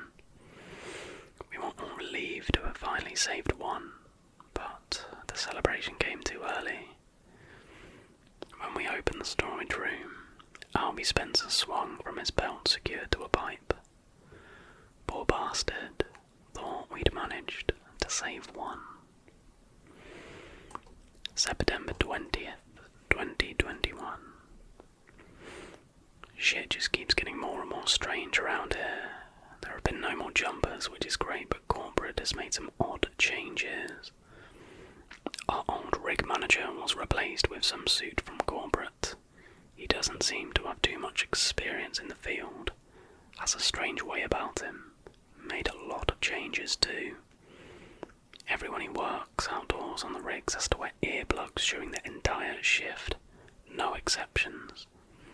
It wouldn't be that big of a deal, but it's difficult to call someone over the loudspeakers with a wad of foam in their ears. Men have to work in 2-man teams now, regardless of their position. If one goes to the bathroom, the other goes with them. They eat together, shower together. The only time you're away from them is when you go to bed. You even have to fill out a daily observation report about your partner. The questions are weird. You figure it would be a productivity thing, but it isn't like that at all. Has your partner exhibited any odd behaviour? Does your partner stare off into the distance frequently? Does your partner seem to hum or sing as they work? Have you noticed your partner spending too much time near the edge of the platform? There are also tons of signs posted everywhere on the rig saying we should report any strange thoughts or convulsions to our supervisor. No telling what kind of weird stuff those poor bastards are hearing from the crew. It's almost an open invitation for bad jokes. I'm not sure what the hell is going on here, but it may be time for a job change. My rotation is up on November 1st. It can't get here soon enough. October 17th, 2021. Working up on the deck has been a nice change of pace. We've been short on roughnecks lately, and I accepted a pay bump to help out with grunt work. Steve, my partner, doesn't follow me around too much, which has been nice. We're both old-timers, so it wasn't too hard to work out an agreement to skirt a few of the new corporate rules. Those damn earplugs annoyed me too much, so mostly I just leave them out. None of the young bucks on the crew say anything about it. Most of them have started keeping theirs out too. Not hard to manage. The suits from corporate stay inside in the air conditioning, giving us a free run of the place. I'm more relaxed than I've been in months. Braxton was right, the ocean does sing to you. Sometimes I close my eyes and it almost sounds like a woman. I can almost see her down below the rig, floating between the white caps. She's beautiful. It's like she's singing just for me. October 21st, 2021. Steve jumped from the platform yesterday. We were doing a security check on the railing system around the edge of the platform. They had been hastily installed as the incidents increased and the material wasn't holding up well against the salty sea spray. Bad news for the maintenance crew. "Hey," Steve said to me as I was examining the bolts fastening the railing to the deck. I looked toward him and saw him pointing into the ocean. "Look out there. Looks like a lady swimming in the water." "It's 15 miles to shore and there isn't a boat in sight, Steve. Your eyes are playing tricks on you." "No," he stated, "take a look for yourself. She's waving at us. I think I can hear her singing." I stood up and looked in the direction he pointed.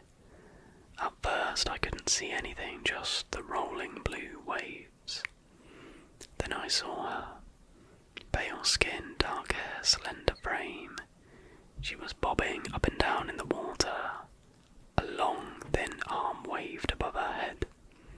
She was too far away to make out any details of her face, but I couldn't help but think she would be the most beautiful woman I'd seen if I were a bit closer. A strange thought to have when you see a woman floating miles from the shore, but it haunted my mind.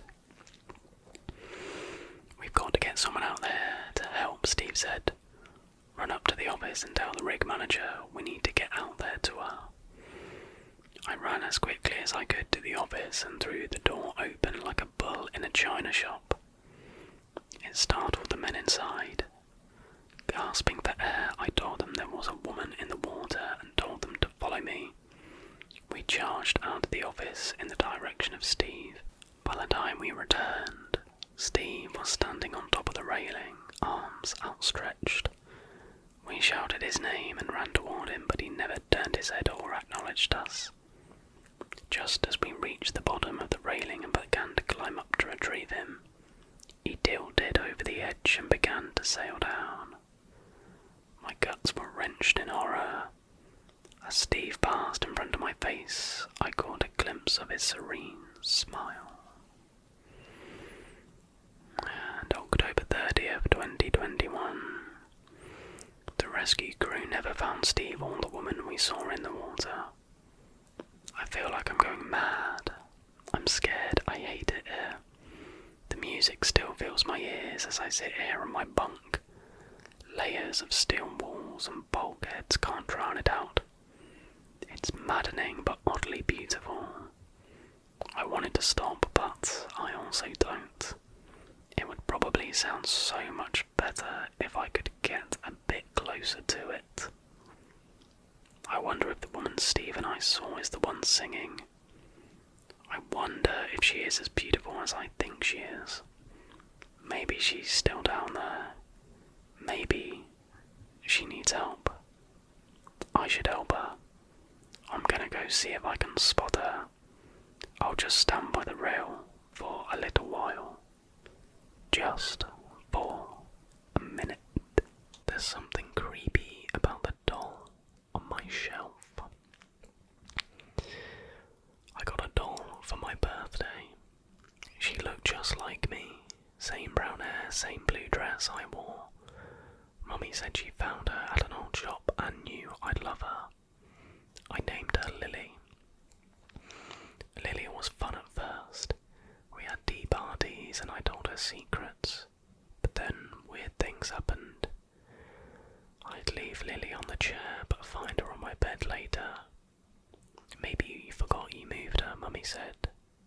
I knew I didn't. One night I heard a noise, like tiny feet walking. I peeked from under my covers and saw Lily sitting on my desk, but her eyes were looking at me, and it made my heart beat really fast. Next day I put Lily in the closet. I didn't want to play with her anymore. She made me feel strange, but when I came back from school she was sitting on my bed again. Her smile looked different, bigger. I told Mummy, but she just laughed. Lily's just a doll, she said. Then, the scariest thing happened. It was night and the moon was bright. I woke up feeling cold. I looked around and I wasn't in my bed. I was on the shelf where I keep my toys. And in my bed, where I should have been, was Lily. She was under my blanket, her eyes closed like she was sleeping. I tried to scream but no sound came out. I couldn't move. My arms and legs were stiff as wood. I looked down at my hands.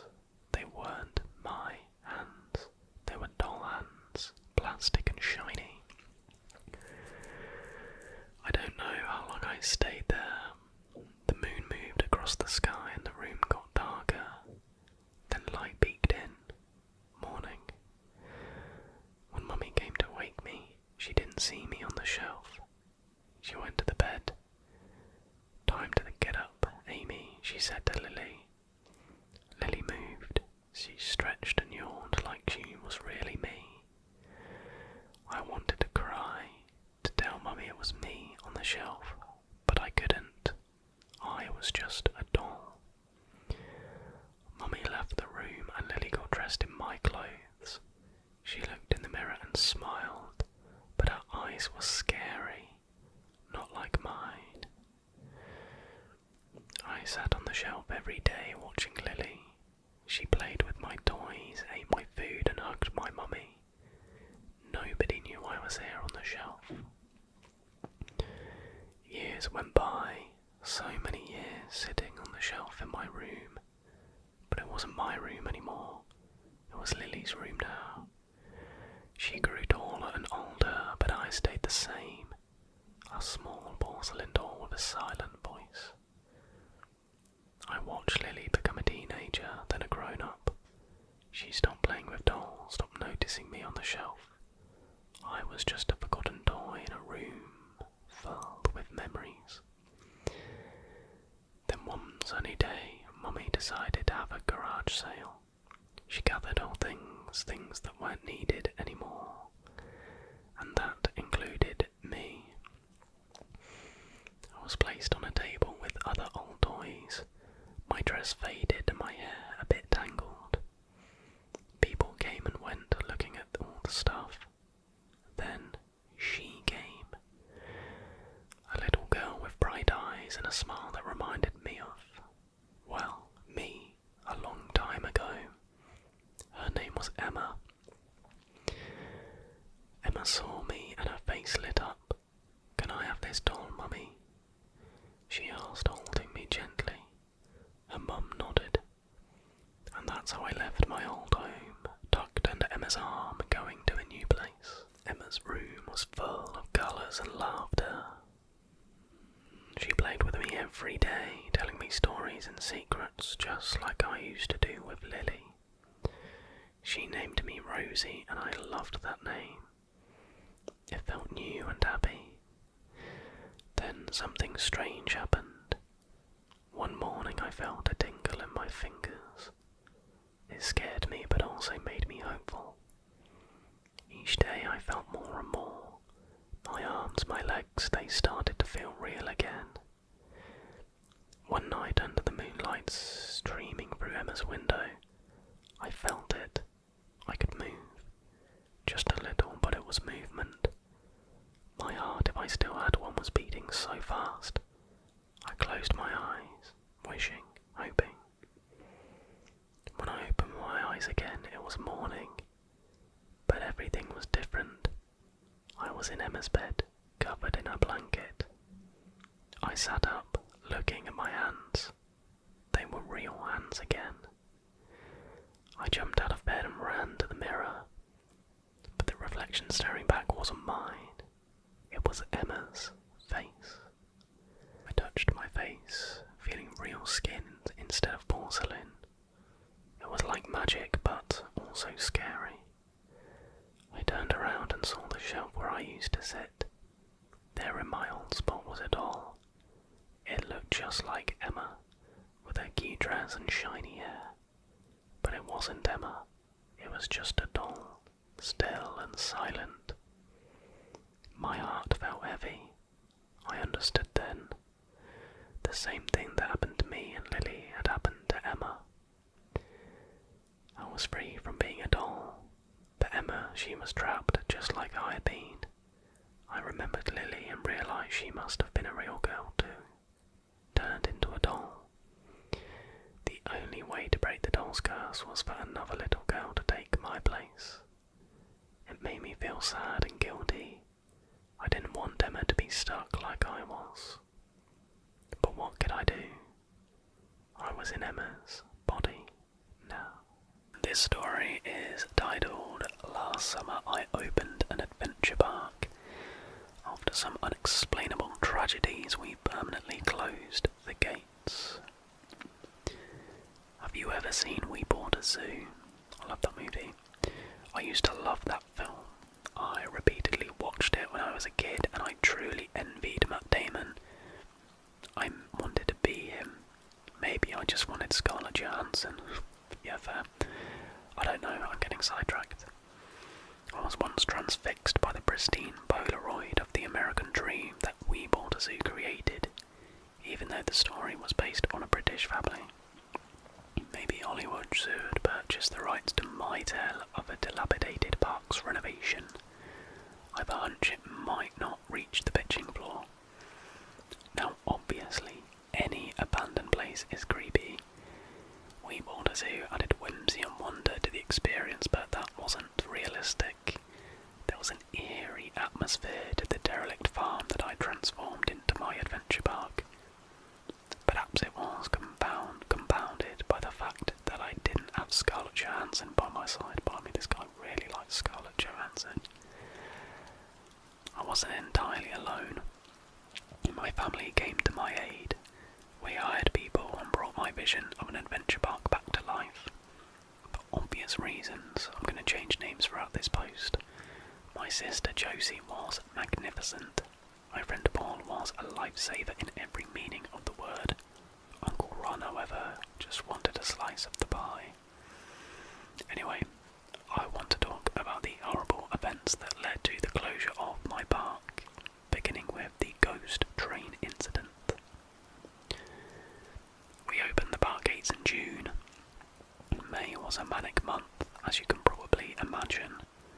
I was hiring as many people as possible to get everything up and running. There was so much to do that I could hardly keep on top of every single problem. Tess worked on the ghost train ride.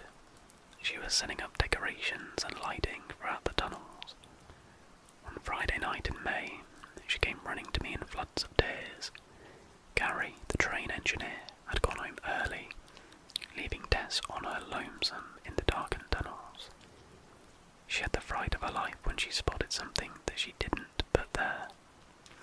An animatronic in a purple pinafore. Tess described the machine as a short girl with a grey face, baby blue eyes, and the menacing youth of a metallic nutcracker. It was nearly 10 in the evening, and I was too tired to deal with yet another issue. Some of the other late-night workers teased Tess, and I admit that I thought she must just be confused. I assumed that another member of staff had installed the animatronic. Begrudgingly, a few of us accompanied Tess to the ghost train tunnels, and we were unsurprised to find no sign of her mechanical ghoul. The girl was distraught, and I originally thought that was due to the incessant mocking from her co-workers. But Tess told me something after the others had left. She said the animatronic spoke. about herself. The machine made callous remarks, but its comments soon escalated to terrible threats. That was what had shaken Tess up. I told her it was probably a horrible prank from one of her co-workers. She didn't come into work the next day, and nobody could get in contact with her. We just assumed the girl had quit without saying anything. I feared the financial burden of her harassment lawsuit due to the workplace bullying, but what actually happened was worse. The following day, Tess's mother came into the office and spoke to Paul. He later told me that her daughter had been missing since Friday night. The mother was wondering whether anyone had seen her go home. We hadn't. The entire situation gave me chills. Uncle Ron was simply peeved that Tess had left us in the lurch right before opening, but I had a dreadful feeling about the whole situation. That sickening pit in my stomach was only deepened by Paul's incessant comments about the farm being built on unhallowed ground. Old local tales. He had warned me not to purchase the abandoned land. I explored the ghost train ride for clues as to the girl's disappearance. I didn't find Tess, but what I did find was something that was perhaps much, much worse. The animatronic. It was real. The machine with the malicious smile hadn't been there when Tess led us through the tunnels. I hadn't believed it actually existed. Seeing it with my own eyes, I have never in my life been quite so petrified. Her purple pinafore most horrifyingly was covered in blood. I cried in terror and immediately fled the tunnels. Uncle Ron urged me to keep quiet about the entire ordeal. He forced me back into the ghost train building and we dragged the animatronic outside. My uncle loaded the unnatural machine onto the back of his truck and coldly warned me to keep my lips sealed. He wasn't going to let a prank ruin his investment, even though I had invested far more into the park. A few weeks later, we opened to the public. Next we move on to D11, Aisle D, Seat 11, the Cursed Seat.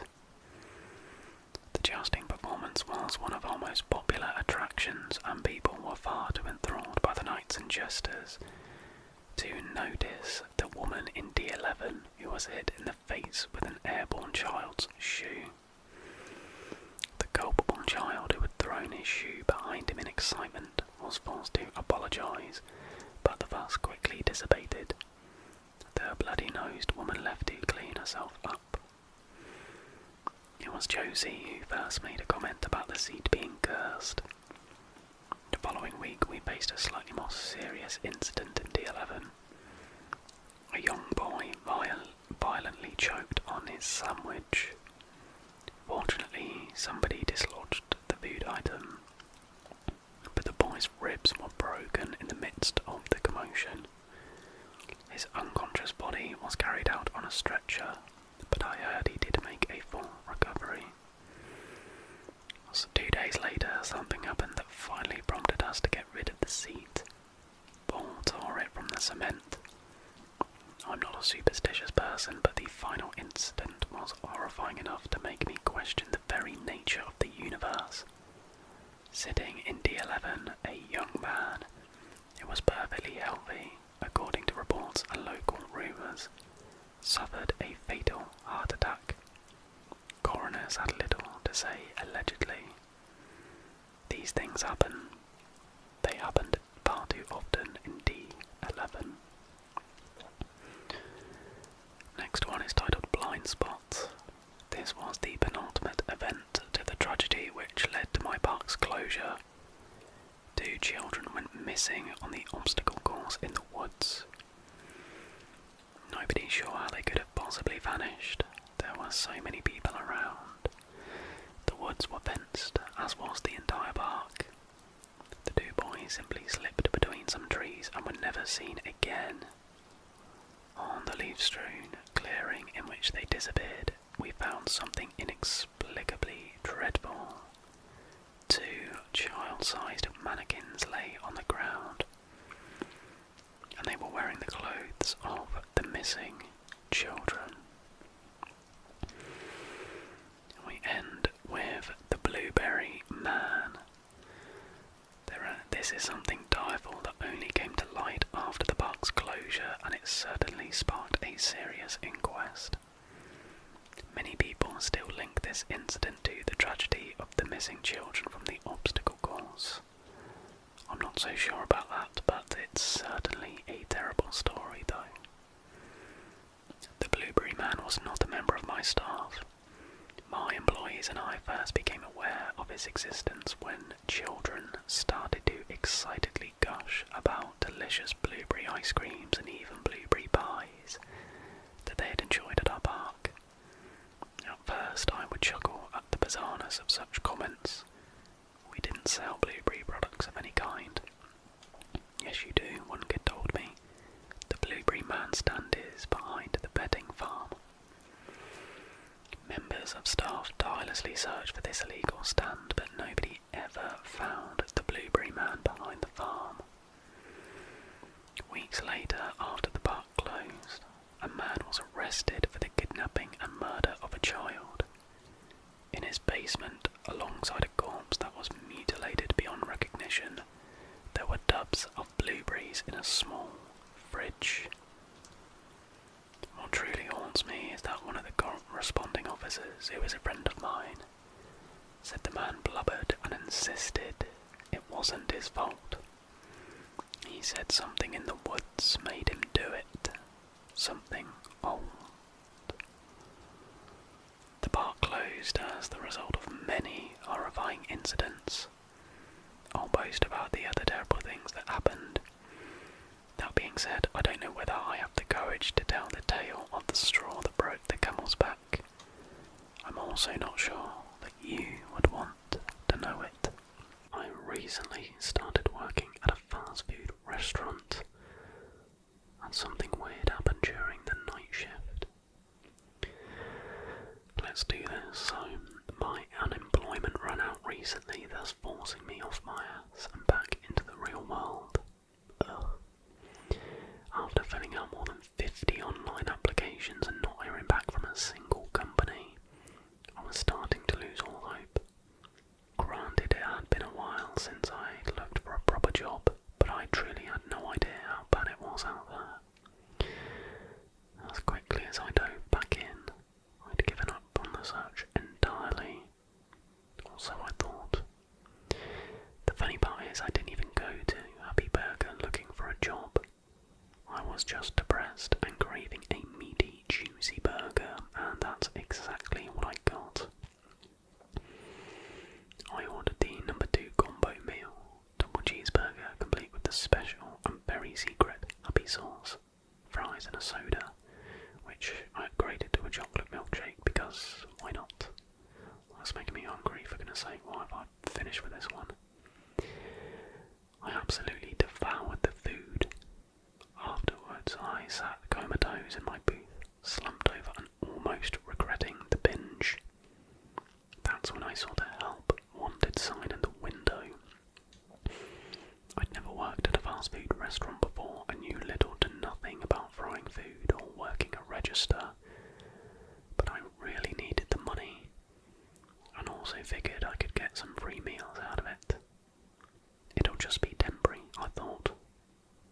To F it, I filled out an application, and much to my shock, I was standing at the register less than a week later taking people's orders. Welcome to Happy Burger. How can I make you happy today? The job was simple enough, though I quickly learned that simple jobs tend to be boring as all hell. But nevertheless, I was employed, and that's all that mattered.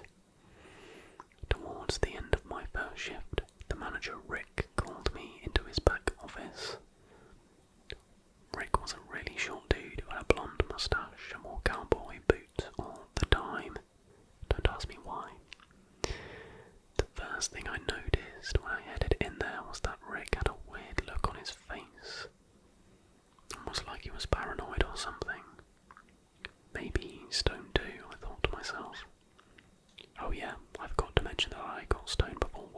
sue me. Matt Wright, Rick finally said, looking up at me. Yes, sir, I responded. Did I do something wrong? No, not at all. It's just, well, I had to change the schedule around a bit. I know I originally said I was giving you the afternoon shift, but I need someone to cover nights now. It's 8 PM to midnight. You'll be out by 1 after clean-up. Oh, okay, sure, I can do that. If I'd known what I know now, I would have told him to F off right then and there. Thanks so much, Matt, you're a lifesaver. He sighed. Starting tomorrow night, that'll be your new shift. Cool. As I walked back out the door, I had the sudden urge to ask him something. I guess I was still curious as to why Rick seemed so frazzled about getting a simple shift covered. Did the other guy just quit or something? He stared at me for a moment, dead-eyed. What? The other night shift worker, I said. Did he leave you high and dry? Oh, said Rick. Yeah, exactly. You're not a quitter, are you? No, sir. Rick smiled a weird, forced smile. His behaviour was odd, to say the least, but I didn't think much of it. I should have been paying closer attention. The night shift was way more quiet than I thought it would be. I also didn't think it would just be me and one other guy working. Biddy, that's his name, ended up being pretty cool actually. We had a lot in common. Just like me, he's also in his early 30s and loves to get stoned before work. In fact, that night we smoked a joint together in the back alley 5 minutes before work started. That's where we first probably bonded. My last name is Bits, he told me. Then in high school everyone started calling me Biddy for some reason and it just stuck. That's cool, I wish I had a nickname, I smiled, choking on smoke. I'll see if I can think something up, he said, grinning. Anyway, we spent the first part of that night just talking. So, the manager doesn't come in at night. What about the fry cook, I asked. No, just us. Budget cuts, man, but don't worry about it. I'll teach you how to work the fryer, it's so easy. We're never going to have to work the fryer at this rate, I thought to myself, staring out at the empty restaurant.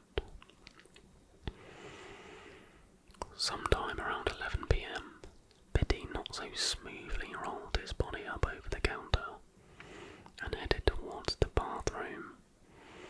I've got to take my 11 PM shit. Don't get too scared without me.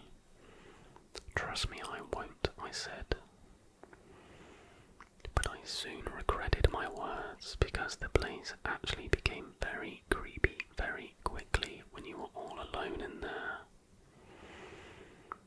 I decided to head to the back of the kitchen, out of view from the security cameras, to scroll on my phone while I waited for Biddy to finish his business. Only 1 hour left, I thought to myself. And that's when I heard it. It was the sound of one of the chairs in the restaurant being dragged across the floor. At first it startled me. I peeked my head out from around the corner to see if it was either A, a customer, or B, Biddy messing around. But there was no one there. I walked back to the register, eyed the restaurant again. The booths were empty, tables wiped down, everything in its right place. Hello, I called out. Nothing. Biddy, did you finish your shit? Are you messing with me? Silence. I was just about to shrug off the whole thing, and that's when I saw it. There was a figure standing just outside our restaurant, face up to glass of the furthest window. I couldn't fully make out the image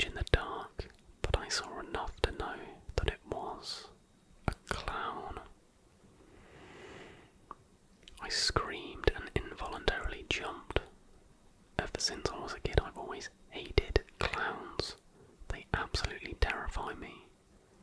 Luckily, I'd gone years without seeing one. Until now. I suddenly felt like a scared little kid again. But as quickly as the clown had suspiciously shown up at the window, I blinked and then he was gone. I slowly made my way around the register and carefully crept up to the window. I stood right at the glass and looked around the empty parking lot. Nothing, not a sign of movement or life. Is someone trying to mess with me? Did pity put them up to it?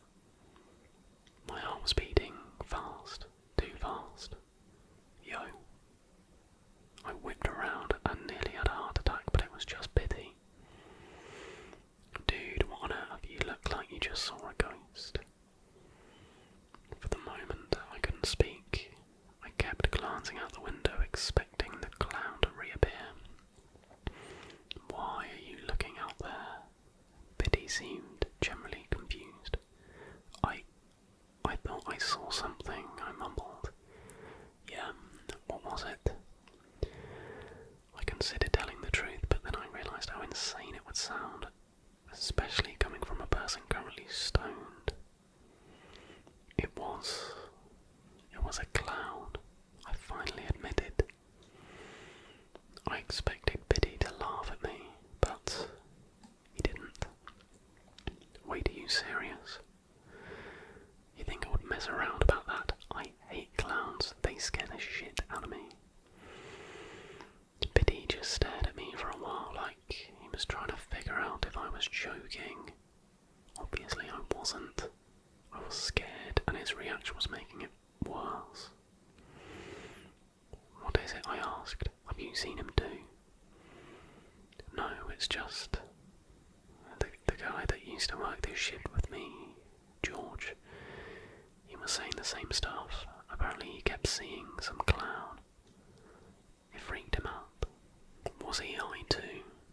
Nah, the dude didn't drink or smoke or anything. My mind was racing. There had to be a logical explanation here. That must have been why he quit, right? If he quit, he never told me, Biddy said. It was kind of weird actually. He texted me last week, rambling and stuff. Said he had something important he wanted to show me. That night he didn't show up for work. That's when I told Rick and he said he'd find someone else to replace him. My stomach was knotting up, like someone was tying balloon animals with my guts. Why didn't you tell me? I asked.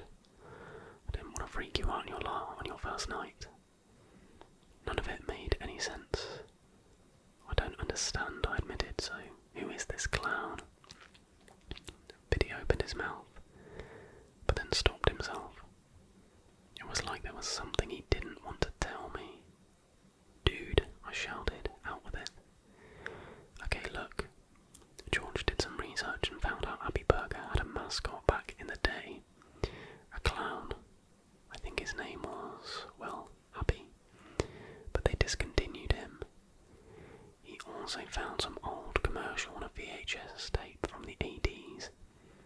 And he kept saying the clown he was seeing was definitely Happy the Clown, but I didn't really buy into any of it. My heart started thumping even harder. Why did they discontinue him? I finally asked. I think because he was scaring the children. You know, some kids hate clowns. Yes, I do. Anyway, don't trip.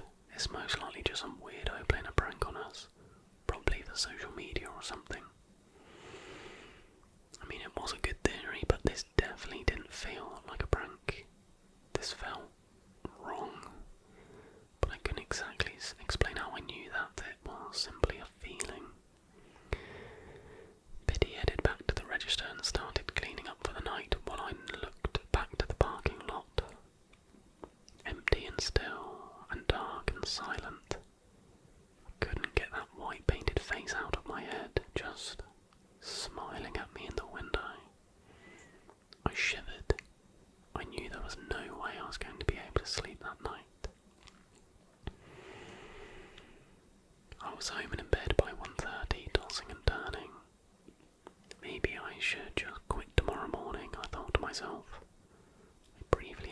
scenario in which I went into Rick's office and told him I was out, just like George. He'd probably be disappointed, but would quickly go on to hire the next sucker into working the next shift in a heartbeat. Then happy would be someone else's problem. The next time I checked the clock, it was 3:45. Still wide awake, heart fluttering. You're overreacting, I told myself. You need this job until you find something else. And that was that.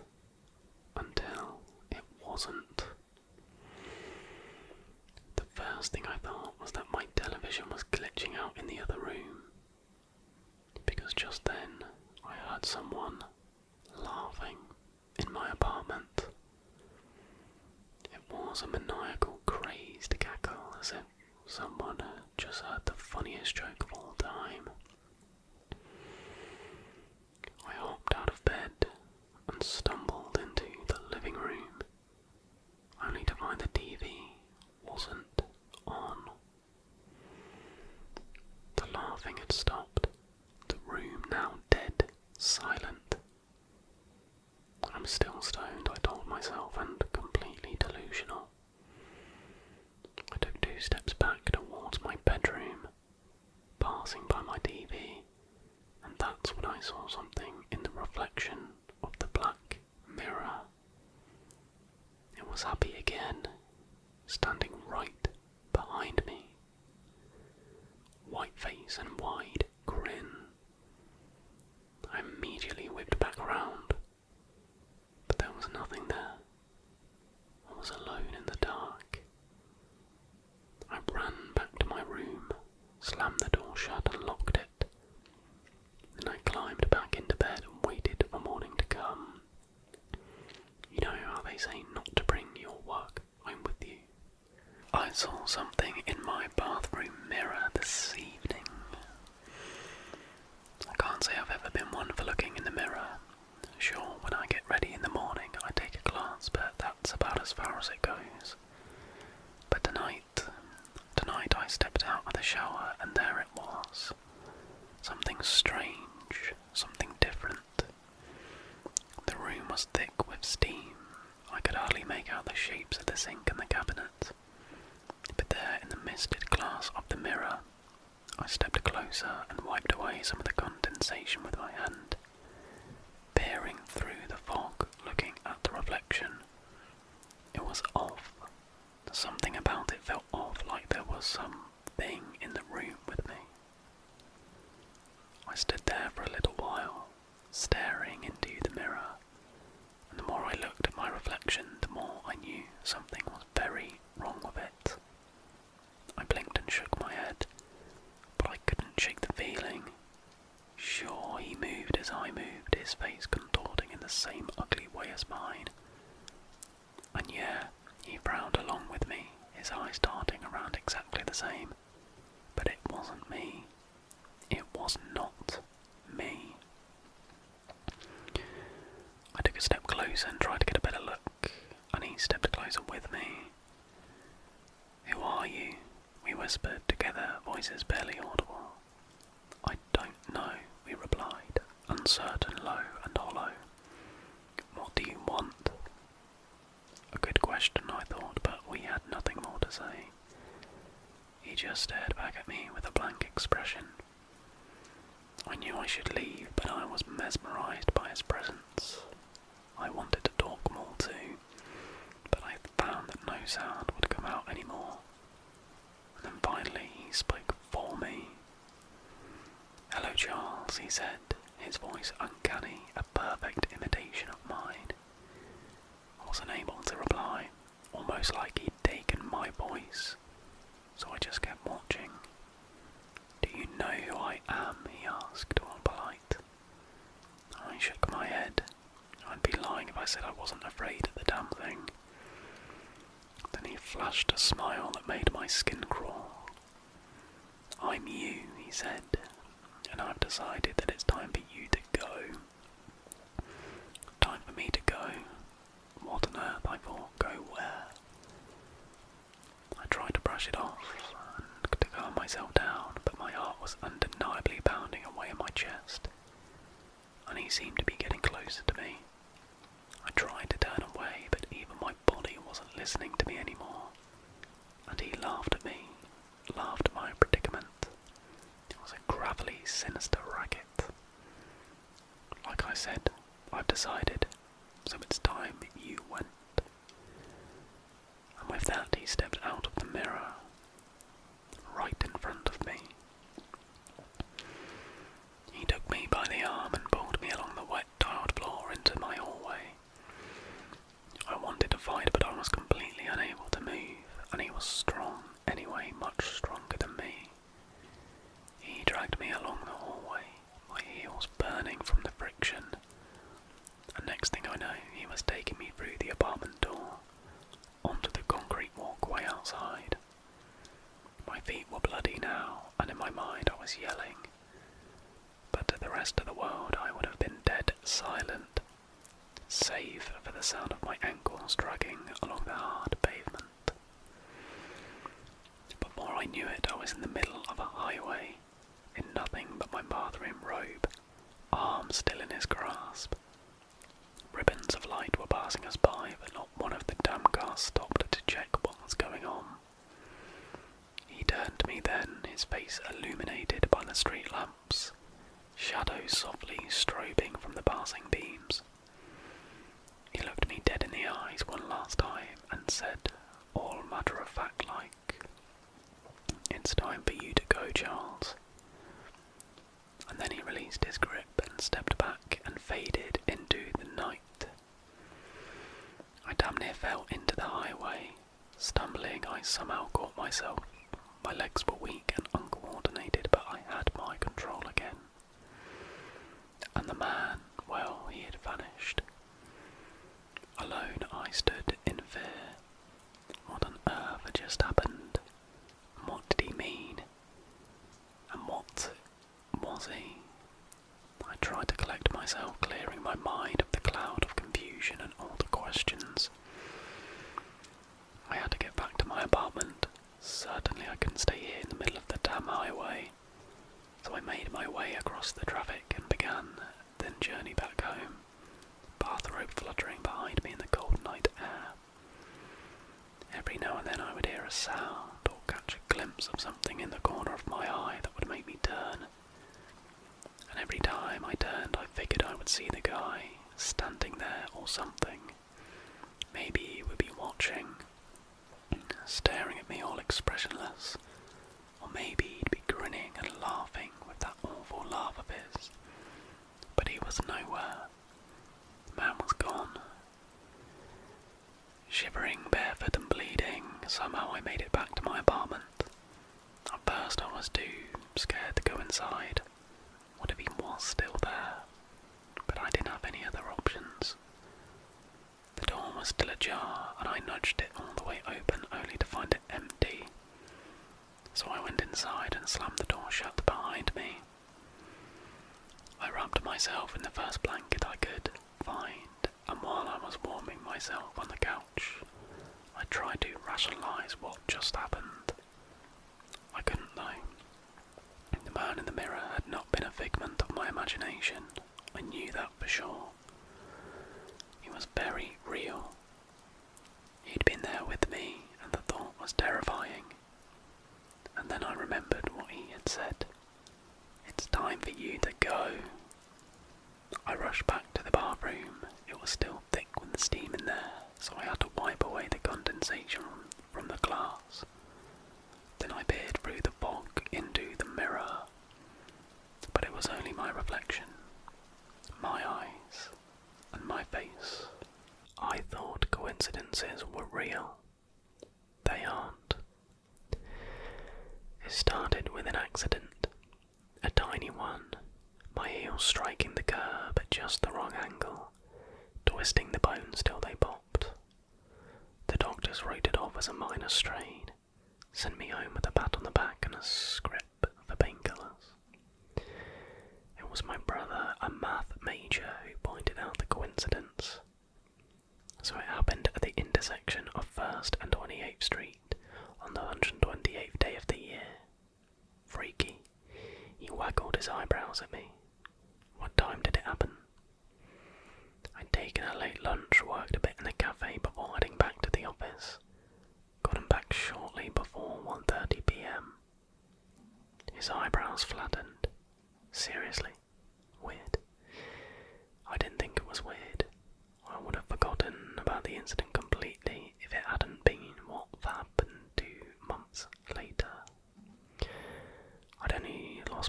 focus for a second. Normally not an issue unless you're behind the wheel on the interstate with a four-wheeler pummeling in your direction. I'd wrenched the wheel, narrowly avoiding a head-on collision. I veered over to the shoulder and waited for the smell of burnt rubber to leave my nostrils. When I chanced to look at the dashboard clock, it read 1:28 p.m. I twisted round, just in time to see the four-wheeler disappearing around a bend in the highway. Its license plate, FYU 128. That night I made a list. Accidents, mistakes, plain bad luck.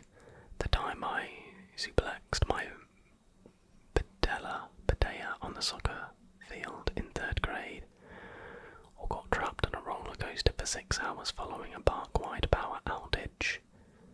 The time I learned I qualified for a full-ride university scholarship the day after the paperwork was due.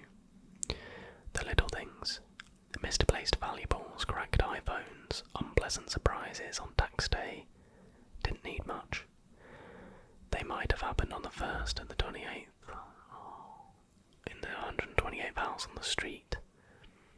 The only college class I had to retake out its final exam in class 128, which might explain how I failed the test I'd spent 6 weeks studying for.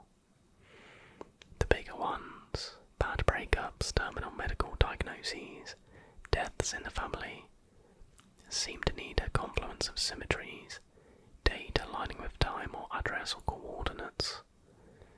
The greater the confluence, the worse the outcome seemed to be. My friends always joked that I was unlucky, a lightning rod for misfortune, but it wasn't that at all. I was being targeted. I rang up my brother. He might as well have been sitting across from me for how clearly I could read his expression of concern. Targeted? By who?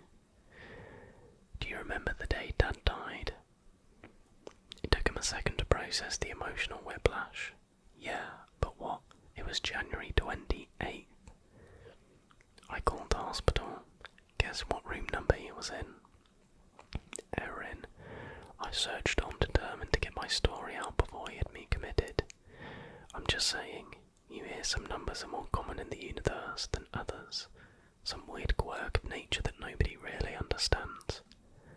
Or people see the same number over and over, and claim it has some spiritual significance. Like angel numbers or the Fibonacci sequence or Benford's law or schizophrenia, he suggests. Shut up, I said. Here's my theory. There are entities, intelligences, whatever you want to call them, that express their will under certain conditions. In my case, the appearance of a specific sequence of numbers. Just pretend for a second that it's possible. What would you do? I'd roll over and wait to die. Statistically speaking, there's no way to avoid a number. Numbers are the blueprint for everything you see. They're the language of nature there. He stopped himself, realizing too late that he'd allowed himself to get swept up in the intellectual exercise. He cleared his throat. But this isn't about reality, this is about your perception of it. What do you mean? Well, let's take the accident. Do you remember how fast you were driving? I don't know, 80. Do you know how many kilometers per hour that is? I felt a chill walk down my spine. Exactly, and if you wanted to take it further, how many times do you see a 128-degree angle, or read the 128th page in a book? The point is, you're not aware of these instances so you don't experience any bad luck, and anything that is affected by your perception, not the undeniable fact of reality, has to originate inside your head. Or, I suggested, you just made it easier for it to find me. As I stared at my phone, a pop-up alerted me that the 49ers had won by a landslide score of 1-28. My weather app notified me that it was raining again, coming up on 1.28 inches of rain. And I had missed a robocall 128-555-3647. I was still staring at the screen when lightning split the sky in two. A freak accident, that's what the news outlets called it. Fox did an article about it. You might still be able to find it floating around the internet somewhere. They called me the girl who lived through lightning, but that's not really true. The lightning didn't hit me. It hit the roof, cracking the house open like an egg and spilling singed shingles all over the front lawn. I knew I couldn't stop coincidence. I couldn't avoid the manifestation of this thing, this entity, any more than I could stop the march of time. But I could try. My brother was right. If I didn't know when the door was open, it couldn't come in to greet me. I destroyed all the clocks in the house, defaced too many books to count, and burned the offending pages. Then I booked a last-minute flight to somewhere I was unlikely to find a clock or license plate. There are precious few of those places left. I should probably explain why I'm writing this. At this moment I'm sitting on the plane as it descends through dense black clouds. Thank God for in-flight Wi-Fi, or what could very well be my last words would be lost. I'm scared. I feel the vice enclosing me, an incredible pressure building. We're finally breaking a holding pattern. While it circled in the sky waiting for the storm to clear, a flight that was supposed to touch down well before midnight on January 27th altered its arrival date to January 28th. We're approaching 12,800 feet, and I can't stop staring at the little screen in front of me, announcing the latest update to our flight details. Our estimated landing time is 1:28. Wish me luck, please.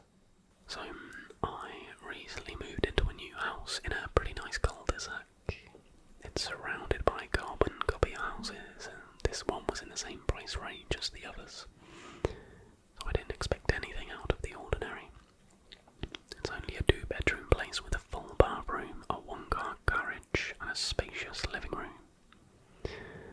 I live alone, so I've turned one of the bedrooms into an office space so that I can work from home. Now I've moved in, my bedroom looks nice and I've even had friends over. So when the haunting started, I had already got uncomfortable with the space. At first it was small things. Maybe the TV would already be on when I got up to make breakfast, or one of my dining room chairs was pulled back away from the table. One morning I even came out to see that my shelf of figurines were all turned so they faced my bedroom floor. But soon enough, it got worse. Whatever was messing with me began to do so in my waking hours. I'd turn away from the bathroom only for the door to close and the light to come on. Or I'd be watching TV and my fridge would swing open whenever my eyes weren't on it. These always happened whenever I wasn't looking. Well, recently I decided I had had enough. I was tired of living in fear of whatever was living in my house with me, so I decided to set up a camera in the living room. Reviewing the footage, it was like this black figure created some sort of void and stepped out. To do mundane things like sit on my couch and watch TV or admire my trinkets that I have on my shelf. Sometimes it'd go off from where I could see it and it would come back with a plate full of food. Yeah, you need to be charging this thing rent, I'm not joking. At one point I noticed it headed in the direction of my bedroom. I hadn't noticed anything weird when I slept that night, so I decided to hatch a plan. I decided that I'd take something to keep me up, pretend to sleep, then catch the entity in the act to see what he was doing. I put my plan into action the next day and laid comfortably in my bed, eyes closed and waited. Soon enough,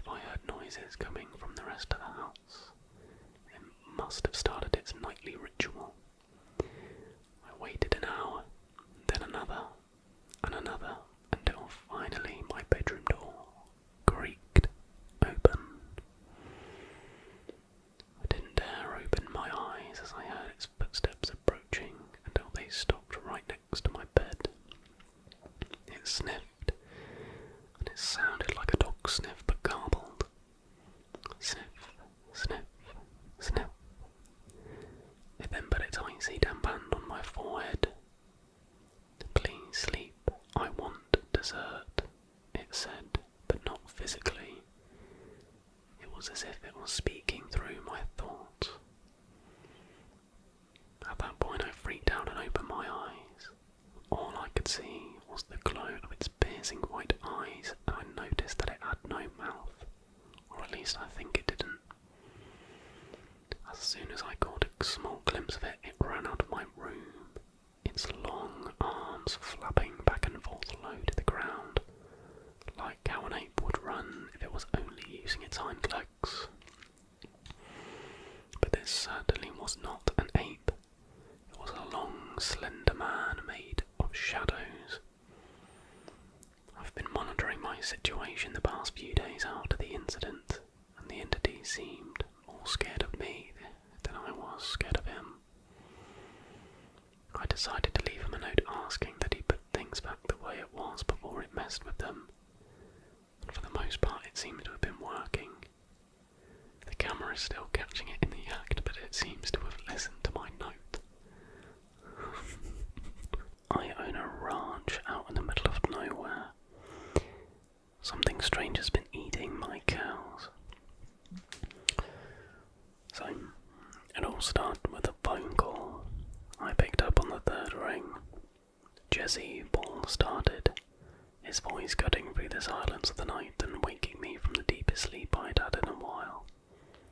I just checked on your cows and a couple of them slipped through a break in the fence. Rubbing a hand over my face, I blew out a frustrated sigh and peeked out at the clock on my dresser. The red numbers glared back at me tauntingly, 11:32.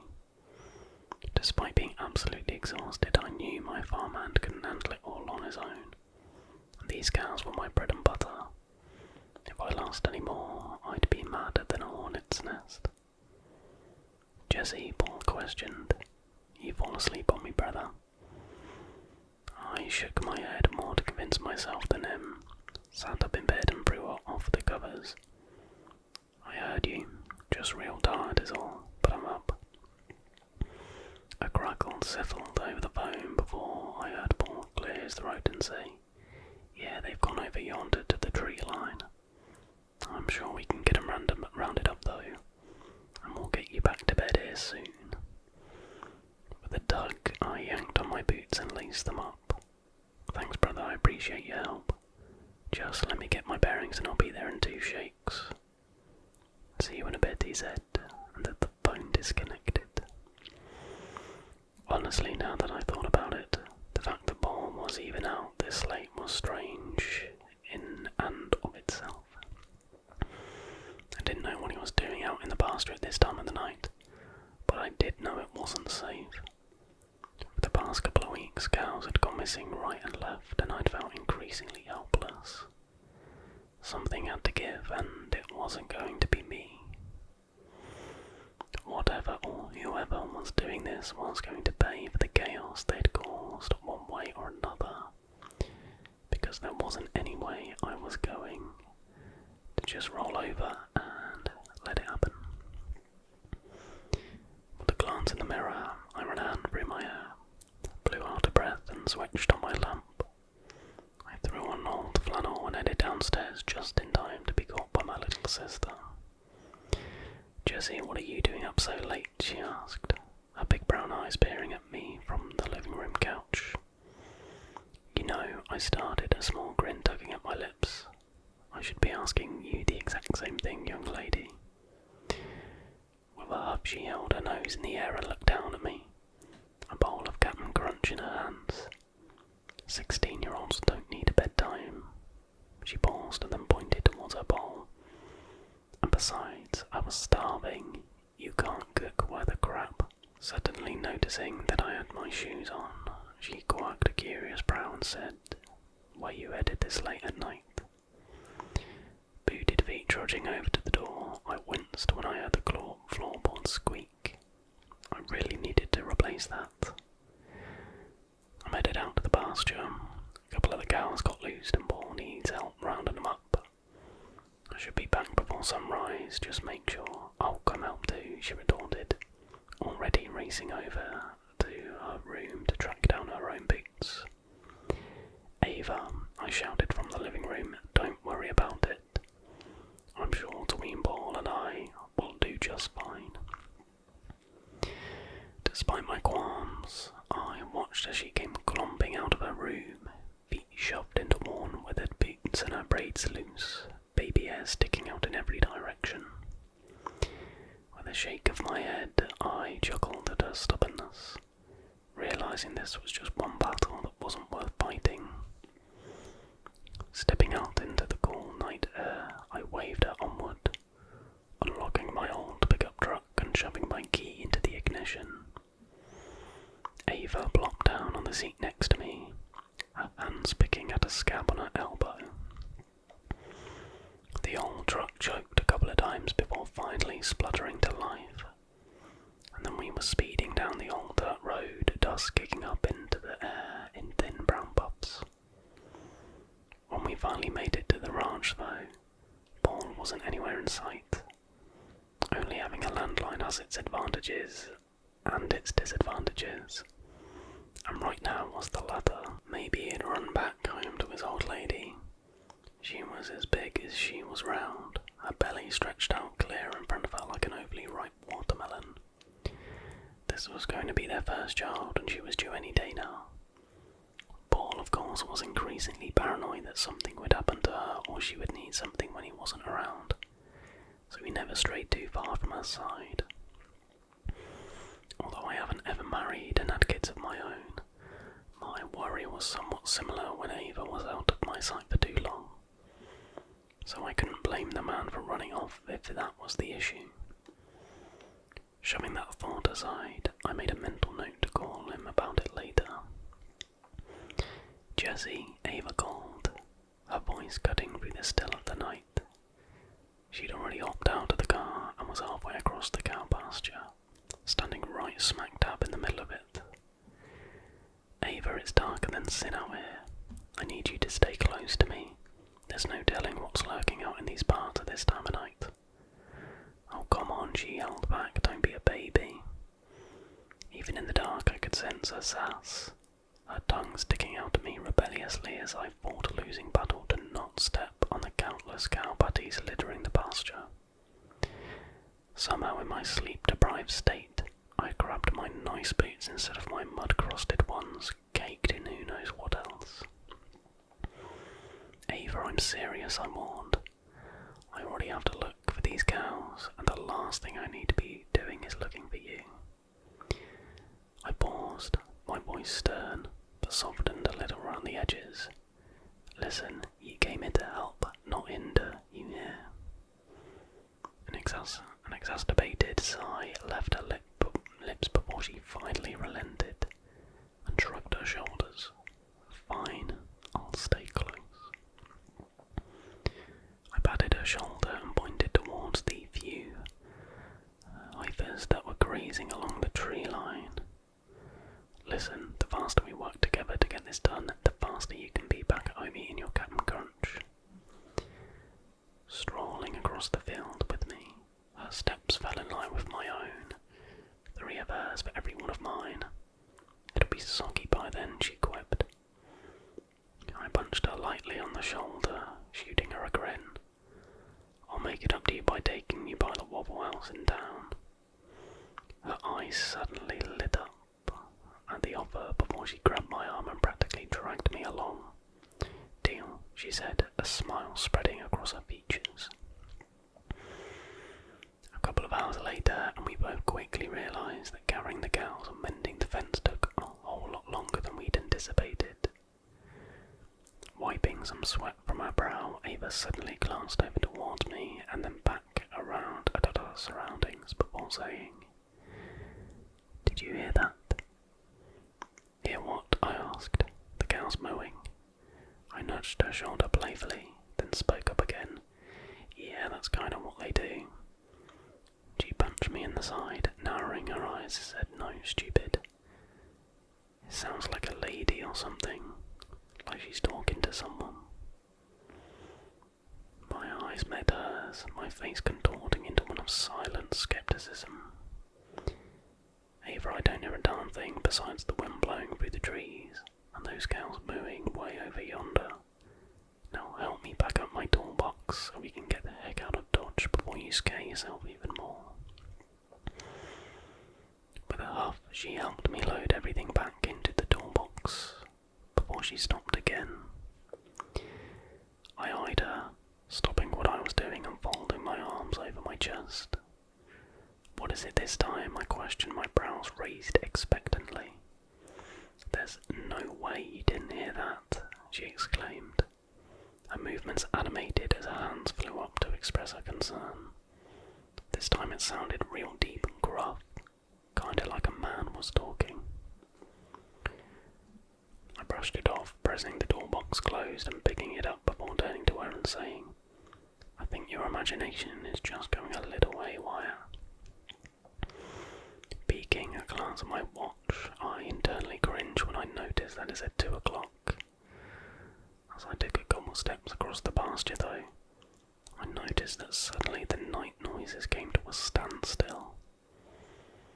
I stopped in my tracks, looking over at Ava, and noticed her do the same. This time I felt a strange tension in the air. The pasture's normal harmony of moves was suddenly quiet. The crickets from before had even died down, their music fading into an odd silence. It became very apparent that we were all alone, and something about that felt terribly uncomfortable. By the time we had mended the fence, the cows had wandered far across the field, deciding to hunker down under some trees for the night. Fog crept over the lush grass, coating the pasture in an almost ethereal haze. Something about it was eerie, and it made me just uneasy enough to kick myself for forgetting to grab my gun off the nightstand. "Jessie," Ava whispered, breaking me from my silent observation, her voice slightly wavering. I turned on my heel to face her, my eyes taking in her worried expression, her own eyes as wide as saucers. "Ava, what's over there?" She pointed, cutting me off, her fingers shaking like a leaf. Following her trajectory, I stilled. Every hair on my arm stood on end when my eyes connected with 2 more near the tree line. Ava looked like a deer caught in the headlights, her own arms sprinkled in goosebumps. The eyes glowed hauntingly, a sinister smirk fixing itself to the creature's face, a smile way too wide to be human, except for the fact that it appeared as if in some strange way it was. Despite this thing being shrouded in darkness, there was no mistaking the outline of a human-like form. I wrapped my hand around Ava's arm fast as lightning, and began to hurry the both of us out of the field. "Ava," I whispered, "you've got to move faster. Come on, you've got to help me." My legs made quick strides across the pasture, but Ava was struggling to keep up. I made a quick decision, grabbing her up and throwing her over my shoulder before jogging towards the truck. I threw the both of us inside, quickly locking the doors and peering out across the pasture, expecting to see those glowing eyes still fixed on the 2 of us, except there was nothing. Still shaken up, I shoved my key into the ignition of the old diesel truck, hoping and praying it wouldn't give me any trouble this time. A shiver raced down my spine as time crawled by. Distressed, I waited for the orange glow on my instrument panel to fade, mirroring the unsettling memory of that creature's eyes, the way they gleamed from the depths of the woods, only proving to add to my ever-growing anxiety. When the engine roared to life though, there was no relief. The turbo barely had a chance to awaken before I got the heck out of Dodge, barreling down the road, a spewing plume of rolling coal left in our wake, a frantic attempt to outpace the lurking fear behind me. "What was that?" Ava suddenly asked, her knees huddled up to her chest as her arms wrapped securely around them. With a quick scan of my surroundings, I looked in the rearview mirror and exhaled a sigh of relief when there was nothing but the trees and a cloud of dirt behind us.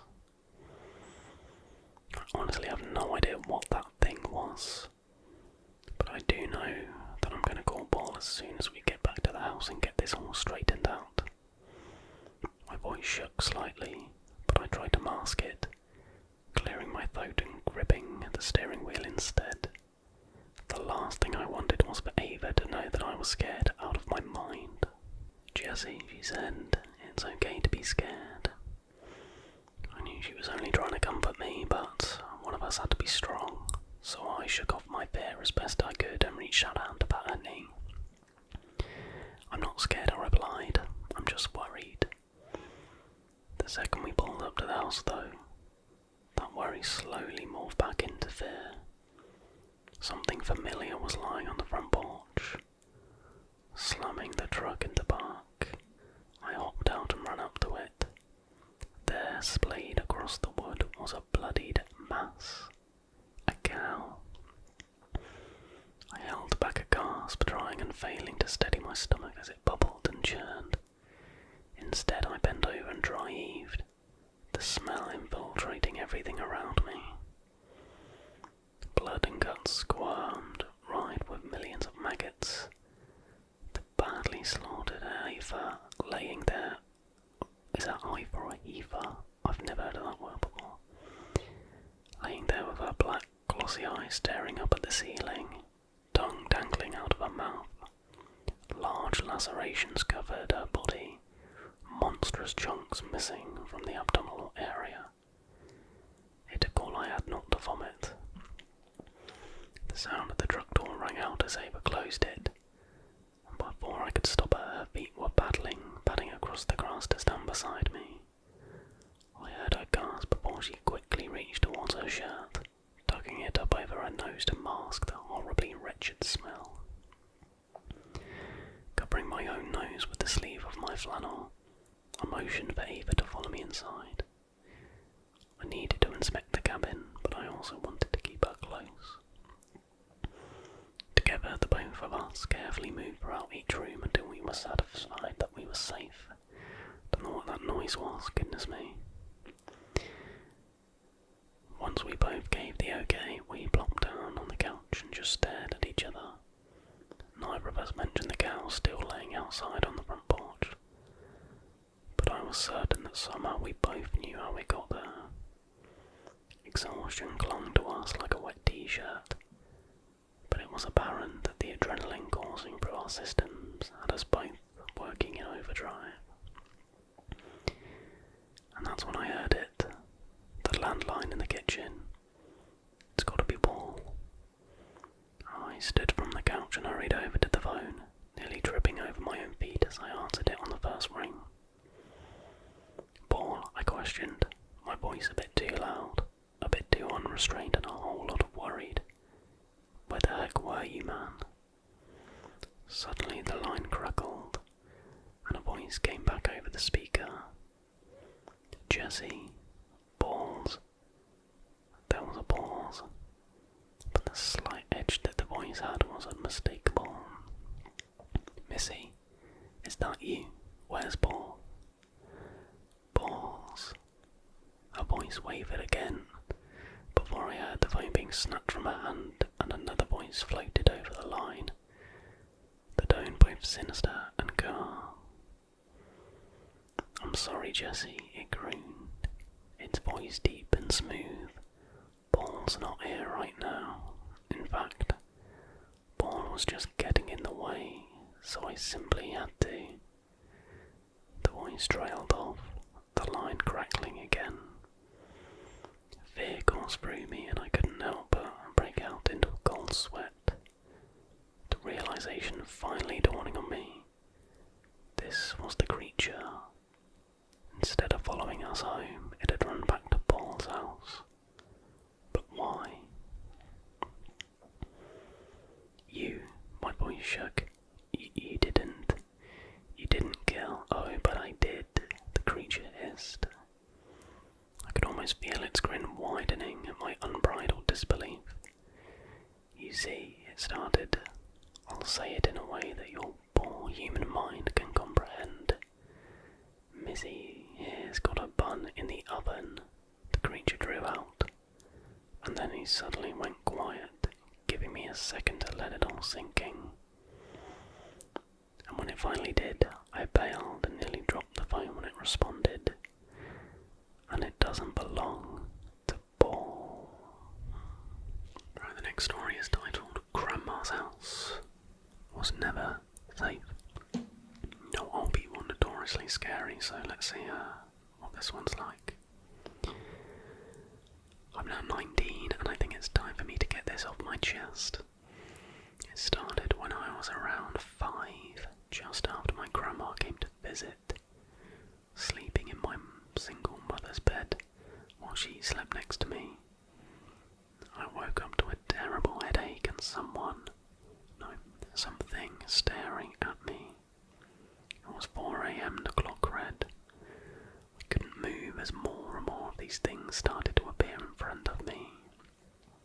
I rubbed my eyes, but they were reaching out to me slowly, making sounds as if it were another language, but I was able to make out a few words: downstairs, house, and room. These were the only words that I was able to make out that morning. They disappeared and I suddenly woke up, the clock now reading 8:42 a.m. Little did I know this wouldn't be the last time I saw these things.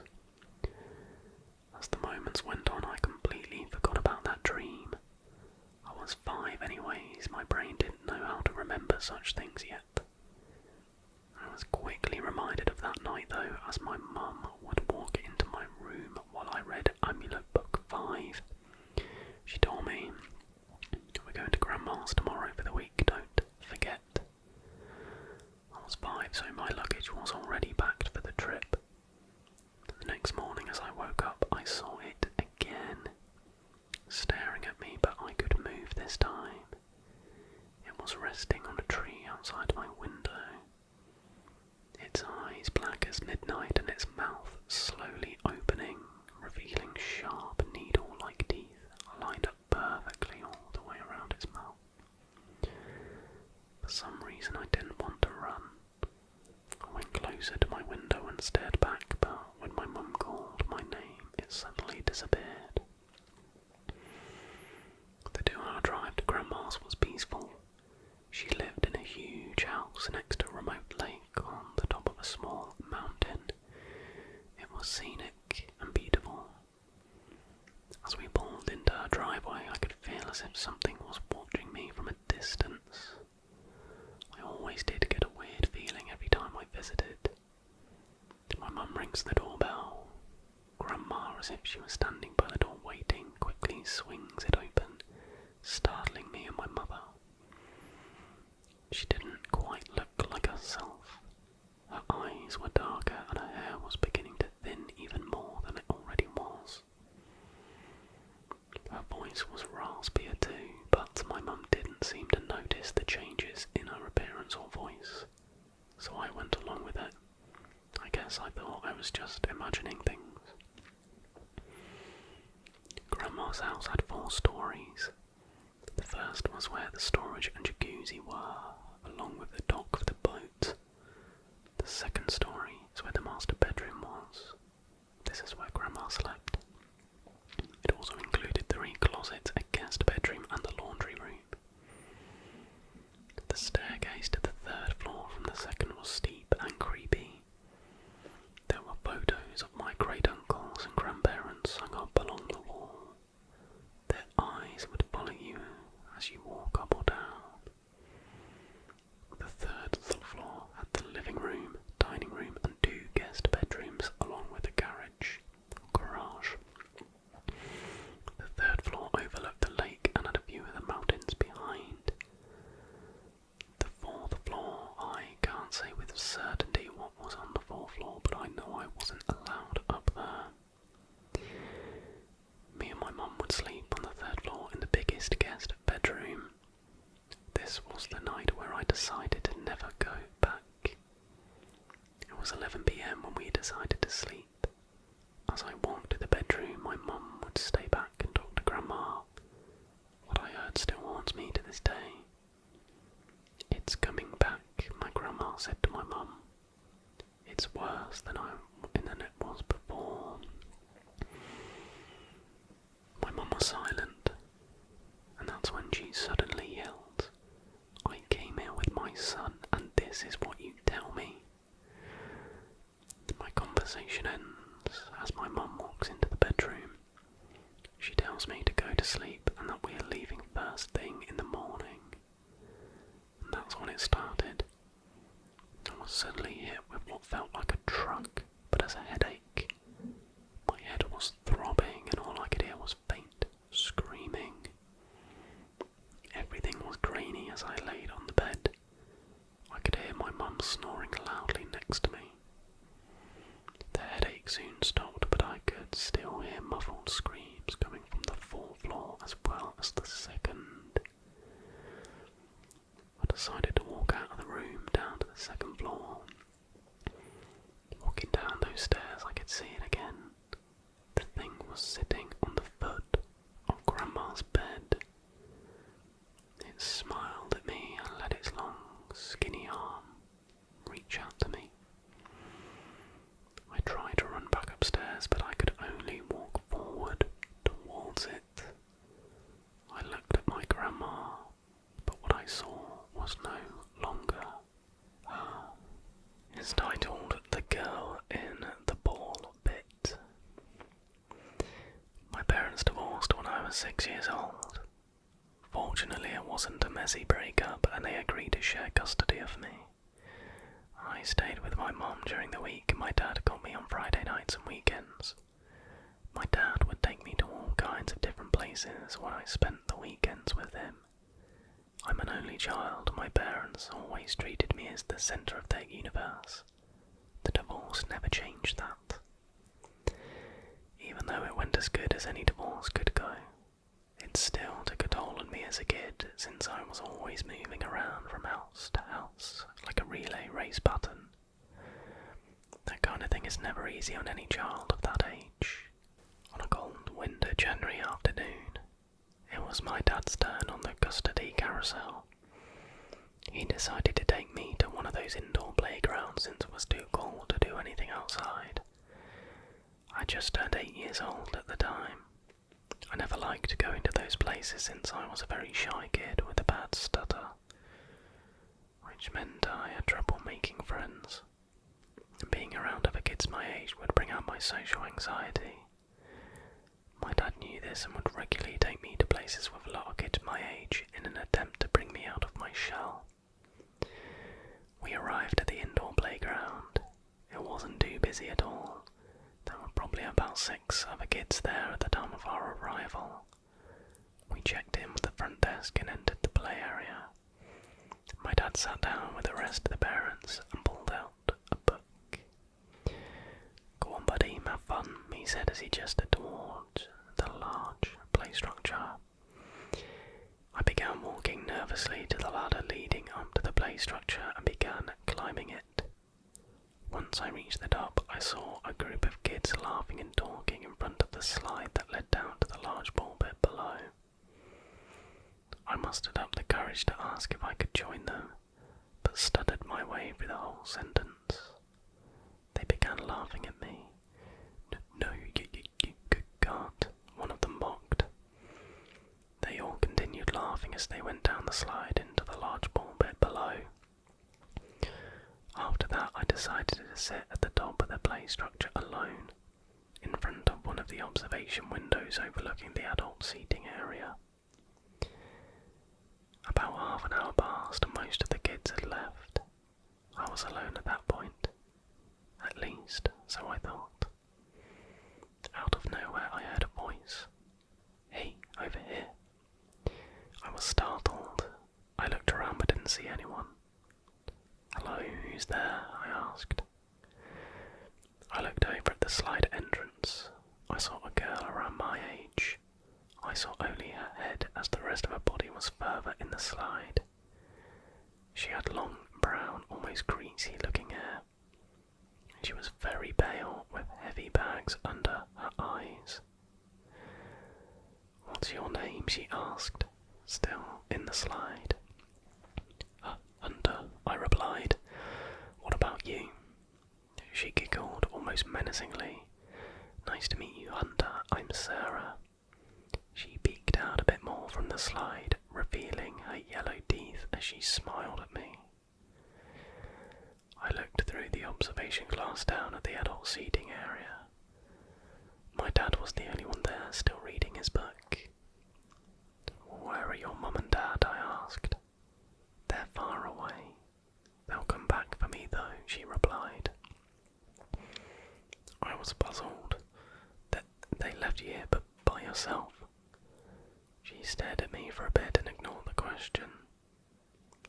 I have an idea, Hunter. Do you want to play hide and seek? I figured out this was a good chance for me to make a new friend, even though I found her a bit weird. That's what most other kids at the time thought of me anyway. So I nodded. Okay, she said. Catch me if you can. She disappeared down the slide, laughing on her way down. Her laughter faded as she slid further and further down the slide. Then there was dead silence. I crawled to the slide entrance. I became hesitant. The slide was very dark and a sense of fear overcame me. Something didn't feel right. I was about to turn around and go back down the ladder when I heard Sarah's voice from the bottom. Come on, Hunter. Don't you want to play? She yelled. I wanted to go back to my dad, but I felt a little sorry for her. I figured she had trouble making friends just like I did. So I decided to enter the slide. As I slid down, I could hear Sarah giggling at the bottom. The slide was very dark and I couldn't see anything until I hit the end and was submerged into the ball pit. Sarah, I know you're in here, I called out as I slowly began making my way through the pit. She was nowhere to be found. I dug around for about 5 minutes and figured she must have made it out before I came down. As I made my way to the exit, I heard Sarah's voice. She was whispering, Hunter, Hunter. I jumped. It felt like she whispered right into my ear, but when I turned around, no one was there. Sarah, where are you? I asked. Her voice didn't sound normal. It sounded distorted, and she sounded more like a grown woman than a child. I saw her head slowly emerge from the ball pit. Only her eyes were showing. They were now bloodshot red, and she had deep wrinkles all over her face. My heart started racing. I found you. I win, I said. She didn't say anything, she just kept staring at me. I desperately wanted to get out of there. I need to go now, my dad is calling me. Right after I said this, she quickly sunk back under the balls and began crawling around at a speed I can only describe as inhuman. I was able to track her movement because the balls in the pit flung around violently wherever she moved. Sarah, stop, I don't want to play anymore, this isn't fun, I screamed in desperation as tears began streaming down my cheeks. She began circling me over and over, faster and faster as I kept crying. I began sprinting as I gasped for air. I was about to reach the exit when something grabbed my legs and violently pulled me deep into the pit. As I struggled, I saw Sarah. She was now an old woman. Her hair was a dirty yellowish white, her skin was pale and sagging. Her eyes were now completely white, littered with red veins. Her hands were wrapped tightly around my ankles as her dirty fingernails sunk into my skin. I began screaming for my dad. Daddy, help, help. I felt as though I was being pulled into the depths of hell. Everything was getting darker, my screams were becoming more muffled, and it became more difficult to breathe. I was paralysed and couldn't move. All I was able to hear was Sarah's or this thing's laughter as it dragged me deeper and deeper. I was on the verge of unconsciousness when I felt 2 hands grab me by the shoulders. I was yanked out of the bed, still gasping for air. I opened my eyes and it was my dad. I wrapped my arms around him and sunk my face into his chest as I continued to cry. I explained the situation to my dad and showed him my ankles, which had red scratch marks on them. Naturally, he thought it was another child who was bullying me. He took me to the front desk and began telling the staff what had happened. They treated my scratches and began searching the playground for Sarah, but she was nowhere to be found. In fact, they informed us we were the only other guest there, and no child named Sarah was on the sign-in list. Sarah didn't exist as far as they knew.